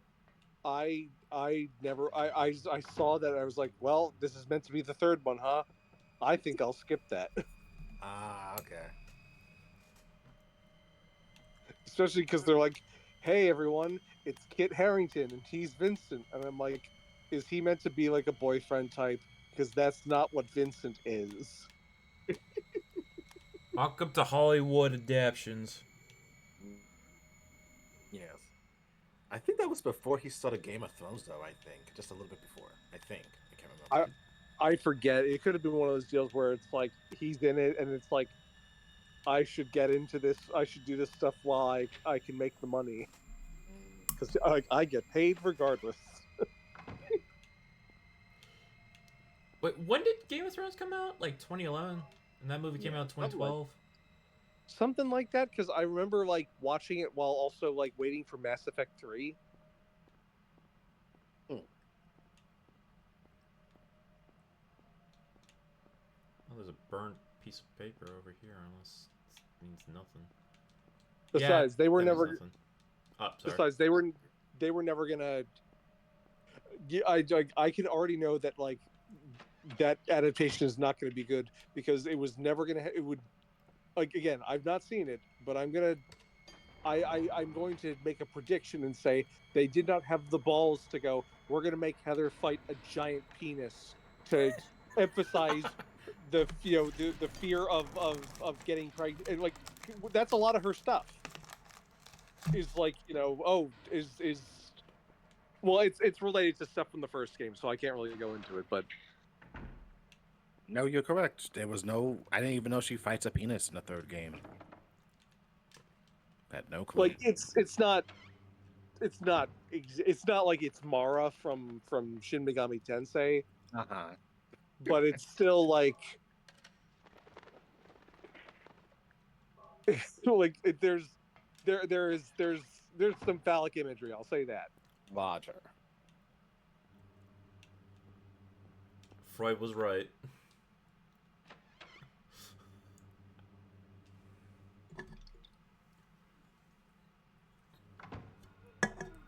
Oh no. What the hell? Hey, what's going on? Hey, someone's on the ground. It's like a roach. It's a child. Oh my God! No, you're. Oh my gosh. Don't even joke. I think we'll just get banned. Okay. Oh, I can't pick those pipes up. Okay. Yeah. Look up. It's called the split worm. If you look up Silent Hill 3 split worm, you're gonna go, oh my gosh. Oh, okay. Yep. That's what that is. All right, I'm looking it up. Why not? Probably gonna get questions about my search history. Who? Ah! My gosh. Okay. All right, split worm. Yes. Oh. Okay. Got it. Oh my God. I'm gonna guess that's not in the movie. No, it's not. Oh my God. Oh God. Oh. That is one Giger looking fuck. That's one giant dick. It's either that or it's a fucking graboid from Tremors. Wait, I fought this earlier in the game. Oh my goodness. Didn't they fight this earlier in the game, or was it like something similar to that? No, it was something similar. It did not appear in this game. I was like, what? I fought something earlier. Huh. Wow. And it's just freaks. That is something. That is some Giger looking shit. But yeah, I'm like, you don't have the balls to put this in your movie, so unless you're adapting Alien or something. yeah. Alien Romulus was fun. What the hell? It was pretty good, actually. Yeah. My least favorite thing was probably Ian Holm being resurrected. I will actually give that a pass because I think that's cool that they didn't spoil that in trailers at all. Looks like I'm starting over this shit. Oh, you got dragged under? Yeah, I didn't. Fuck ass. You know what's weird is that the Alien and Predator movies take place in the same universe, and actually, but it's like, if you count them as separate things, boy, does Predator have such a better track record. Yes. Yes, like the only bad one I have not seen it is the Predator. Like I like all the Predator movies, but I have not seen the Predator. The Predator is not very good, no. Like I wanted to see it in theaters, but But yeah, I'm glad I skipped out on that one. I'll be right back. Being summoned. So I'm gonna have to restart a bunch of this shit. What could be making things like this? Because I did not know I was gonna get eaten by some monster. Oh yeah. Well, at least I know where to go. I think. Good to know there's a penis monster in Silent Hill 3. Mm-hmm. I mean, you knew it would have to be in one of them.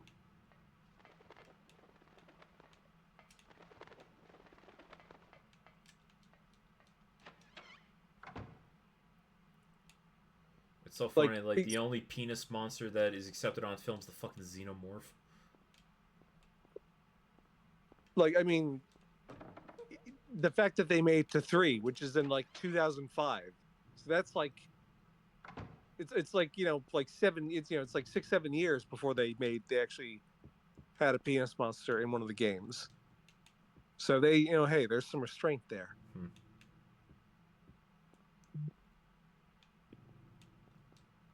Trying to get the shotgun shells. There we go.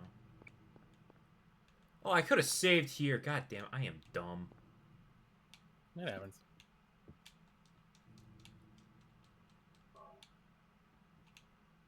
I got easily lost in this. Well, at least I know some of the puzzles, so. Oh no. It's the nurses.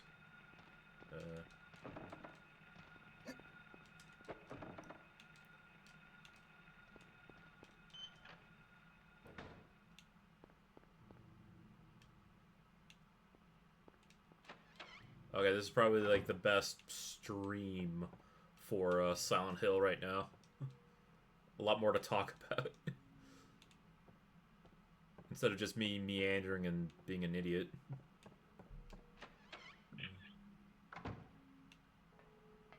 You know, I'm actually kind of happy about this stream. Nice. Yeah.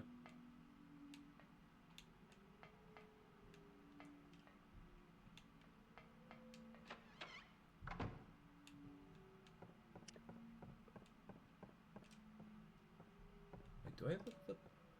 Nah. I have no idea if I'm finishing this tonight or not. I just know I'm gonna try to finish this by Halloween. Alright. I'll put you out of your misery, old Yeller style.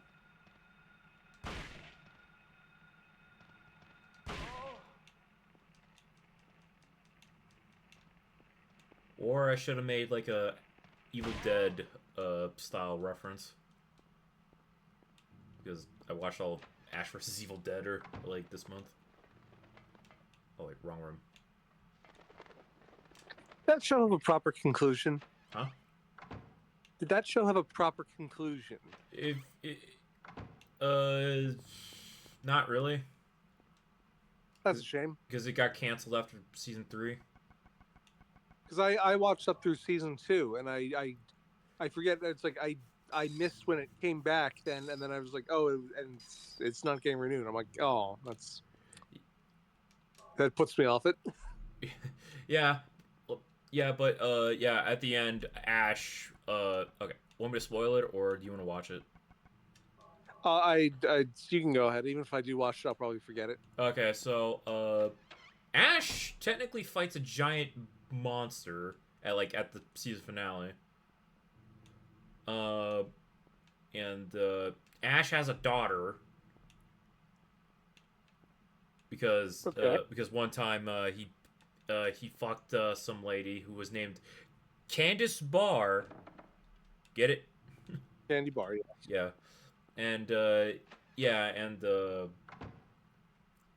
turned out they were technically married and all that, and Ruby's made a clone of Ash, and at the end Ash defeats the giant kaiju monster and Somehow, he wakes up in a post-apocalyptic looking Mad Max future.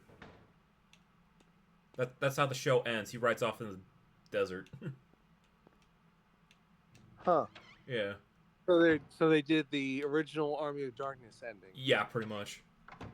Oh. Yeah.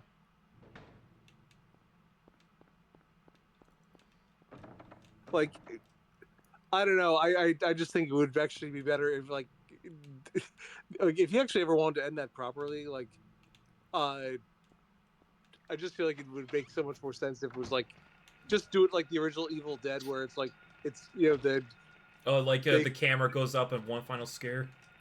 but except in this case though, turns around with the boomstick. Not this time, and then boom, and then that's Oh, that's perfect. That's a perfect ending. like because then it's like, oh hey, you're not. It's you think, oh okay, they're gonna do the thing. He's gonna turn around and scream, and it's like, no, whatever's going behind him. No, he shot it. It's dead. That's a perfect send off. Bang. Wait, where am I going? I need to find the Haggith thing. Oh yeah. Oh yeah, I get to redo this and thanks to hindsight, I know what to do. That happened exactly with when I started watching Warrior Nun. I got 2 episodes into it, and I was told the first season is very good, but the second season is it's gets a lot better. And wow, hey, it's a pretty good show. And then like after I watched 2 episodes of it, and then the very next day, it's like Netflix has canceled Warrior Nun. I'm like, oh, good. I'm glad that the good reviews and the positive word of mouth on a show that could have gone more. It's like, oh, never mind. Well, it's Netflix. They cancel the shit all the time.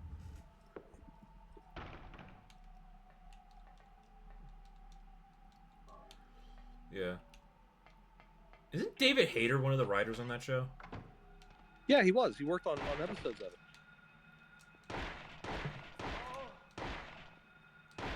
But you know what? Good for, it's one of those deals though where it's like I'm sure that with a show like that, uh, regardless of that, some of those actors will probably be able to get like spots at conventions for years to come because of like, hey, make some money out of yeah, that. well, yeah, but also because it's like, hey, it's a show that had like a rough start and then had a good second season, and it's one of those ones where people will forever be able to go like, oh man, it's really sucks. So if only like Firefly did, where it's like, oh man, I wish you got more episodes. Yeah. And it's nice to be remembered for that as opposed to being like, hey, it's the 6th season of Stranger Things, and everyone and like, I know it's still like technically popular, but I know like anyone in like my circle is just like, It's going on still too long. going, huh? It's still going, huh? And it doesn't help that it's like taking all the hiatuses or something. Like, I also think it doesn't help that like I have like personal ill will against that show because of like one episode of that costs like $10 million, and it's like, yeah, that's Which episode? money you could like I don't know, but it's one of those, like I know that I saw something where they're like, here's the budget for one of these episodes, and I'm like, yeah, that's money that could have gone to something else. Yeah, there was like a lot of like movies and shows where I'm like, where did the money go? Because I look at the thing and I'm like, that doesn't look like $1 billion or something like that. Yeah, like they need to learn how to budget more.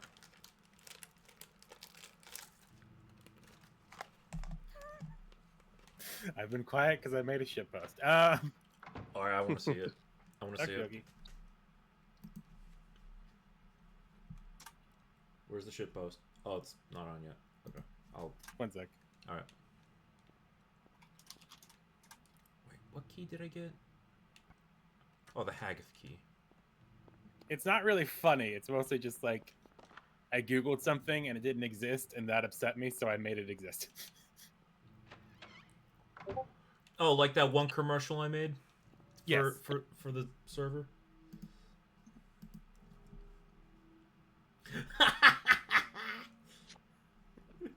Which is mostly just Gina wearing Chronicles mask. She kind of looks like Storm Shadow with her hair flowing.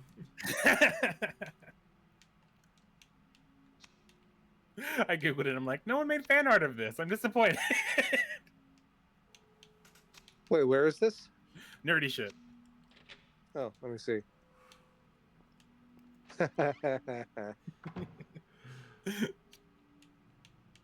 Alright, prepare to see Lisa die again. Oh.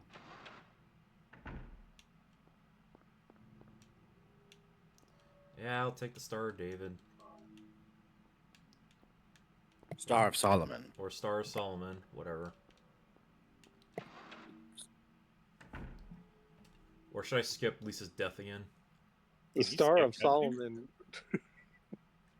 In order to get the Star of Solomon, Harry needs to fight the Big Sam.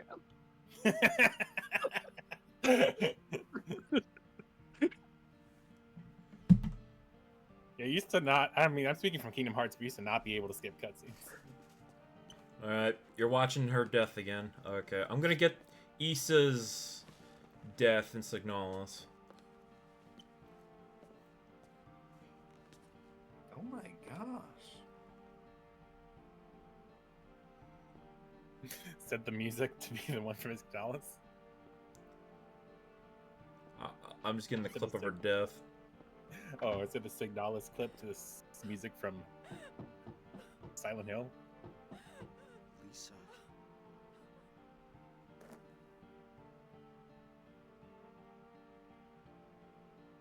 What the fuck? Discord's for some reason not loading on my phone. Yeah, poor Lisa. Isa. Oh my god. I just thought of that! Oh my god. You're in Babs, you hacks.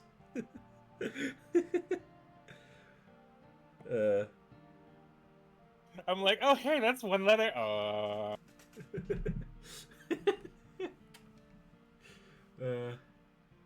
If you're in Babs is watching this, which I doubt they are, you made an awesome game. just saying that. You guys are awesome.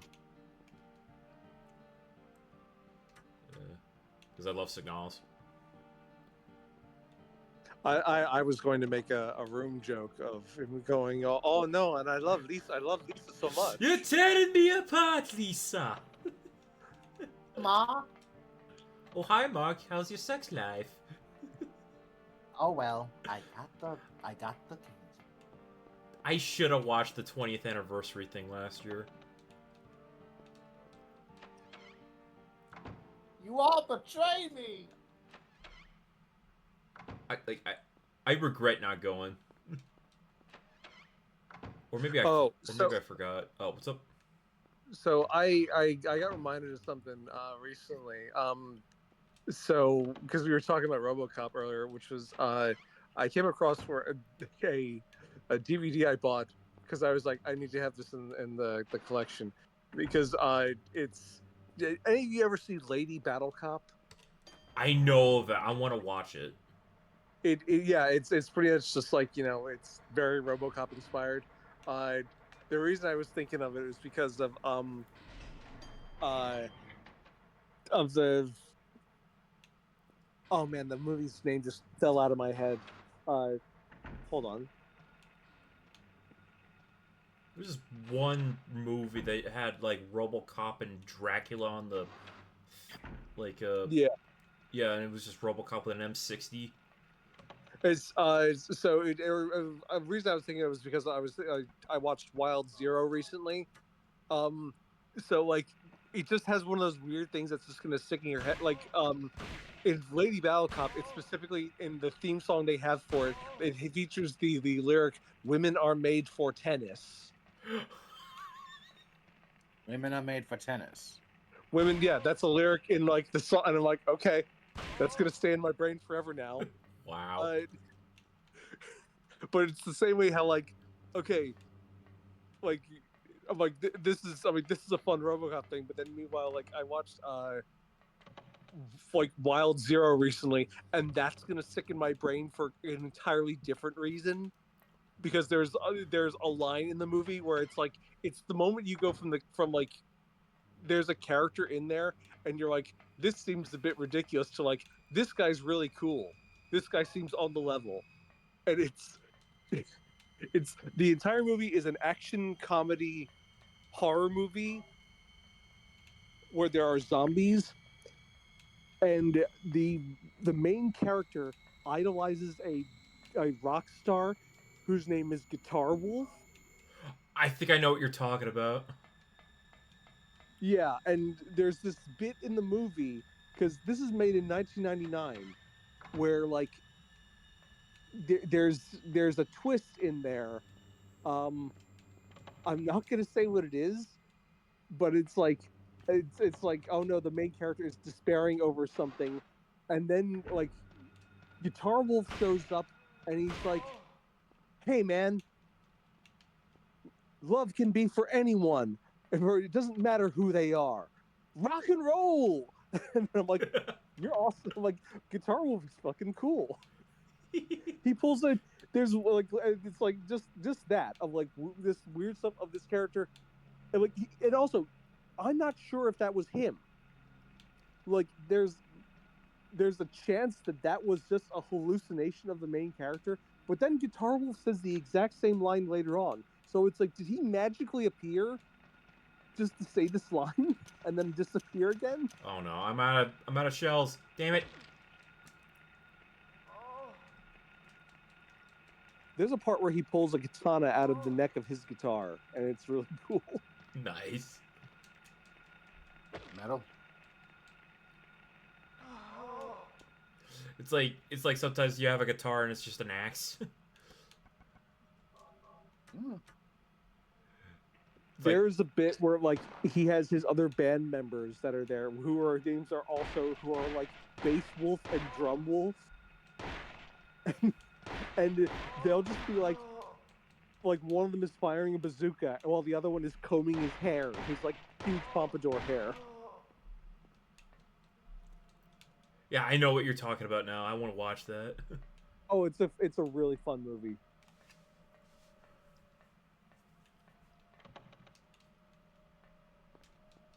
It's like the sort of movie that you go like, Travis Touchdown would watch this and be like, this movie is the shit. Yes.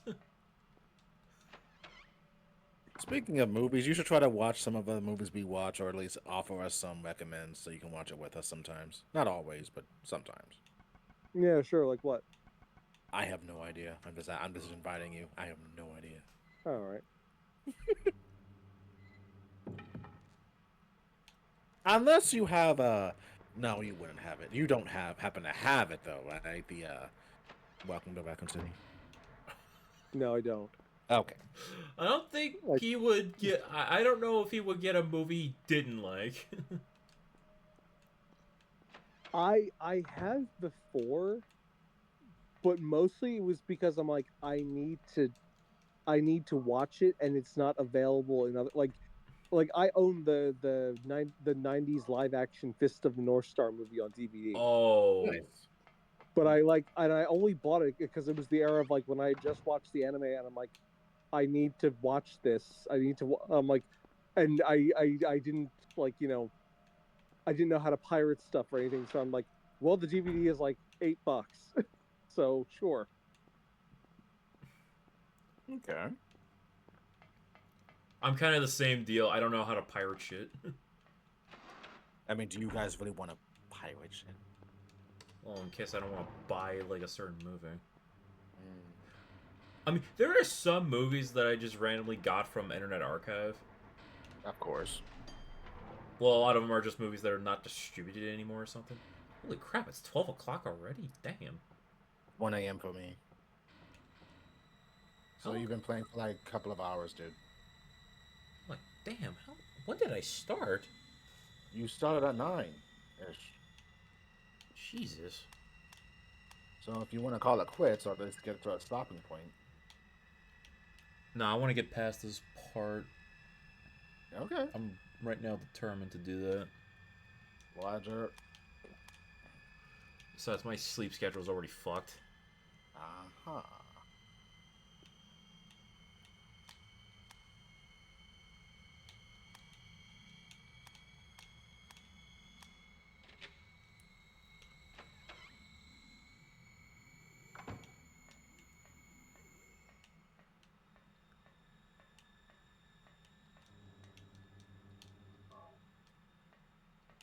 Is there anything else? But yeah, the '90s Fist of the North Star. Yeah, it's so weird because like it's it's that thing where it's like we have decided not to change any of the names, but So, we're also not willing to cast Japanese actors. so it's, yeah, like a white guy who's playing Kenshiro. It's like the Goku situation. Well, now here's the thing though. You could actually could get away with with casting Goku, however, because Goku was from space. He's Yeah, from like the planet Vegeta. You're not exactly sure the racial or ethnic makeup of the Saiyans. yeah, So like that could count. Like you couldn't do it with like like Tien Shinhan or like Krillin, who are like like there's like okay, those are clearly like those dudes are Asian. But like like Bulma, you could get away with, I think. There's certain characters where it's like it does like they don't have to be this certain thing, but it's like in like like Kenshiro is very clearly like here's this Japanese guy. Like I think you could get away with some, like Shin is a blonde guy, so it's like yeah, I guess maybe like depending on how you make them. Bat doesn't have to be because it's like his name is Bat, hmm which I assumed was like just a mistranslated version of Bart. Like yeah. like so like certain ones like they don't have to be it, but it's like again like here's Goken and he's been played by Malcolm McDowell and it's like well okay. I'm Malcolm not sure McDowell. he looks like a Goken. Ah, damn it! I forgot about the nurses in the damn room. Ugh, why do I keep doing this myself? Anyway, I'm trying to remember that one room where I had a save point. There we go. Yeah. Have you watched The Guyver? Yes, Oh, actually, okay. but the weird thing is I much prefer Guyver 2. Guyver 2's awesome. Oh yeah, because it has David Hayter. Yes. Like I still it seems like so stupid that it's like, what do you mean you have Mark Hamill in your Guyver movie and he's not the Guyver? Blame that on the marketing.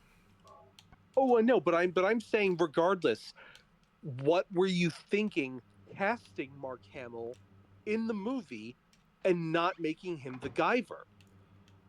Honestly, I would have made him like a version of Murakami from like the manga. But like, you see what I mean, though? Yeah, yeah. It would have been cool Like, if he was the Guyver. it's foolish to like. It's like going, if you were to go like, I'm trying to think of like something comparable. Of like, okay, imagine Godzilla. if, well, I'm trying to think if it's like, okay, imagine if you had like, here is in the 90s if you were to like we're gonna do okay, imagine if in the Mortal Kombat movie you had Jean-Claude Van Damme in the movie. And he did not play Johnny Cage. Yes. And like I say that as someone who loves Lyndon Ashby in that role. Yeah. But it's like, oh yeah, but it's like, oh, Jean-Claude Van Damme is playing Raiden. And you're like, but why?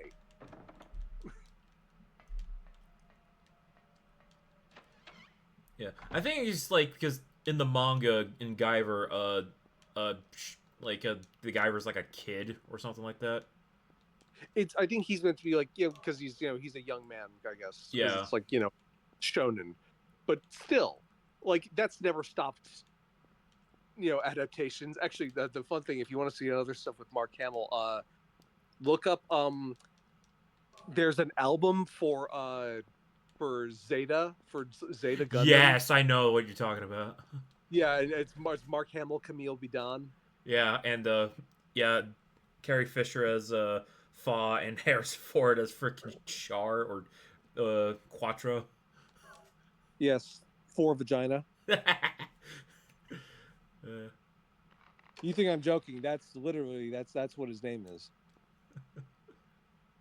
Like it's literally, and the reason for that is because that is the fourth identity he's taken on. So it's like the fourth time he's been birthed. Because it's Casfal Rem Daikun, Edward Mass, Shar Aznable, Quattro Bagina. It's like ridiculous. I love that everyone on the ship is like, as far as I'm concerned, everyone is going like, you're not fooling anyone, man. Yeah. There's literally a part where he goes, have you ever heard of Shar Aznable? And then they're like, and then and they're like, yeah, he was a soldier in during the 1 Year War for Xi'an. And they're like, do you think I remind you of him? And it's like, it's like, man, are you really doing this? No subtlety at all. There's a great tweet I actually saw about Char, which is that in some point in Zeta Gundam, they tell him that like they've gone to get McDaniel's, which is the in-universe version of McDonald's. Mm-hmm. And Char goes, what's that? And they're like, Char is such a funny character. Imagine seeing this guy with like his ripped off sleeves and his sunglasses on, and you tell him we got McDonald's, and he goes, I don't know what that is. And you're like imagine like in real life, if someone was like, I don't know what you're like, what do you mean you don't know what McDonald's is? Probably doesn't watch too much. Doesn't watch TV like at all or something. Or because he's been so like, just in that high class, he just like was never on that level.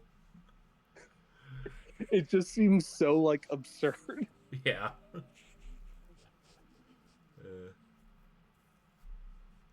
Okay, this is reminding me of In the Mouth of Madness right now. Oh yeah. Yeah.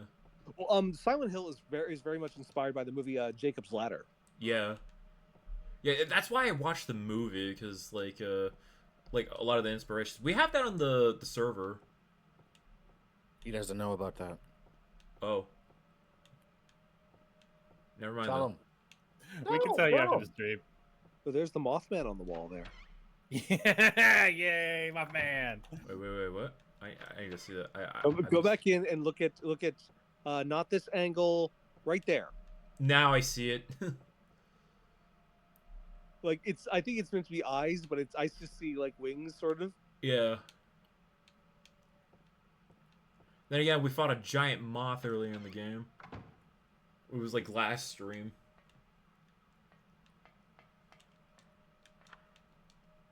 Well, it's nice to know the moth from Resident Evil 2 kept getting work. Oh wait, before I free that, I need to find the save point and do it before I get eaten.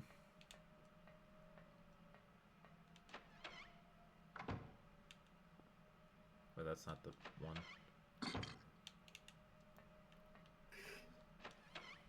Oh, but yeah, but it goes the other way too. Like, I still find it really funny. Like you were saying with Fist of the North Star, how it's like, you're not willing to cast Japanese actors. I still think it's really funny when it's like, well, we're making a Japanese production and it's of, Full Metal Alchemist, but we are unable or unwilling to cast Which is the ironic thing. Yeah, it's really funny that it's like, well, I'm like, are you sure? Because these are the most German people I've ever seen in anime outside of like Attack on Titan. Wait, what the hell?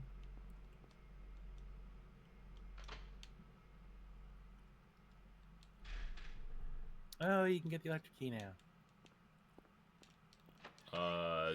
In fact, actually, it kind of hurts both of those stories because Actually, I don't know if they do it in the live action Attack on Titan, but it's like it would matter in it would matter definitely for like Full Metal Alchemist because they're like, look, here's the people from like, it's been such a long time since I've seen it, but who are like, there's the characters that are like, essentially basically from like their version of China, Yeah. and they're like, look, they're Oriental, and it's like, but you are also like, but you guys aren't white though. It's the same way that like here's a big deal about Mikasa being like, it's like, wow, she's from somewhere to the east. I'm like, but you all look exactly like her though. So why does it matter? Yeah.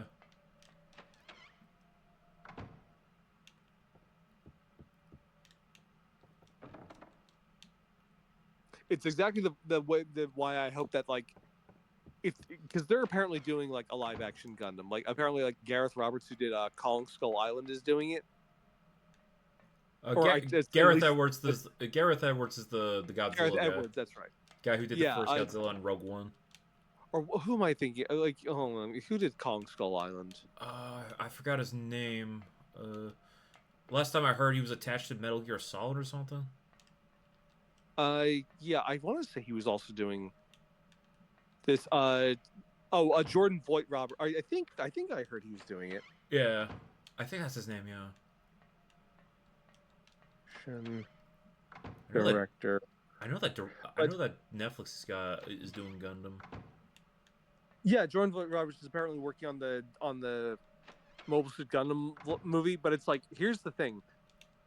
In no way should you actually adapt like the story of the white base or the 1 year, like you should, like much like with a Gundam series, you should just take tropes of Gundam and do your own thing. Like you should go like, okay, here's what you need for a Gundam movie.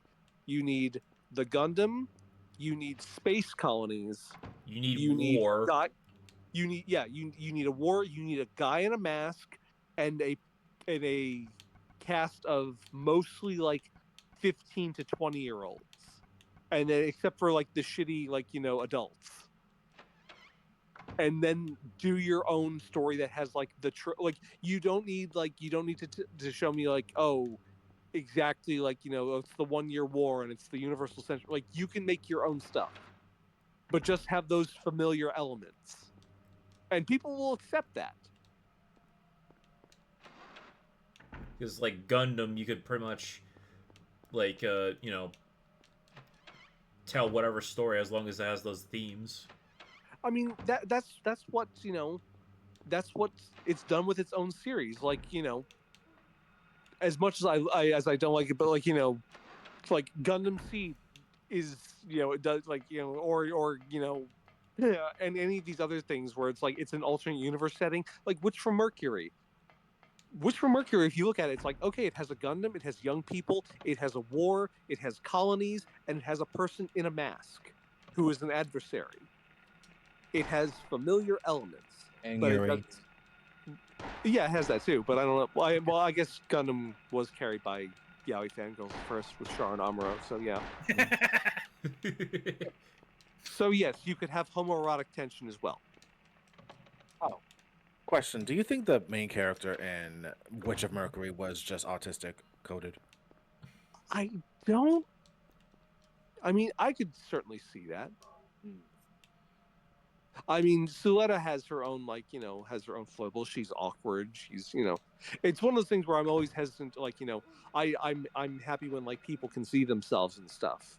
Mm-hmm. But it's like I'm always like mindful of it's well, I say that, but it's also weird because like there's literally Camille and Zeta going, I'm an autistic child, but it's like I don't know if he's actually like, I'm not sure if they because this is again they're working on like the 1980s definition of what autism is, and yeah, that's not quite the same as what we view it as today.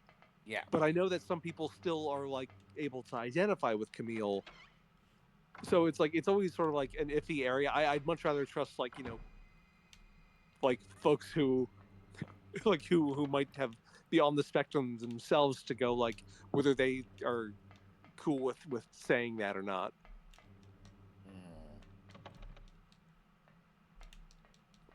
because again, I'm like, I'm, I know some people can certainly see that stuff that way. Yeah. But like Soletta, I guess, it's again, she can be like socially awkward and be sort of particular about things.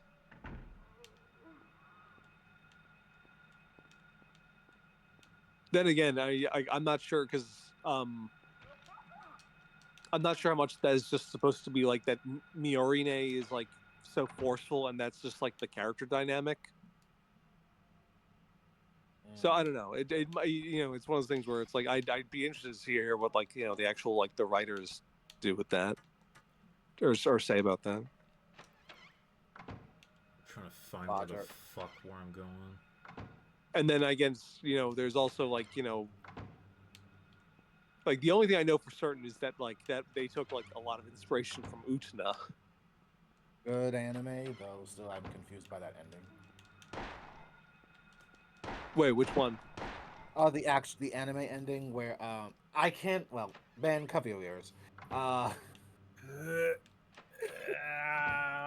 headphone is pulling on my hair. Okay, Ow. I can't hear anything. I could have just muted myself. Oh, darn. That Utena, falls. I kind of get the symbolism finally about the prince and I'm the going to get whole something to drink. Utena Oh, damn it. and everything being being a witch and holding on to one's innocence, but growing up or whatever, being corrupted or whatever. I kind of get that, though. Did Utena really disappear in the end? Oh, I always took it that it's like regardless of whether or not she does, There we go. she wins. Like she frees Anthe from the cycle of being the Rose Bride. Right. So like, and Anthe's whole goal is like, I'm gonna go onto the world and like I'm gonna find her. So it's like, whether or not that it's like that's literally finding Utena, or it's like I'm gonna find something that that what my heart really wants. Ruh-roh. And again, But it's not done yet. Sorry about that. oh no, this is good. And what soul remains captured in that husk is buried deep down in the subconscious. Are you trying to say it won't work? That wasn't our agreement. No, these are just stalling tactics. If we lend a hand, we will be able to get power. Oh no, you only got a half soul, baby. This shall not be broken. But the power we could dwell now will be very limited. Almost nothing. Unless we get the other half of the soul. We use a magical spell. Feeling this child's pain, it's sure to come. But that will take time.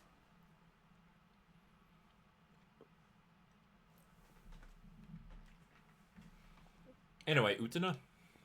Oh, so I'm curious. Did you see the movie? Yeah, I only watched that movie once when I busted my kneecap, well, my tendon, and I was kind of in and out of it, but I think I got the gist of it.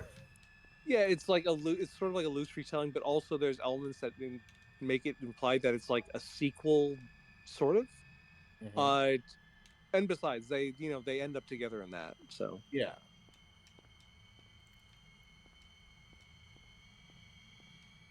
Though I still don't understand. I still feel it awkward with the whole turning into a car thing, which I really don't agree. I really don't. oh, I can tell you that. Because it's one of those things where it's like it's what I I I I read a thing because I was like, I know that it's like it's a vehicle for like her, and it's it's them working together, and I'm like, but I once like looked it up because I was like, I wonder what if there's any like deeper meaning, and instead what I got was like fan theories, but I like both of them that I saw. One was from like someone I was talking to on Twitter like a couple of years ago or something. And this is sick in my head. I was telling them like, oh yeah, I once saw the fan theory that like the reason that Utena turns into a car is because Anthe is what drives her, Oh my god. and that also, and that like, uh, is that Uta becomes a car the other was that like Uta becomes a car because uh and she's what spirits Anthony away to freedom. Like and it is Anthony. She's able to drive to freedom because of Utana. Utana is what takes her away from being controlled. And I'm like, that's stupid. That also makes a lot of sense. Which is Ah, my which is one of my favorite things of going where you're like, that's dumb, but also I agree. got it.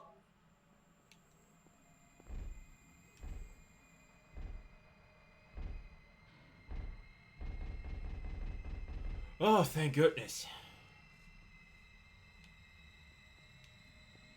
You won't get eaten by that horrible crab from Cowboy Bebop.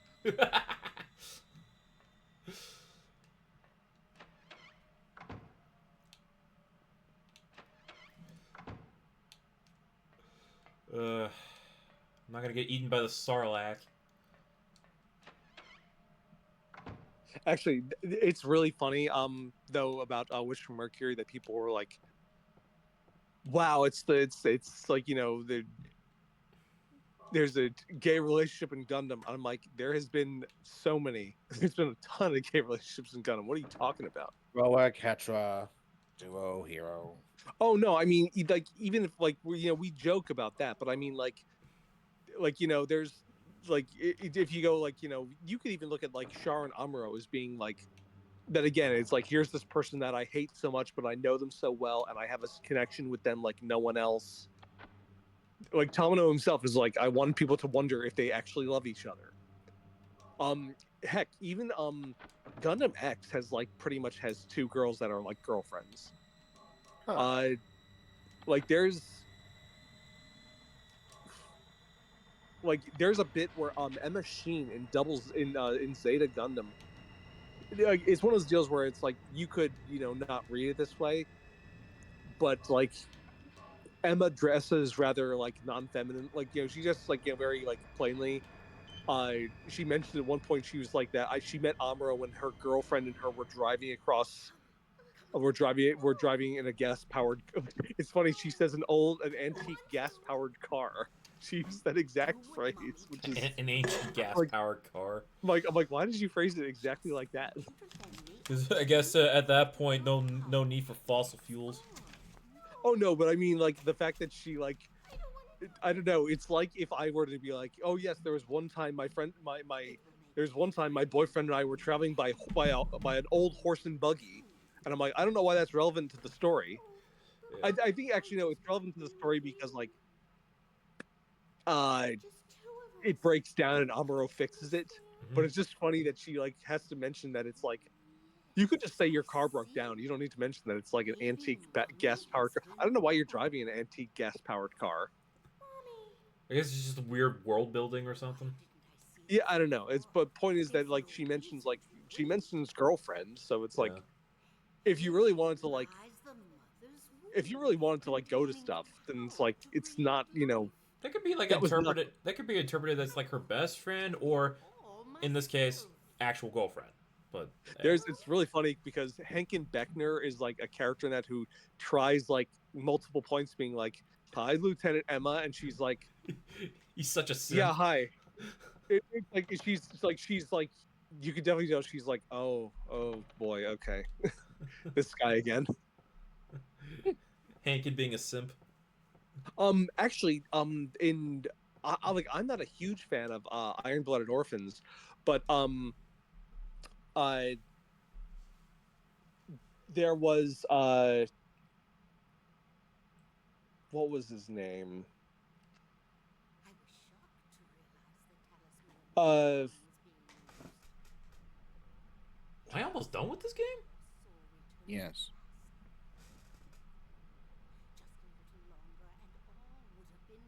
Oh shit.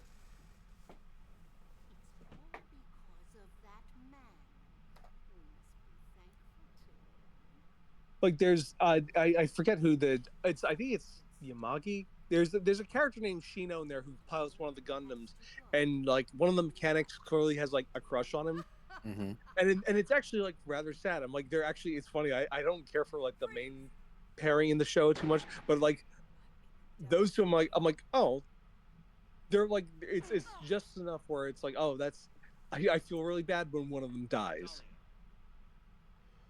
I felt bad. I felt worse about them than it's like, and again, they're like side characters. But yeah, but the idea that I remember the people going like, "You've never had this in Gundam." I'm like, you have absolutely, they have absolutely had this in Gundam. Yeah, I was more into the side characters rather than the main characters in Iron Blooded Orphans. If, honestly, the only thing, it was actually more of a thing to have like finally have like a girl protagonist, because the closest you had to that was like like I guess like or Gundam Pod, because I guess like the only times you had that before was like Rain and Allenby, but they weren't main characters. Allenby was awesome, and I liked Alan, and I liked Rain. Oh yeah, no, I like her too. But and then I guess Chris McKenzie from 0080 is the Gundam pilot, but she's only like the test pilot, and she's also not the main character. So it's one of those things where it's like it's actually a bigger deal to have like a you know like a lady protagonist in one of these shows.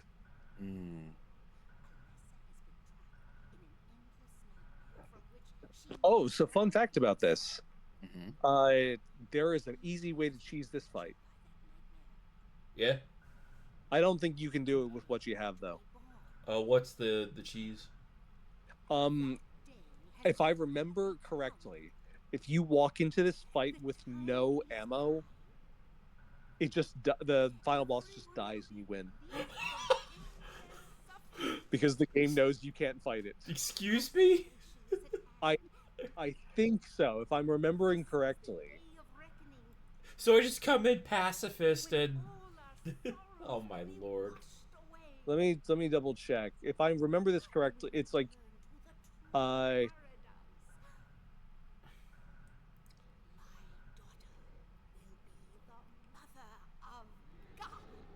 yeah, I like about Alessa, I'm just like, okay, that's just Ariane.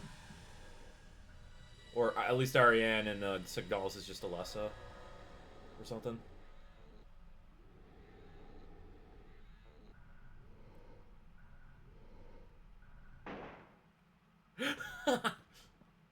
yeah, apparently what it is that it's like if you have no ammo, you just run around for like 5 minutes and then it dies. Just run around? I think it's only if you come in with no ammo though. Ah. Did I ask for this? Nobody uses me. You won't get away with this. So here's Kaufman. Yeah, it's like intentionally put in with the yeah, if you, as far as I can tell, yeah, it's if the boss like will just die if you have no ammo. That's what I was thinking, like it's either that or it was like it was for one of the forms and it takes. I forget.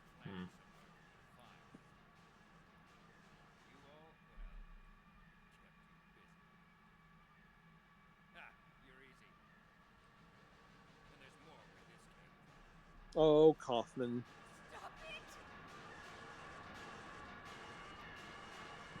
He's about to chuck that shit.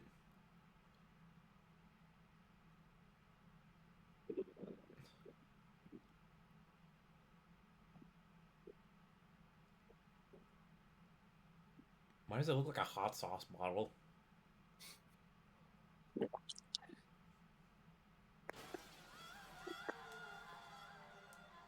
You got red on you. That was a Shaun of the Dead reference.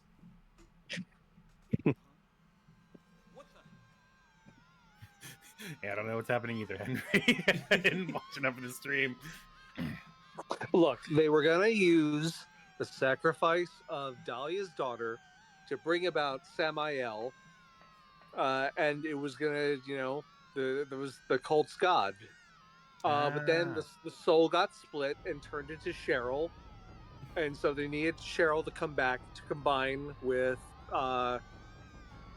Alessa, and then here's the birth of the god, which can be killed with a shotgun.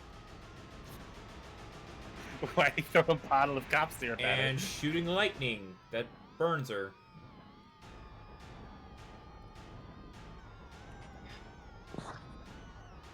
Alright, time to be a god slayer. With a... Oh, I don't have shells. God damn it. So just use a rifle. Yeah, I'll just... Yeah, that's what I did with the dune worms. It's one of my favorite things about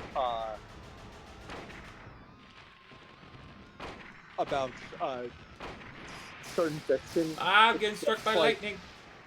the idea that like, oh, it's like, here's I will summon the unstoppable god, and with it I will, and under him I will rule the world. And it's like, well, he would have been unstoppable, like 1,000 years ago, but now we have napalm, and so it's like, you say unstoppable, but I don't think he can stand up to a minigun. Fair. Or a nuke. Yeah, like, it's that sort of thing where you go like, well, no, I mean, like, in your day you would have been really powerful. Like, it's like, going like, hey, if Raditz landed on Earth, and it's like, oh yeah, no, he could totally take over when he landed. But it's like, yeah, but if someone with Raditz power level landed like a year later, then it's like, oh yeah, no, yeah, him, no problem. Like, it's actually, they actually do that in Dragon Ball. It's when What the when absolute fuck? when the Supreme Kai is like, there's this guy named Babidi, and he has Deborah, and they're all really strong. And Goku and Vegeta first are like, yeah, we might have been scared of this guy a couple years ago when we fought it before, but then we fought a guy named Cell, and he was way tougher. And they're like, Dabura isn't that tough. None of his guys are that tough. And it's only because like Boo shows up that it's like, oh, okay, this guy's tough. Okay, how do I block the lightning? I think you just run around. I tried that and I still got struck. Yeah, I mean, how's your health? Huh? How's your health? I mean, I got struck once and instantly died. Hmm. I think it's like 80% because it's like a green that's bordering on yellow.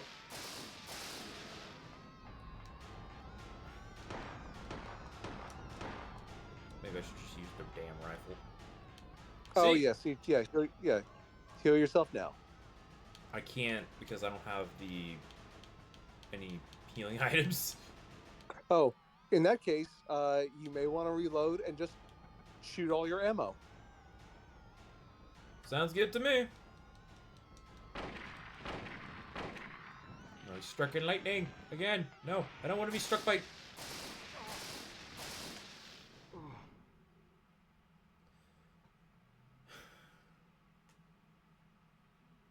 It's gonna take a while. Like I said, you can always like, I'm not sure if you need to run around or something, but that might be a problem because, again, Tank these controls. games, I was gonna say, you can soft lock yourself in these games. Like, if you don't have enough health items, it's like, hey, if you save and it's like, oh, I don't have any health items, and I'm at a boss fight and it will kill me in one hit, and there's an unavoidable hit, then it's like, well, you might Get fucked. yeah, you might be stuck.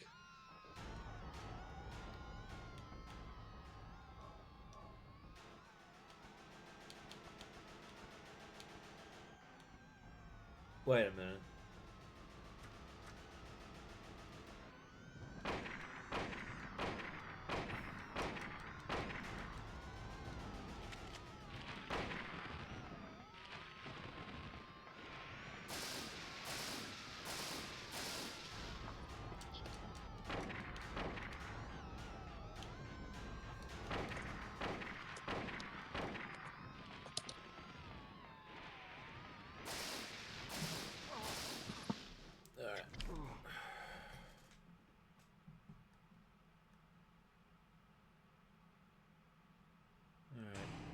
God damn it! Itchy trigger finger. Fuck. Okay, I'm gonna have to die again because I have an idea. From what I'm seeing is it just you're just supposed to run in a circle.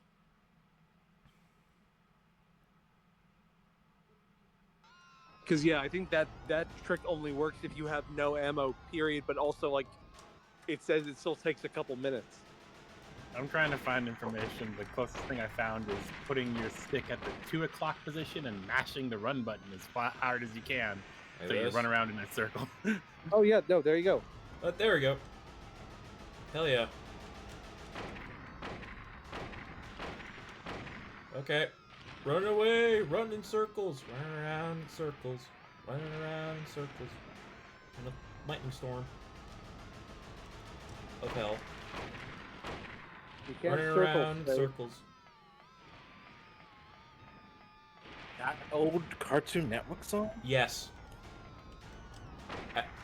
I believe that's very appropriate for this part. Running around in circles.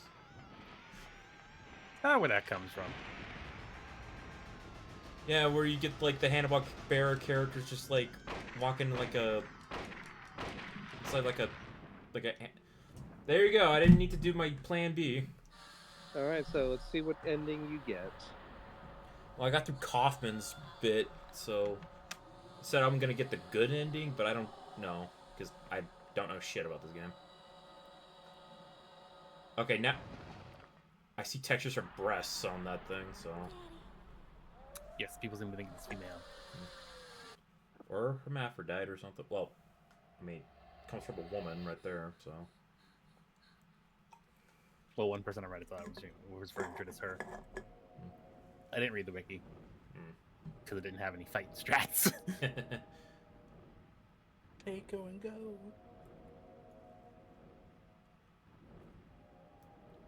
I guess I'm happy I didn't stop tonight because I think it would have been a short stream next week or on Wednesday. Take her. Take her. Oh, little baby.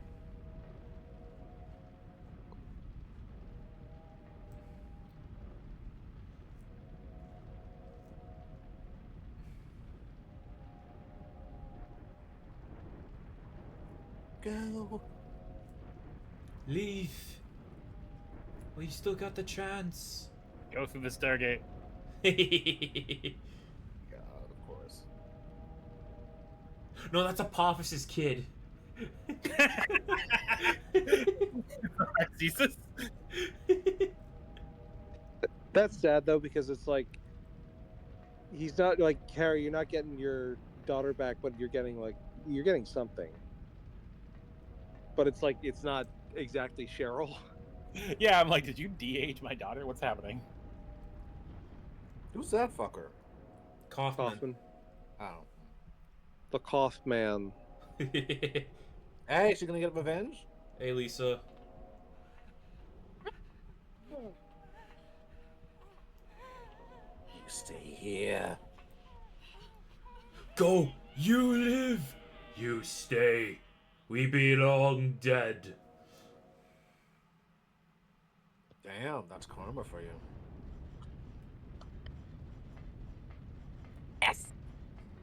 That was Bride of Frankenstein reference, by the way.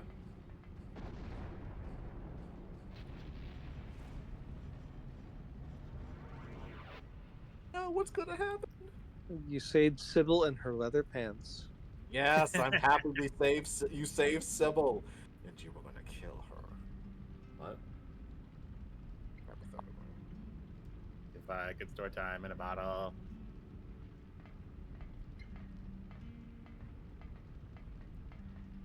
Harry, support the head. Come on. You're dead. You should know this. I mean, Harry's kind of... He's not dumb, but, you know. So him and Sybil can live happily ever after, maybe. Until, well, I mean... Frey kind of just does something. I don't know what they do with Sybil. They forget her, maybe? Oh, I guess I finished the game. Congratulations! I think Chris. I believe there's a thing at the end. Like a post credit scene. Yeah. Wow, Chris, you actually completed your first Silent Hill. I've been de-virginized. You are not, and you're not dumb. You actually thought it through at points, and you didn't give I up. kind of Congrats. cheated with googling the shit and Who had cares? You got through it. It doesn't matter. You hit credits. Huh? You hit credits. That's what matters. It does. My God, at this point, Google is your best friend. Kind of. Besides, I can guarantee you that, like, back when this came out, a bunch of people were like, let me look at it, look at the placing. Give me that Nintendo power. But this was the PlayStation, though, not Nintendo Power. But Nintendo power is more fun to say. Akira Yamaoka, you are awesome. You have awesome music. That's yeah. Like every time before I begin the stream, I just play a bunch of Silent Hill songs because like outside of just like playing the games, like the only thing I knew about Silent Hill, the music, man. Oh, I need to. There's a game that they've made their he's made his living just doing stuff for like Silent Hill inspired stuff.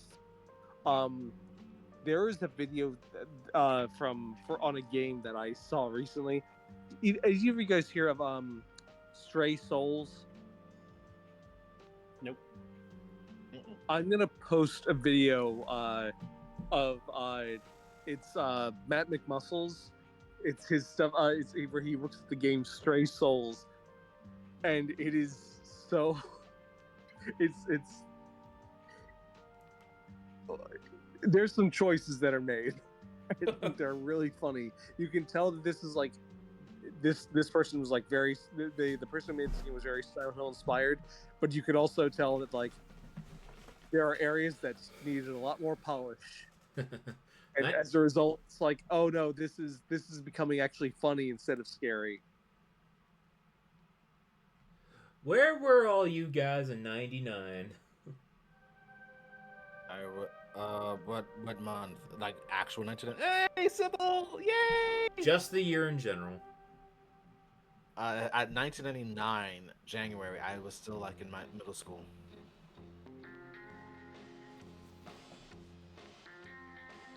What's going on? Oh, we're getting like a like a sitcom credit sequence. Yeah.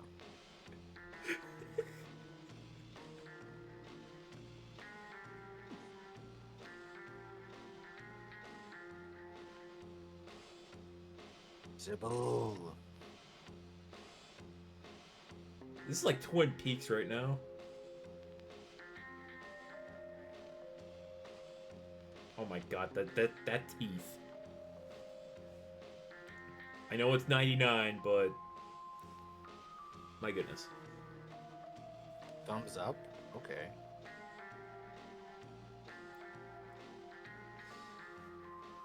Oh, what you gonna do, lady? She's the creepiest thing. She's gonna kiss you.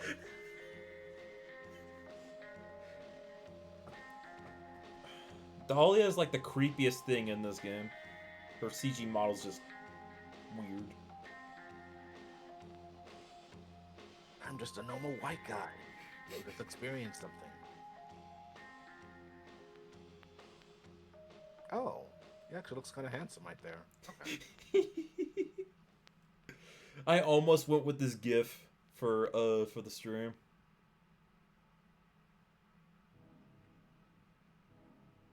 Congrats, Chris. Good ending. Did I Plus. Good ending plus. Good ending. Damn. Congrats, Chris. You saved Sybil. That's all that mattered. You've unlocked Mercenaries mode. For Resident Evil 2. Did I get a 5-star? Or 6-star or something? You got 6 stars. Huh. That means you must have. You got 13 continues, 7 hours total. I guess you didn't really backtrack or whatever, so. Not really. Huh. I'm kind of sad Brian God wasn't here to, like, see it. Because It'll be on your It'll be on your Twitch thing. So it's yeah, fine. like the VOD's gonna be there. Are you gonna put all this shit on your channel? On my YouTube, if I make the thumbnails, sure. I still got like a backlog. I got Bouncer, Cursed Halo. What the fuck? Oh yeah, Signalis. What the fuck else did I stream this year?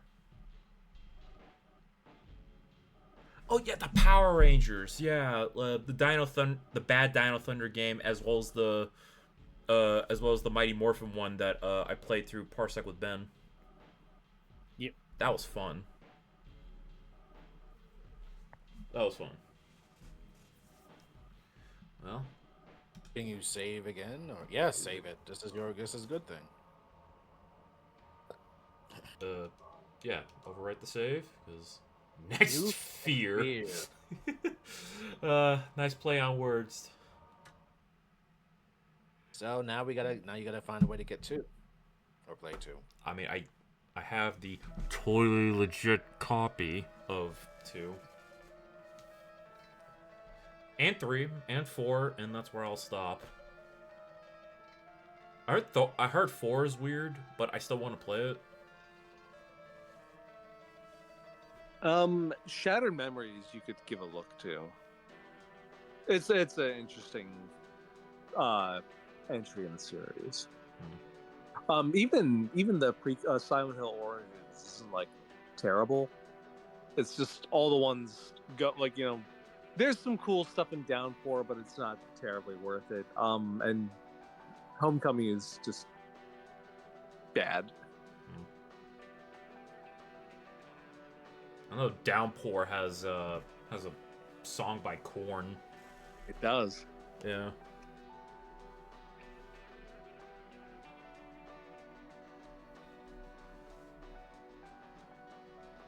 Harry would be like in his mid-20s at this point. I think he's meant to be like in his 30s. Ouch. Okay.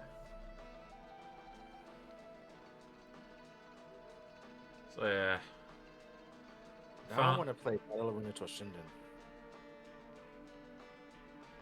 Can't believe I finally played through my first Silent Hill.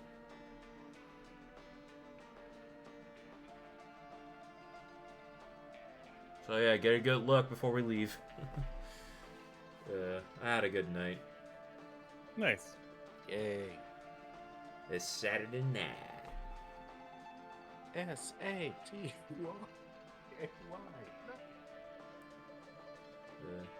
Maybe next year I'll do Silent Hill 2.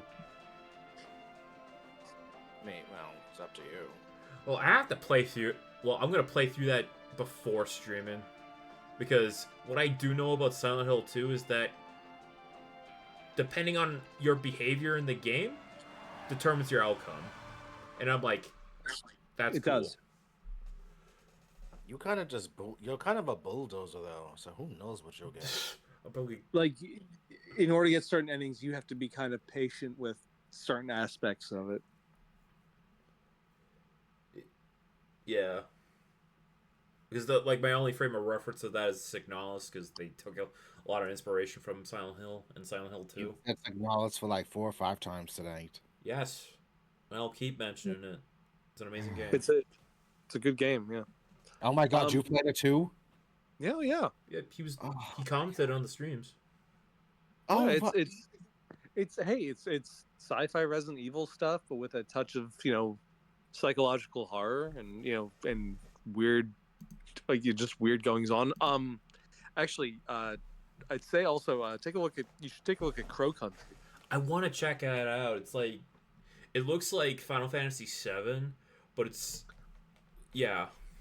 Yeah, it's like Resident Evil 2 by way of Final Fantasy VII looking graphics. Yeah, it's like it's just like the PS1 kind of look, like the aesthetic is what like gravitates to me. Like it nails it. It's one of those things where I'm like, I wish actually they would make a JRPG.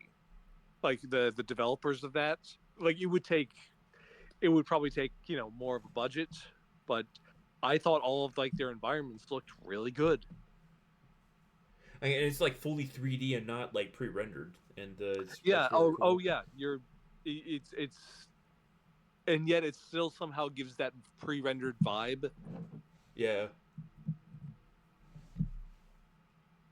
So that's one game I want to take a look at. It actually, it's even like the size of a PS1 game. I actually looked at it like when I was done, because I normally, if I'm finished something, I'm like, can I delete this? Can I, save the space? And it's like, I forget, it was something. It was like, I forget exactly the file size, but it was in megabytes. Yeah.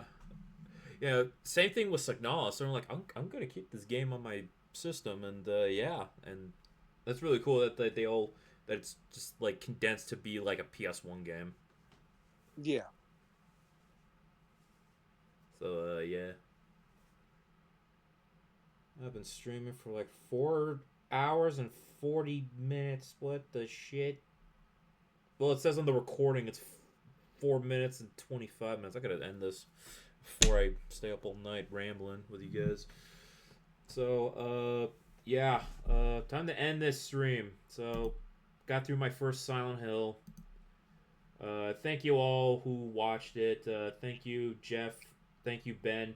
Thank you, Dan, for coming on for the first time, talking to you. And so I guess it's going to be one of those special streams where I met somebody in voice chat on stream for the first time. Yay. Like the Halo stream. So, yeah, so yeah, I guess this is going to be one of the best streams. Yay! And it's even the stream where I end the fucking game. So yeah, yeah. Can't believe I finally played a game by Halloween. So yeah. Well, until next time, I guess. Happy Halloween when it gets to it, and yeah. Till next time, stay gold, everybody. Later days. See ya. Bye.